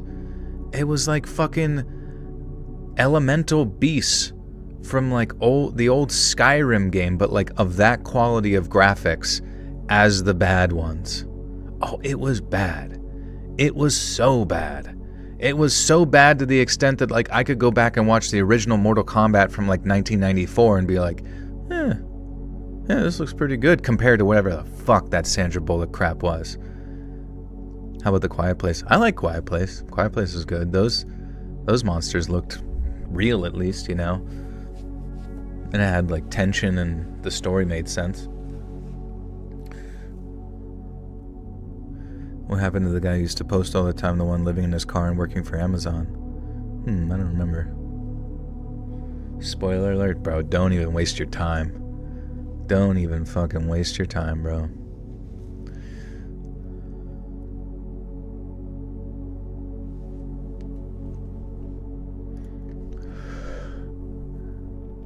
I was too scared to take any food at this point, and I had to be prompted by Mrs. Smith to help myself eventually. And when I did, I was horrified. The food had looked unappetizing, but it was worse than it seemed. Everything was lukewarm at best. The vegetables were undercooked. The pasta and the mac and cheese were crunchy from being underboiled. And worst of all, the turkey was pink and slimy, perhaps the most undercooked meat I'd ever encountered in my life. And the rest of the family were picking at their food as if they were aware of how vile it was, but Mr. Smith was devouring his portion with almost a sort of gusto, for lack of better words. And not once did he praise the chef, though, which I'm certain was Mrs. Smith, because I can't imagine Mr. Smith being the type of man who did the cooking. Now, about halfway through the meal, the undercooked and horrifically prepared food began to take its own toll on my sensitive stomach, and I felt serious, unpleasant pains coursing through me. I tried masking it, pushing my food around on my plate with my fork, but Mr. Smith noticed and told me to eat up, son. It's impolite to be ungrateful to one's host. And I finally spoke up and said that I had a really bad stomach ache, and could I please call my parents to come get me because I didn't want to ruin their Thanksgiving dinner. Now Tad, Mrs. Smith, and the little sister all went totally pale and silent at this. Mr. Smith's face went a sort of shade of crimson, and I swear, if this had been a cartoon, steam would be bursting out of his ears. Unfortunately, this was real life. It was my life. "How dare you," he screamed, and then proceeded to lecture me on how I was the rude, uncouth little deviant. And then he turned his sights on Tad. It was Tad's fault for inviting someone like me from the wrong side of the tracks to their family meal. And Tad began apologizing profusely, saying that I didn't know any better, and of course I would stay and finish my meal. And I felt so betrayed. But then I kind of realized why Tad had no choice. Mr. Smith stood up, dragged Tad to his feet, and proceeded to force him over his knee, pull his pants down, thankfully not his underwear, and spanked him with such violence that I'm amazed Tad didn't burst into tears. Mr. Smith then looked at me, and it was a very clear threat. Either I play ball or Tad would suffer the brunt of my actions. And so I forced the rest of my food down, struggling against those stomach pains, struggling not to throw up, and struggling not to burst into tears when I thought that about...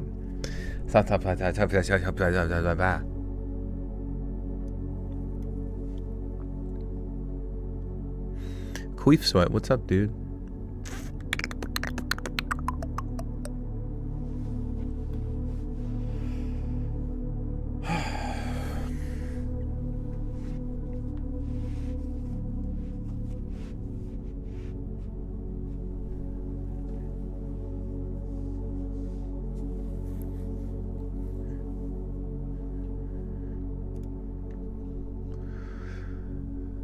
So I forced the rest of my food down, struggling against stomach pains, struggling not to throw up, and struggling not to burst into tears when I thought about my own family and the absolute hell it must be living with this one. Eventually dinner was finished in silence, and we ate dessert of some half jello with tinned fruit and eventually dinner was finished, and in silence we ate some type of sort of slimy jello with some fruit in it.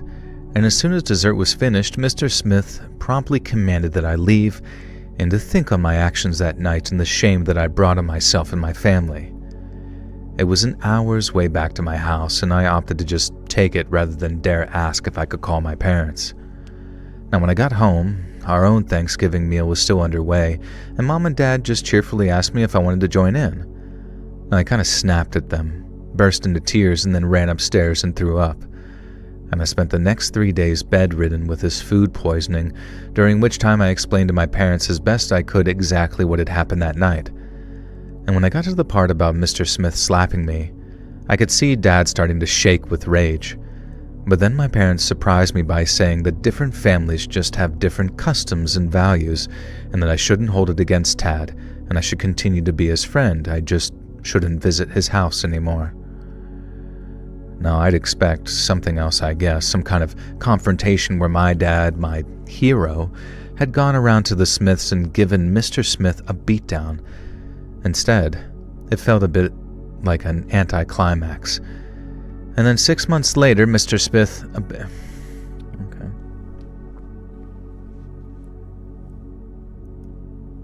Liz Harrington. Oh, Joel, I have some big news. I have a godson now. He's adorable. Hey, congratulations. That's amazing.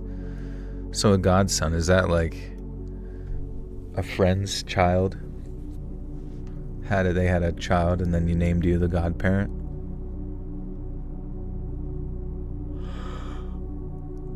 Who's slapping me?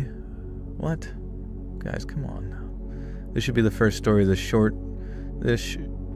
should be the part of him getting ghetto smacked and eating uncooked food. Yeah, it kind of feels like a first story type vibe in many ways. How do you spend Brat's summer? I guess just being an absolute bitch. That would be really funny to be like rude to people and someone call you a bitch. He's being a bitch. I don't know why that sounds so funny to me. Excuse me, he's being an absolute bitch. Do you have any plans for 2026? Man. Gosh. I don't know. I want to go to, honestly, now that Justin's in Japan, it's my turn to go to Japan. Guys, if I left for like a month to go to Japan, would you be mad? Ever done a New Year's live before? I don't think I have. Have I done a New Year's live? I feel like I'm always at some place or something. Yeah, I'm gonna try to take over the world. It really seems like to honestly take over the world, it takes like a millennia. Like if you really want to get it done right, it takes a long ass time. Like they eventually realize that you can't exactly do it through militaristic action. It's like you almost have to do it through science fiction.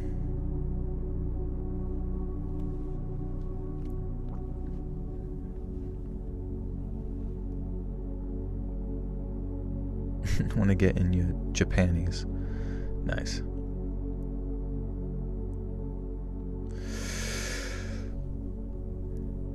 Then, 6 months later, Mr. Smith abandoned his family, just upped and disappeared. And rumors spread around town that he'd run away with some lady of the night from the local strip club. All sorts of gossip spread about him, and things that would have made it very hard for Smith to show his face around town again. Talk of inappropriate behavior with the young boys he coached at Little League, local cop friends of my dad, a cop myself. What? Local cop friends of my dad, a cop myself. Local cop friends of my dad, a cop myself. Are you a cop as like a fucking kid?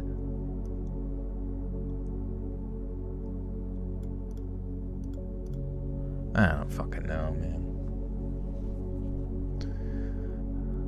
You copping or what, cop? Yo, you a cop? How do you do, fellow kids? Local cop friends of my dad claiming that Mr. Smith was a known curb crawler in the red light district, all sorts of things. And as soon as Smith abandoned his family, Tad really came into his own. We'd stayed friends, just like my parents had asked of me, and Tad went on to go from class clown to actually valedictorian, and he spent every Thanksgiving with my family after that. And when it came to his turn to give thanks, he'd always say that he was thankful for whatever caused his dad to show his true self. And whenever Tad would say that, my own dad would give me a look and a bit of a wink, and I never asked him about it. I never wanted to know. I knew enough to know that Smith was still alive, at least, and throughout the years, he made a few attempts to contact Tad, usually begging for money, and Tad and I are still great friends. He always ignores his dad pleading, and he especially ignores it when his dad mentions the ultimatum that he was given back then, which forced him to leave his family. And Tad doesn't want to know what that means, and neither do I. But all I know is that sometimes people do get what's coming to them, and for that, I'm thankful as all heck. All motherfucking heck. You just realize now that COP stands for copulation. Why is our society so perverted? I don't think that's true.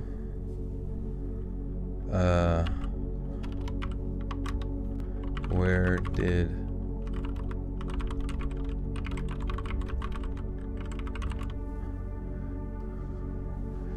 If I got deported from Japan, would you be ashamed of me, disown me, throw me in the stew? Yeah, probably a little bit, because, like, how dare you disrespect their beautiful country?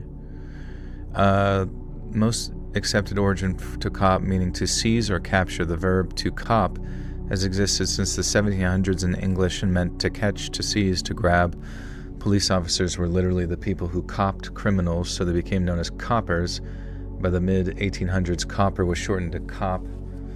Another strong origin, copper buttons, copper badges.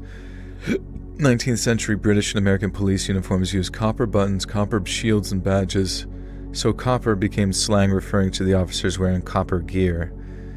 It is not from constable on patrol. It's a fun backronym people repeat, but it's false. The word predates acronym-style slang by almost 100 years. Timeline 1700s to cop equals Caesar. Arrest 1840s copper, common as slang for police in London and New York. 1870s cop appears, shortening of copper. The term cop comes from... Right. Why does it say it fucking 9 times in a row? Hey, Small Spice, welcome to the Buttersuck Cult. You know of access to bonus content. Okay, wait. So where did you get copulation? So it has nothing to do with copulation. Unless that was a joke, like a very... Because I remember on Twist of History, that's how we talked about the origins of the term cop related to police officers' copper badges. Why did you learn to read? I don't know, man. I was forced to, honestly. No, zero connection to copulation, either linguistically or historically. Why it's not related. Copulation comes from Latin copulare, meaning to join together, as in coupling. Cop comes from Old English Latin root capere, meaning to seize, take, capture. Okay, so 2 completely separate things. I don't even know what the correlation between copulation even would be, but maybe I just got pranked hardcore. Oh, it was a joke. It was a joking, sorry, I'm not good at sarcasm. You're lucky that I'm autistic, and pretty much I take everything at face value. But we did learn something there, at least. In our dissection of said joke.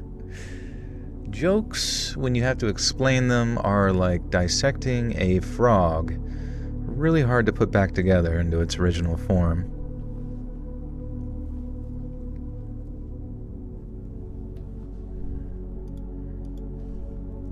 Okay, wait, actually, this is the last story, friends, so I'm gonna go mag up. Princess. So I'm gonna go make some tea, but I'll be back in a little bit. You guys can chitty chat, and I will BRB.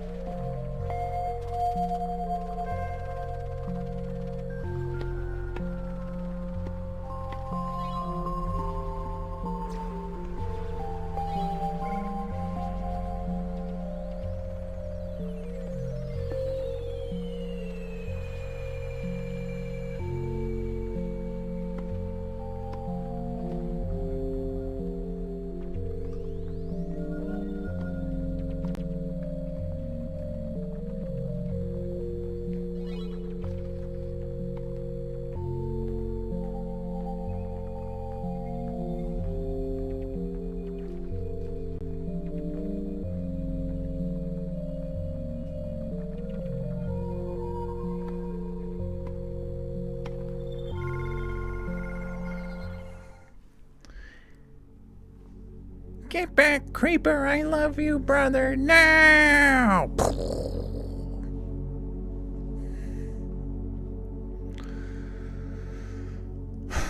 Absolutely freaking busted, y'all. My tea has been seasoned.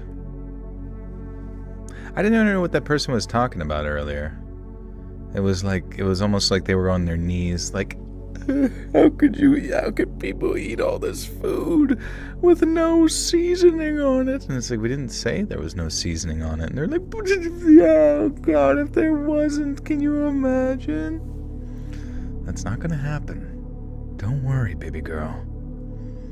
It's because I'm from Pennsylvania. It doesn't matter, dude. Us Pennsylvanians, we're an eclectic bunch. And as much as people want to say some people ain't seasoning they shit, it might be a little true. But we get it done for them. What kind of seasoning do I put in my tea? I put the tahine. I fill it with tahine. It's got magnesium in it for sleep.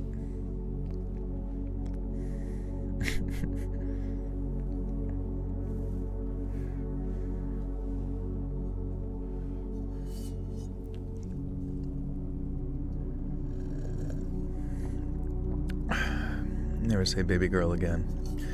Don't you worry, poopy girl.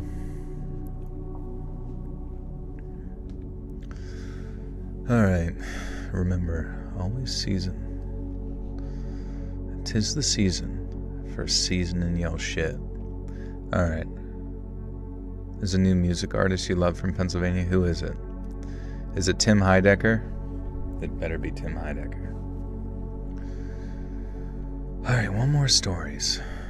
Uno more stories.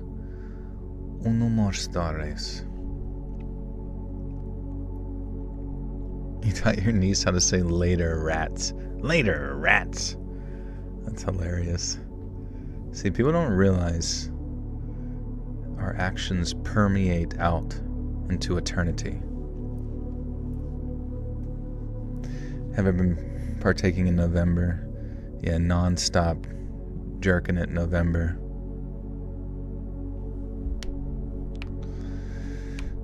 Never stop nutting November.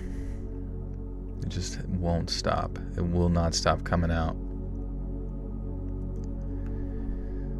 So I'm a woman in my 40s, and I run a Meals on Wheels service. I run the business all year round, but on Thanksgiving, I go that little extra mile to just bring a bit of extra joy to my elderly and disabled clients. Now, there was this one old fellow that I used to visit, and he only had me booked in for Thanksgiving. He managed to... He did fine most of the year, but he liked having a nice Thanksgiving meal prepared for him, and I think he liked the company too. He told me a number of times that he didn't have any family and it was just him. And so Thanksgiving 2018, I turned up at his house with a special ham roast prepared for him with love, and I look forward to seeing this old fellow. You know what it is? It's like I think I look at the next word too fast after thinking I've completed the previous one, and then it just like meshes into a moosh. Anyways, why do you hate people? Why do you hate people, buddy? Huh? We've all been wondering why your heart is so filled with hate. You are such a hate-filled person. What's wrong with you? I got a bottle of magnesium gummies to try because you suggested it. Yeah, I'm not a big fan of gummies, to be honest with you. I really don't know. I mean, you can try them before bed, and it depends on the magnesium that you get, too. Because there's different types of magnesium supplements for sleep, and make sure you didn't get the ones that give you diarrhea. Chris Cab, welcome to the Buttersock Cult. You know I have access to bonus content.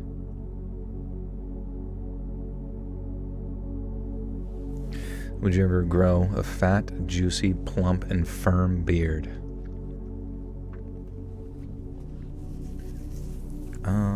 Maybe.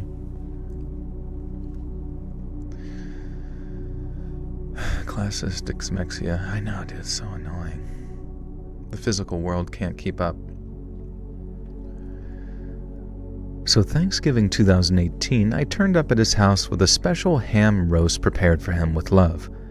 I look forward to seeing this old fella. I was kind of excited for him to answer the door and see his usual beaming smile, his shiny white false teeth perched precariously in his mouth. No, I'm just trying to sound silly here, but I was a little surprised when a much younger guy answered the door. Now, I told him who I was, Meals on Wheels, and explained that I was here to see that old fella and cook for him. And the young guy looked confused for a second and then said, "Oh, damn. His grandfather was in the bathroom and must have gotten the timing wrong." And the guy invited me in and encouraged me to start preparing the food ready for the old guy to finish his bath, and that it'd be a nice treat when he got done bathing and realized that he had a Thanksgiving meal to look forward to. Now, the young relative ran upstairs very quickly, and I heard him calling through the bathroom door, telling his grandfather that the Meals on Wheels lady was there for him. And I couldn't hear the grandfather's response, of course, but why would I? Now, I went about warming up the food that I'd brought. Typically, we cook it in advance, and then it just needs heating up in the client's oven. And the process takes maybe 10 minutes, so I went to wander around the living room, which I'd been in many times, and the grandson, who I'd wagered probably was in his 20s, was still upstairs, maybe getting his granddad at him.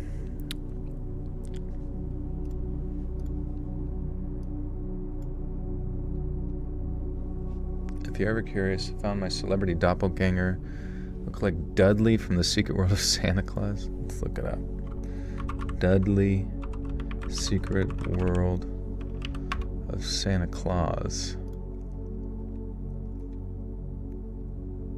It's just like a little elf beast.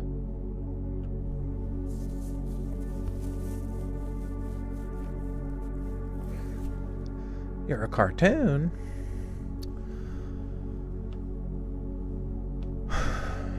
All right. Magnesium, my God, is a very deep, a VEV, deep calm 14 and magnesium complex. Okay. Well, let me know how it goes. I wonder if you take it like an hour before bed or something like that.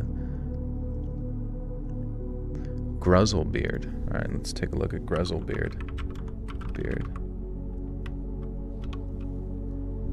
Oh. Nice. Gruzzlebeard's pretty cool. Who's my doppelganger? Probably Mishmash from Yachty.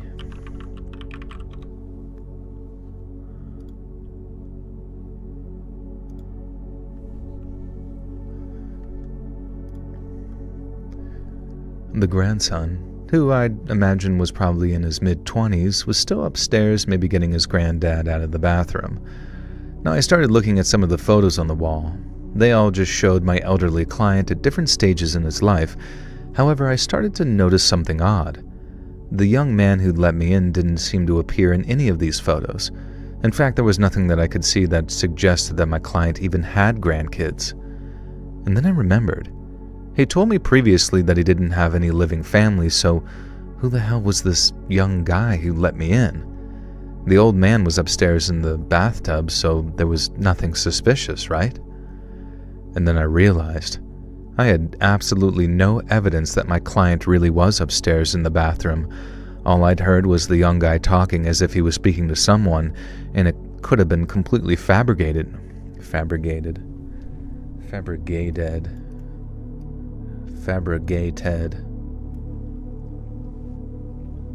My Thanksgiving is gonna suck. My in-laws are only making steaks. Oh, that does suck. It's good for the gains, I guess. Yeah, but I mean, dude, turkey's just as good for the gains as well. Only steaks.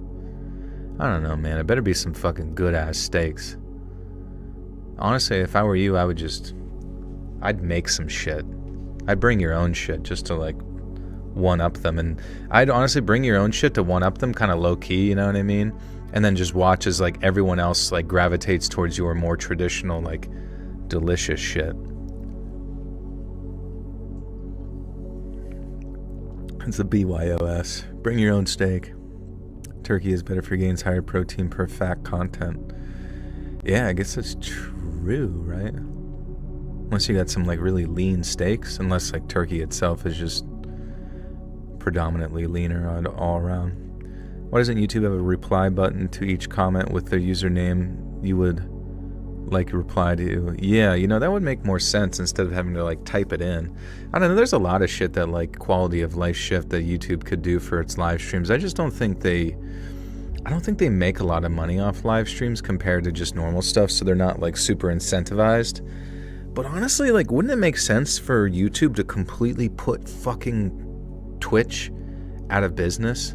The only reason I can imagine that they don't invest in their infrastructure of streaming even further to completely shit on Twitch is that they're all part of like some like larger,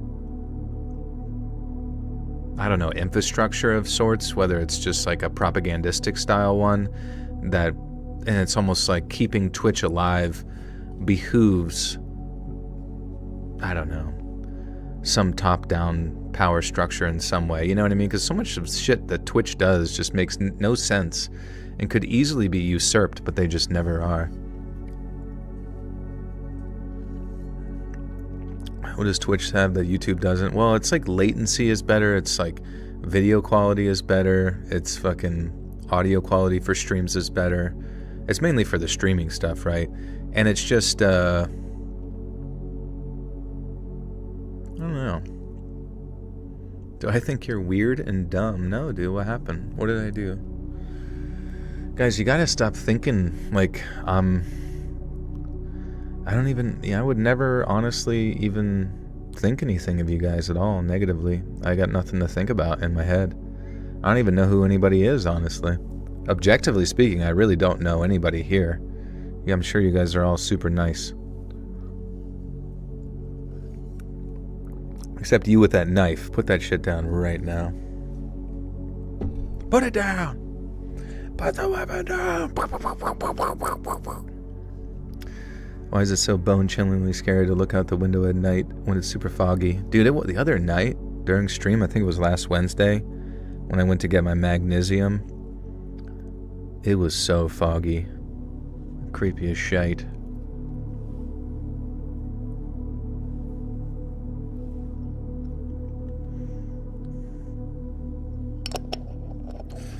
He doesn't even go here.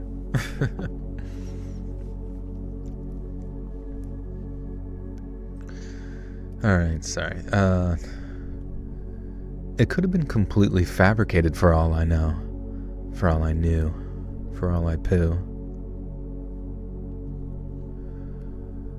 All I'd heard was the young guy talking as if he was speaking to someone. It could have been completely fabricated for all I knew. And I decided to play it safe, and I just called upstairs that the food was almost ready, and was my client near...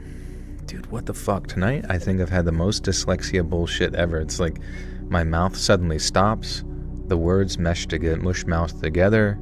It's like something's just not fucking right. Why is that? There's got to be something. Oh, do you guys have any techniques for like reading really fast? Not like with your mouth, but with your brain. Because sometimes I realize like when I sit and I try to like read, why does it feel like I'm holding my fucking breath?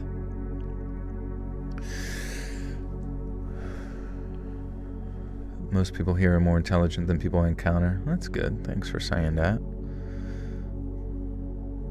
Secret Agent Pradeep in the chat. What's up, Pradeepy?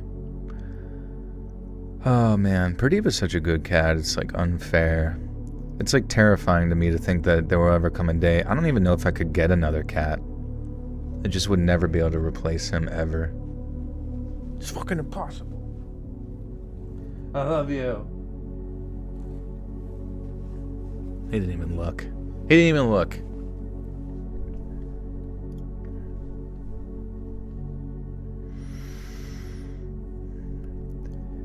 I decided to play it safe and called upstairs that the food was almost ready and was my client nearly ready to come down. And the young guy shouted down, sounding almost annoyed in that, yeah, they were coming. He was just helping Grandpa dress himself and various things. Now this was definitely suspicious. The old fella might have been a wheel on meals. Yeah, I'm definitely dyslexic. Fuck! God, why is it getting worse, dude? Do you think somebody put something in my butt when I was sleeping? Make me read bad?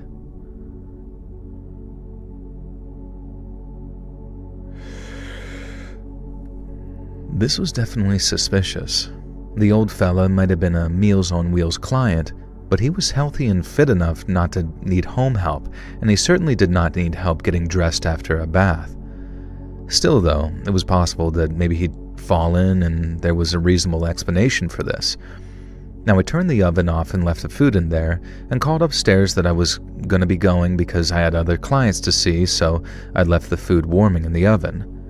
I didn't receive a reply, so I decided that I'd just leave and then call in a wellness check once I was safely out of the house.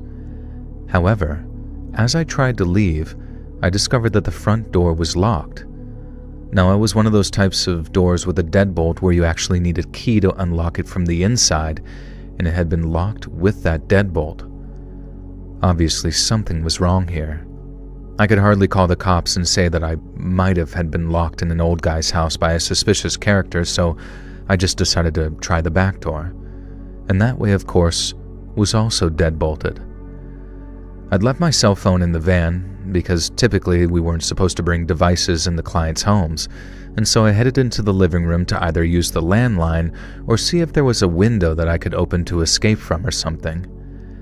Now this fake grandson was standing there, wearing nothing but his tidy whities and a poop-eating grin on his face. He begins on some rant about how I dried up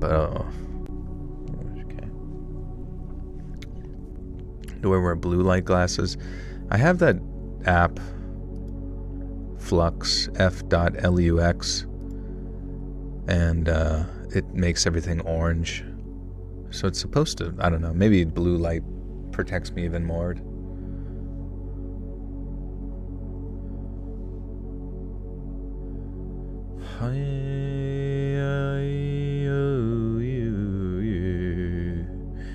Instead, one helicopter was like 5 after 40 minutes of this, and they hold us, and that's the last one was leaving. It got clear. So weird. What happened? Do I use dyslexic-friendly fonts? Dude, good question. What is a dyslexic-friendly font?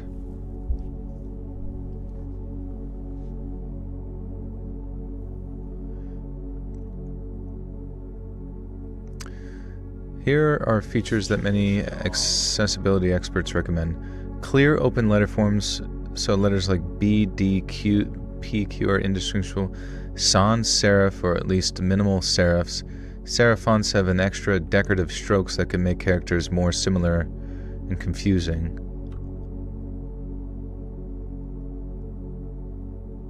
Wait. Sans serif, or at least minimal serifs. Serif fonts often have ample spacing between letters, kerning between words, and enough line height and leading so text doesn't feel crowded. The seraphim. Consistent baseline and stable shapes so letters don't appear to float or flip. Some specifically designed fonts apply heavier bottoms to letters to anchor them. Avoid italics or overtly stylized. Okay, well, let's at least try sans serif first. Where the fuck are you, Sans? Sans, where are you? Where is it? Helvetica, Georgia? Wingding? Do we do Wingding or Comic Sans? Sans serif. Oh, wait, what?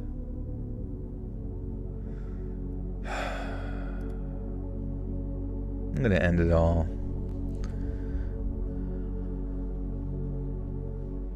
Did you see the guy that do font fashion? Heavy base letters help with dyslexia.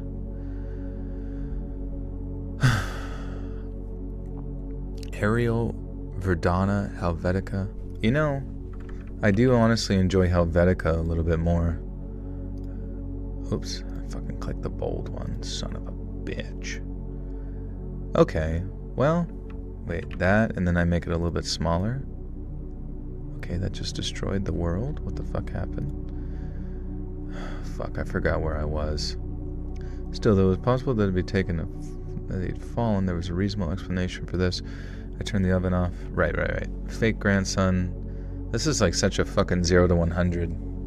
A deadbolt from either, like the guy actually installed goddamn deadbolts, like after breaking into his house or whatever. I don't know, it just seems kind of ridiculous. Alright, anyways. Fake grandson was standing there, wearing nothing but his tighty-whities and a poop-eating grin on his face. He started on some rant about how a dried-up old hag like me would surely be flattered to sleep with him, and that he'd even pay me if I did certain things. Now I was speechless, disgusted. I'm happily married, and even if I wasn't, my God.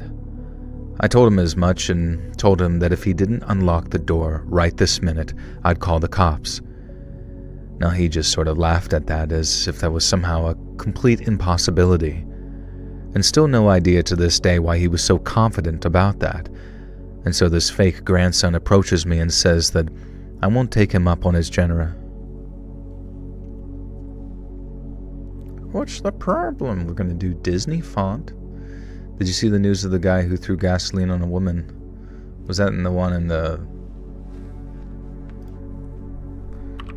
Wasn't that in the New York thing? Whatever happened to that guy?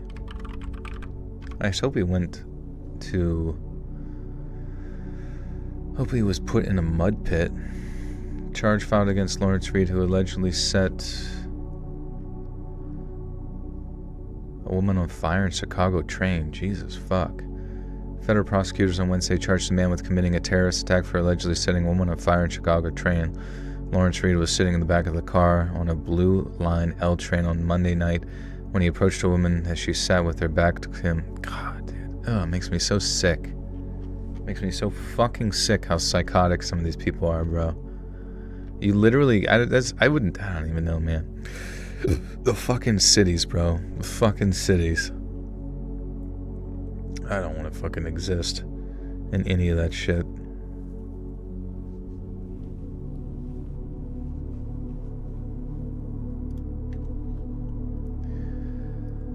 So this fake grandson approaches me and says that if I won't take him up on his generous offer, then considering I'm technically a home invader, I'm unsure what logic he was using to decide that. God fucking damn it. Joe, when you come to Japan, do a tea ceremony in Kyoto. Okay, I'll do that. Speaking of tea ceremony, there's tea time. Is Flux the reason your story was orange? Yeah, yeah. So like the Flux turns the screen like orange, so you're not like staring at a really bright white screen all the time. You hear about the Canadian dude on the bus who got decapitated years ago. Very messed up dude's free now. Yeah, man. It's just, I don't know. I don't know what the fuck's going on, man. Like, these people will do these crimes and, like, for some reason, in some weird way to avoid, like, culpability or bring any negative attention to people. Like, it's like they get off. It's fucking weird. Honestly, if that ever happened to my family members, I'd probably go fucking insane. Like, I'd go fucking Joker mode.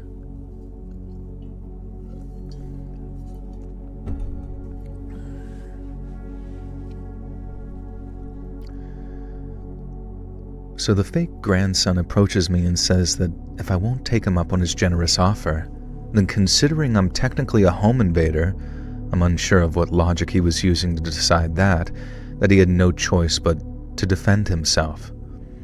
I asked him what in God's name he was talking about, and he just looked me in the eye, point blank, and just said, "I'm going to touch you, and then depending on how I feel, I might just bury your body in the basement." Now, I could tell he was serious. I could also tell that he was seriously on something. Now later, via the police report, I found out that he was on an absolutely ridiculous amount of cocaine, but at that moment, all I knew was that there was no way this pasty creep in his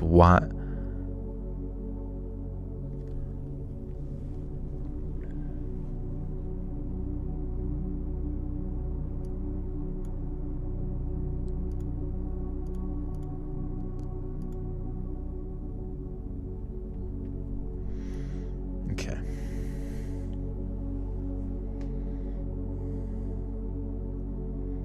Dude, like I said before, the last time good and evil fought, good lost. Who is this?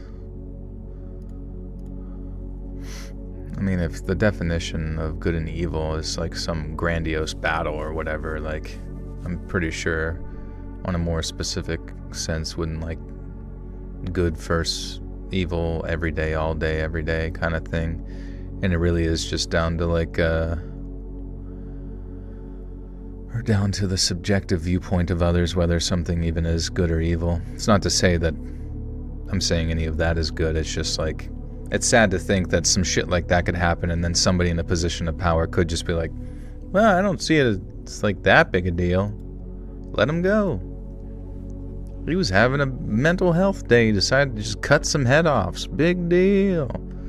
What's the big deal? Sometimes you just gotta cut a head off. Later, via the police report, I found out that he was on an absolutely ridiculous amount of cocaine. But at the moment, all I knew was that there was no way that this pasty creep was going to get his hands on me. And from visiting my client every Thanksgiving, I knew the living room well. I knew that behind me there was a fireplace, and besides that, a set of tools for cleaning that said fireplace. A poker, a brush, and one of those long metal dustpans. And that's what I managed to grab when I reached behind me blindly. And that's when I swung forward, cracking my would-be assailant straight in the crotch. He howls, screams, and fell to the floor. And just for good measure, I brought that pan down again on him, the flat underside slamming into his clearly aroused groin. And I later found out that it's possible to break someone's you-know-what, and that's exactly what I think I did. Unfortunately, this is also why my attempted freak managed to get away with a suspended sentence, because I was forced to lower the charges to avoid him countersuing for some fairly serious bodily damage. But it felt pretty worth it regardless, and I'm pretty sure I dissuaded him from trying to touch anyone else in the future. Now, I found out that my client had unfortunately passed away the week before, and due to his lack of family, his Meals on Wheels order had yet to be canceled. Now, the guy who attempted to touch me was the new tenant, and the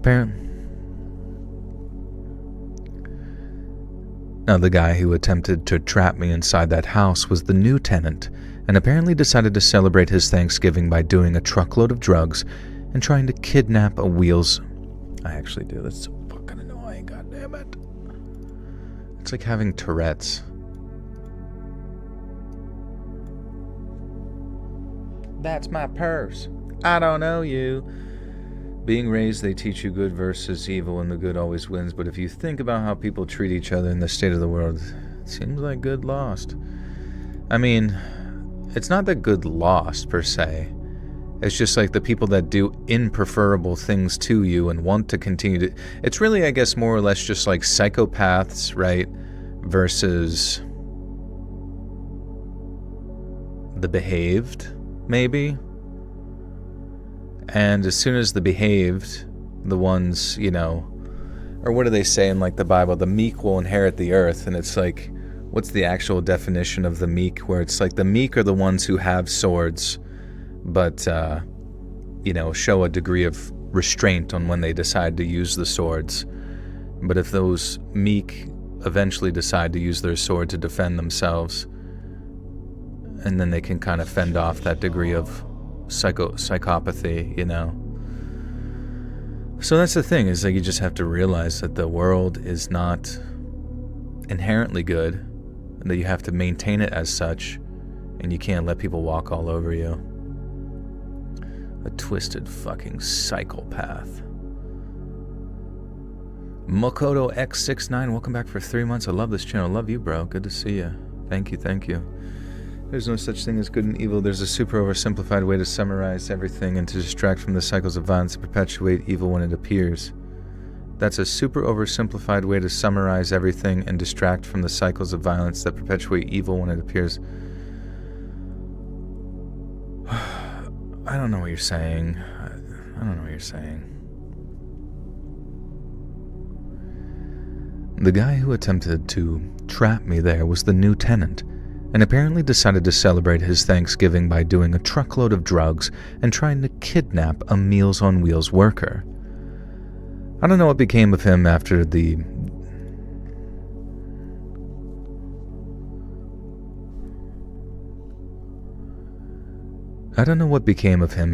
disappointingly short legal proceedings in which I had to go back down from pushing too hard after I in which I had to Do you have any fears? Yeah, all sorts of fears. You think of one fear, I'll probably have it. All of them. Spiders, sharks, getting my penis crushed by a dustbin, bears, getting eaten by a fucking voodoo doll. Well, not even a voodoo doll, fucking ventriloquist doll. Clowns are creepy. Stuffed rabbits with teeth.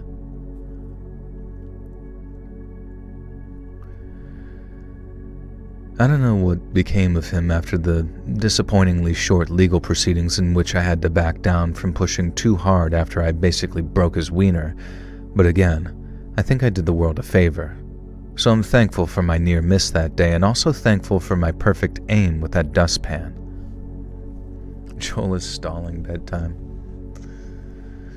You suck at words. No, you don't suck at words. I just didn't understand. Like, I get it. Like, I just don't know what you mean. Is there something that people call... I mean, in the situation, I'm just confused where you're even coming from. I'm sure there's very few actual evil things, but like blaming anything bad on evil is such a counterproductive way to deal with it.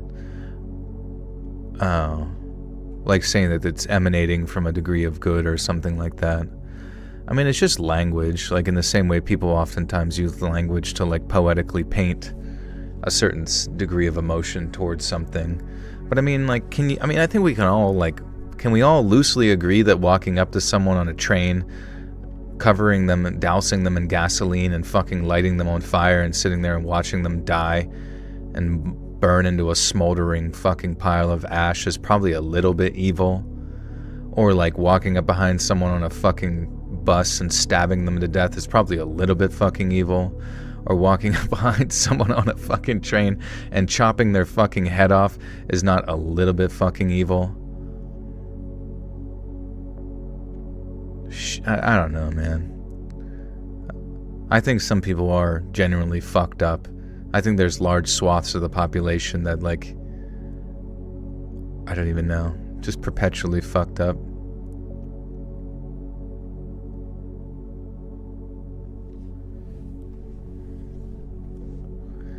I can't really condone any form of violence. I really don't think there's any way to, like, paint it any other way. Weather definitely is evil, and anybody that's ever been locked up once in a while, you run across somebody that is actually evil, you can feel it. I mean, maybe. I don't know.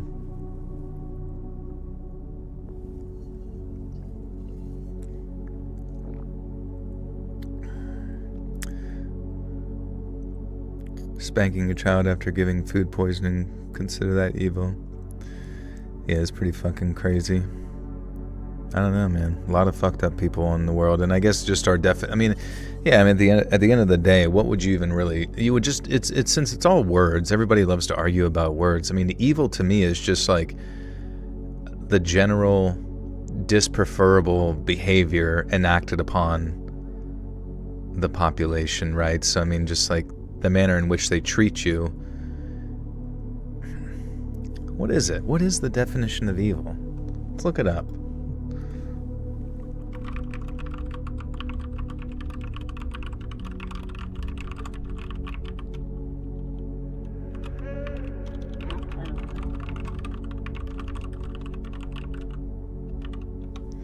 Okiyasha Nijimura with the 5 says, does anyone know what that big ass chicken they cook on Thanksgiving is called? I forget. I think it's just called Big Chicken. Big Chickie. thrive on hurting people. Evil equals intentionally causing serious harm to others while knowing it's wrong and doing it anyways. Yeah, that sounds about right. Doing something that's unpreferable to others, but maybe getting some sort of sadistic desire, sadistic pleasure from it. That's the core. Everything else, ideology, mental illness, desperation, is secondary. To break it down, evil requires intent. If someone harms others by accident, ignorance, incompetence, self-defense, survival need, it isn't evil. It might be bad, tragic, reckless, but not evil. Evil implies choice. Evil requires awareness. A person knows this will hurt innocent people. This violates basic... I think that's one of the fucking most annoying things about, because I can only imagine... Well, let's look it up. Was there someone decapitated on the Canadian public transit, and then the person was released shortly after? Well-documented case in Canada of a bus passenger being decapitated and the person responsible later being discharged from supervision. On July 30th, 2008, Tim McLean, age 22, was riding in a Greyhound bus from Edmonton to Winnipeg when Vince Lee, also known as Will Baker, fatally stabbed and decapitated him and then reportedly cannibalized parts of his body. Holy fuck! Is that evil? That sounds kind of evil. Lee was charged with second-degree murder, but during the trial was determined he was legally not criminally responsible. Dude, that shit's so fucking weird to me. How do they even have that? Like, even if you had some, fucking psychotic, possession, aren't you still responsible for your physical body? Because he suffered from schizophrenia and at the time believed the victim was a demon. How the fuck is... how can you go to a court system, claim the most ridiculous shit ever? Sorry, Your Honor, I thought he was a fucking demon. Your Honor, I thought I was in Doom 2016, and I was just doing a finishing move. I was doing a glory kill, Your Honor, so I could collect more ammo and stamina.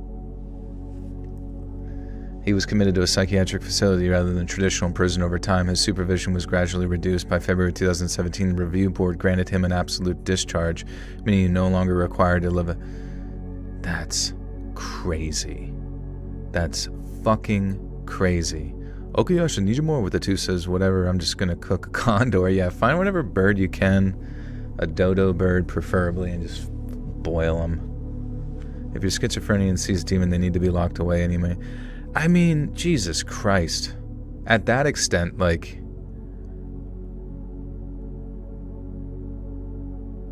don't know. What the fuck are you supposed to do? Somehow, in the mind of the court system, the guy who saw demons decapitated somebody and is most likely going to be a threat to himself and everybody around him for the rest of his life at the drop of a fucking hat is just, yeah, you're good. You're good. Just don't decapitate anybody on the Greyhound bus anymore, okay? That's not really part of Canadian culture, man. It's just not cool to do, dude. It's literally Arkham Asylum shit. Haunted show on Netflix talks about demons and possessions, and they kill their loved ones for being possessed. I don't know, man. I mean, regardless of whatever happened, I don't really think you could ever... I mean, I do believe in certain stuff like that, but it's if that happened, can you imagine how, insane that would be to sit there and be like, oh, you were possessed?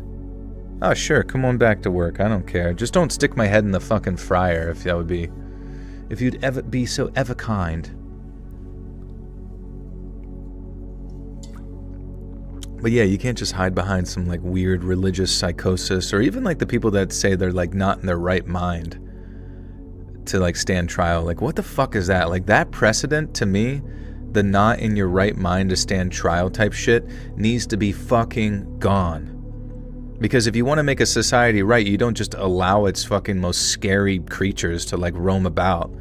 Oh, sorry, the tiger didn't... what do you do whenever a fucking tiger goes into a village and steals a baby and eats it? What the fuck do you do with the tiger? People hunt it down and remove it from the situation. I don't know. I'm not saying that's what you should do, but it's just, what the fuck is, like, what is this precedent that we have in our legal system? The guy who killed the Ukrainian girl this year, he shouldn't be everybody walking through. Yeah, what is the deal with him? I'm honestly curious. What's this update on the Ukrainian girl who was killed on the bus?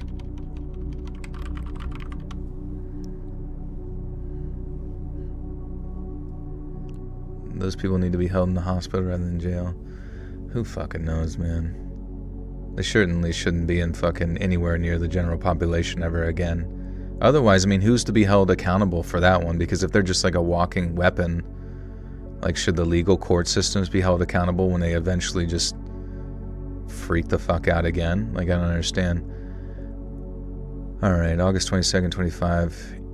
Irina Zarutska, 23-year-old Ukrainian refugee who fled the war, was fatally stabbed while riding the Lynx Blue Line light rail in Charlotte, North Carolina. The suspect, DeCarlos Brown Jr., had boarded the train sat behind Zarutska and then stabbed her in the neck and other locations. He was arrested at the scene. Zarutska died at the scene of the attack. Jesus fuck. Brown was indicted by a federal grand jury under the charge of violence against the mass transportation system.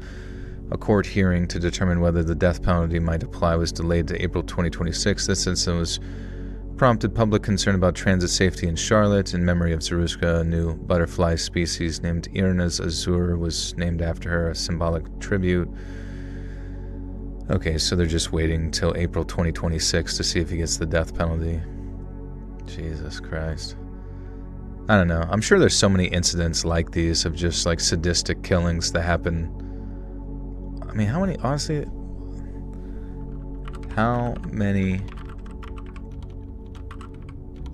homicides happen every day in the US?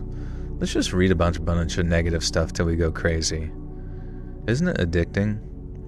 To find the average number of homicides per day, divide 22,830 by 365 days, 62.6 homicides per day.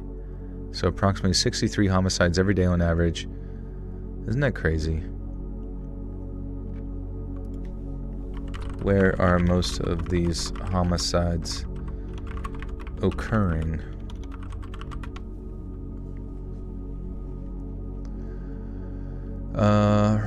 Highest rates, according to USA Facts, in large counties with the highest homicide rate per 100,000 for 2023 include Orleans Parish, home to New Orleans in Louisiana, Shelby County, home to Memphis. Dude, these are the crazy ones. Like, I never knew that New Orleans and Memphis in Tennessee were so dangerous. And then St. Louis City in Missouri, Baltimore City, Maryland, Washington, D.C. Yeah. Alright, we'll never go to those cities. What's the number one cause of death for children in America? It's probably like, let's see. Number one cause of death for children in America. Would it be like SIDS or something? Like, in the United States, for children aged 1 to 17 years old, the leading cause of death is injuries, particularly from firearms, including suicides, homicides, unintentional shootings. If you narrow it down further by younger age groups, children ages 1 to 4, top causes accidents, unintentional injuries.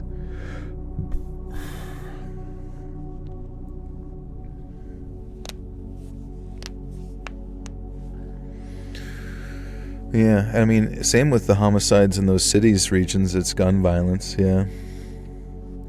You lost your first started to SIDS, I'm so sorry to hear that, honestly. Isn't SIDS a general blanket term? I do believe, yeah, I mean, yeah. Let's ask it, actually. What are the specifics of SIDS? Sorry to dig into it, I'm just curious. Sudden infant death syndrome, SIDS, is one of the most unsettling, poorly understood phenomenon in pediatrics, but here are the clearest medically accepted specifics without sugarcoating or speculation. The sudden, unexplained death of a baby younger than 1 year old after a full investigation. A proper SIDS case requires no signs of trauma, no signs of suffocation. Oh, really? So no signs of suffocation, that's crazy. No signs of infection or medication condition that explains death. A complete autopsy, a review of the sleep environment, clinical history review. If any identifiable cause is found, it is not SIDS. Age group most affected, 90% of SIDS death occurs before 6 months. Peak risk, 2 to 4 months rather than after 8 months. What causes it? SIDS isn't one case, it's a final label for deaths with no other explanation. The most supported theory is the triple risk model. Vulnerable infants, some babies have underlying abnormalities, especially in the brainstem where breathing, heart rate, arousal, waking response are controlled. Studies show some infants have low serotonin levels in this area. Critical development period. In early months, baby systems are still maturing, especially autonomic control, breathing, heat regulation.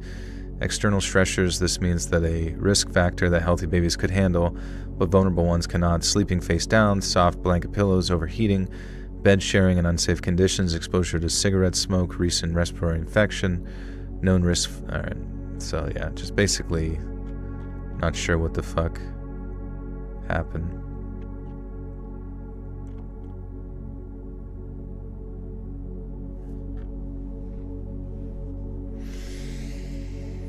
Alright, let's read the outro, shall we, friends?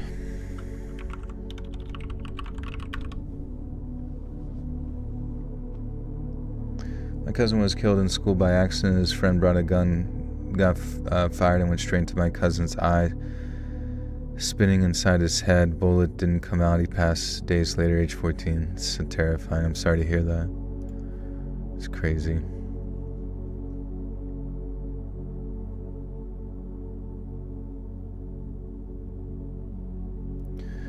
Look at missing people in Florida by July. This was like 25,000 missing person cases, 18,000 of which were resolved this year. What about it? I'm going to end the live soon. I mean, unless you guys want to ask the AI more questions. Do you want to read the outro and then we can ask the AI more questions about random shit? Let's not say we did. We could do that too, if you want to go to bed, UI. Alright, well, can you guys think of something funny for me to say with the outro? Hey friends, thanks for listening. Click that notification bell to be alerted of all Damn, I'm like hardcore fucked tonight. I don't know what's going on. Hey friends, thanks for listening. Click that notification bell to be alerted of all future narrations. I release new videos every Monday and Thursday at 9 p.m. EST. And there are super fun live streams every Sunday and Wednesday nights. If you got a story, be sure to submit them over at my email at letsreadsubmissions@gmail.com, and you might even hear your story featured on the next video. And if you want to support me even more, grab early access to all future narrations and bonus content over on Patreon, or click that big join button to hear about the extra perks for members of the channel. And check out the Let's Read podcast, where you can hear all of these stories in big compilations located anywhere you listen to podcasts. I also have a true crime channel called Saturn Soul. All links in the description below. Thanks so much, friends. Remember to wipe your 6-7. Protect your neck with a bacon wrap. Keep talking to us after the outro. Something funny. Jarvis, give me something funny. How many chickens would it take to lift a car if they work together? Watch your 6-7. Wesley always. Do I have to say? I guess I've never. I think I've already done a 6-7 thing, haven't I? I feel like if I say anything 6-7 related, everybody's gonna unsubscribe. Wipe your limp vegetables. Whatever. No one's gonna think of anything else. I guess I'll say 6-7.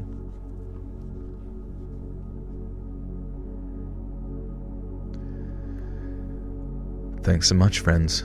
And remember to watch your 6-7. Alright, that was good. 6-7 is hate speech and rooted in oppression.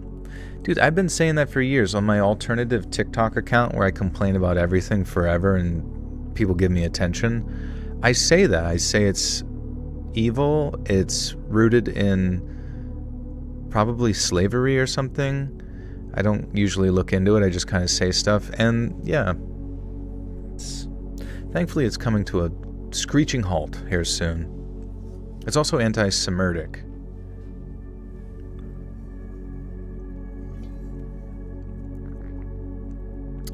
If you had 3 wishes about yourself, what would you wish for? 3 wishes. I don't know, man. Maybe like... There's 3 wishes about myself. To change about myself? 6667. You can't wish for other people or things, just like qualities or superpowers. It'd be sick to have like a full-on steroid-esque body, but not on steroids where you fuck up your heart and stuff and your blood and your organs and your mental health and all that kind of stuff.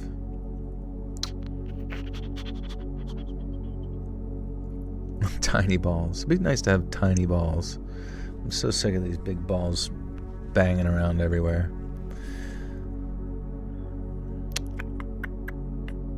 I don't fucking know, man. What else do I wish for? I wish I could make music. Wish I could 6'7". All balls, no wiener. Jarvis, shrink the balls down so they match the wiener. Jarvis, make the balls so big you can bounce around on them.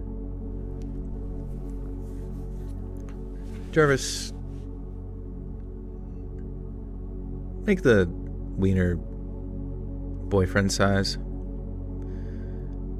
Jarvis, make it so it doesn't hurt anybody. Jarvis, activate freaky balls. Jarvis, incorporate the rage physics engine into the balls.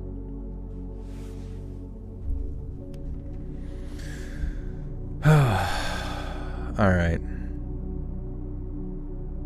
On that note, guys, thanks for hanging out. I don't think I have anything left to say. I'm going to get these up, edited over on Patreon. It's only $1 a month over there for early access to all the audio that we put out. Otherwise, I hope you have a great week. I'll probably see you Wednesday, I guess, before Thanksgiving. I might be doing some cooking and shit, so I kind of... Oh, fuck. Actually, fuck. Wednesday. Damn, I might have to stream early just so I can get my video done.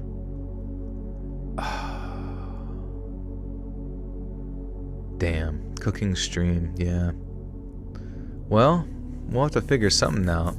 Because I don't even know if I can edit. Or I might have to, like, run home after the fucking... Oh, it's going to be so busy Thursday with, like, friends and family and shit. Dude, holidays fucking suck. They keep you away from work. No, I'm just kidding. But yeah, I might have to start the stream a little bit early so I can get the editing done and cook and all that kind of shit. So it's going to be a pretty busy day. Anyways, follow me on Instagram at letsread.official. Follow my new true crime channel, Saturn Soul. I'll be back streaming Wednesday, though. But I'll let you know on social media. Stream Friday instead. You don't understand, Christy. You don't understand. I gotta stick to my upload schedule. You don't understand. You don't understand. You don't understand.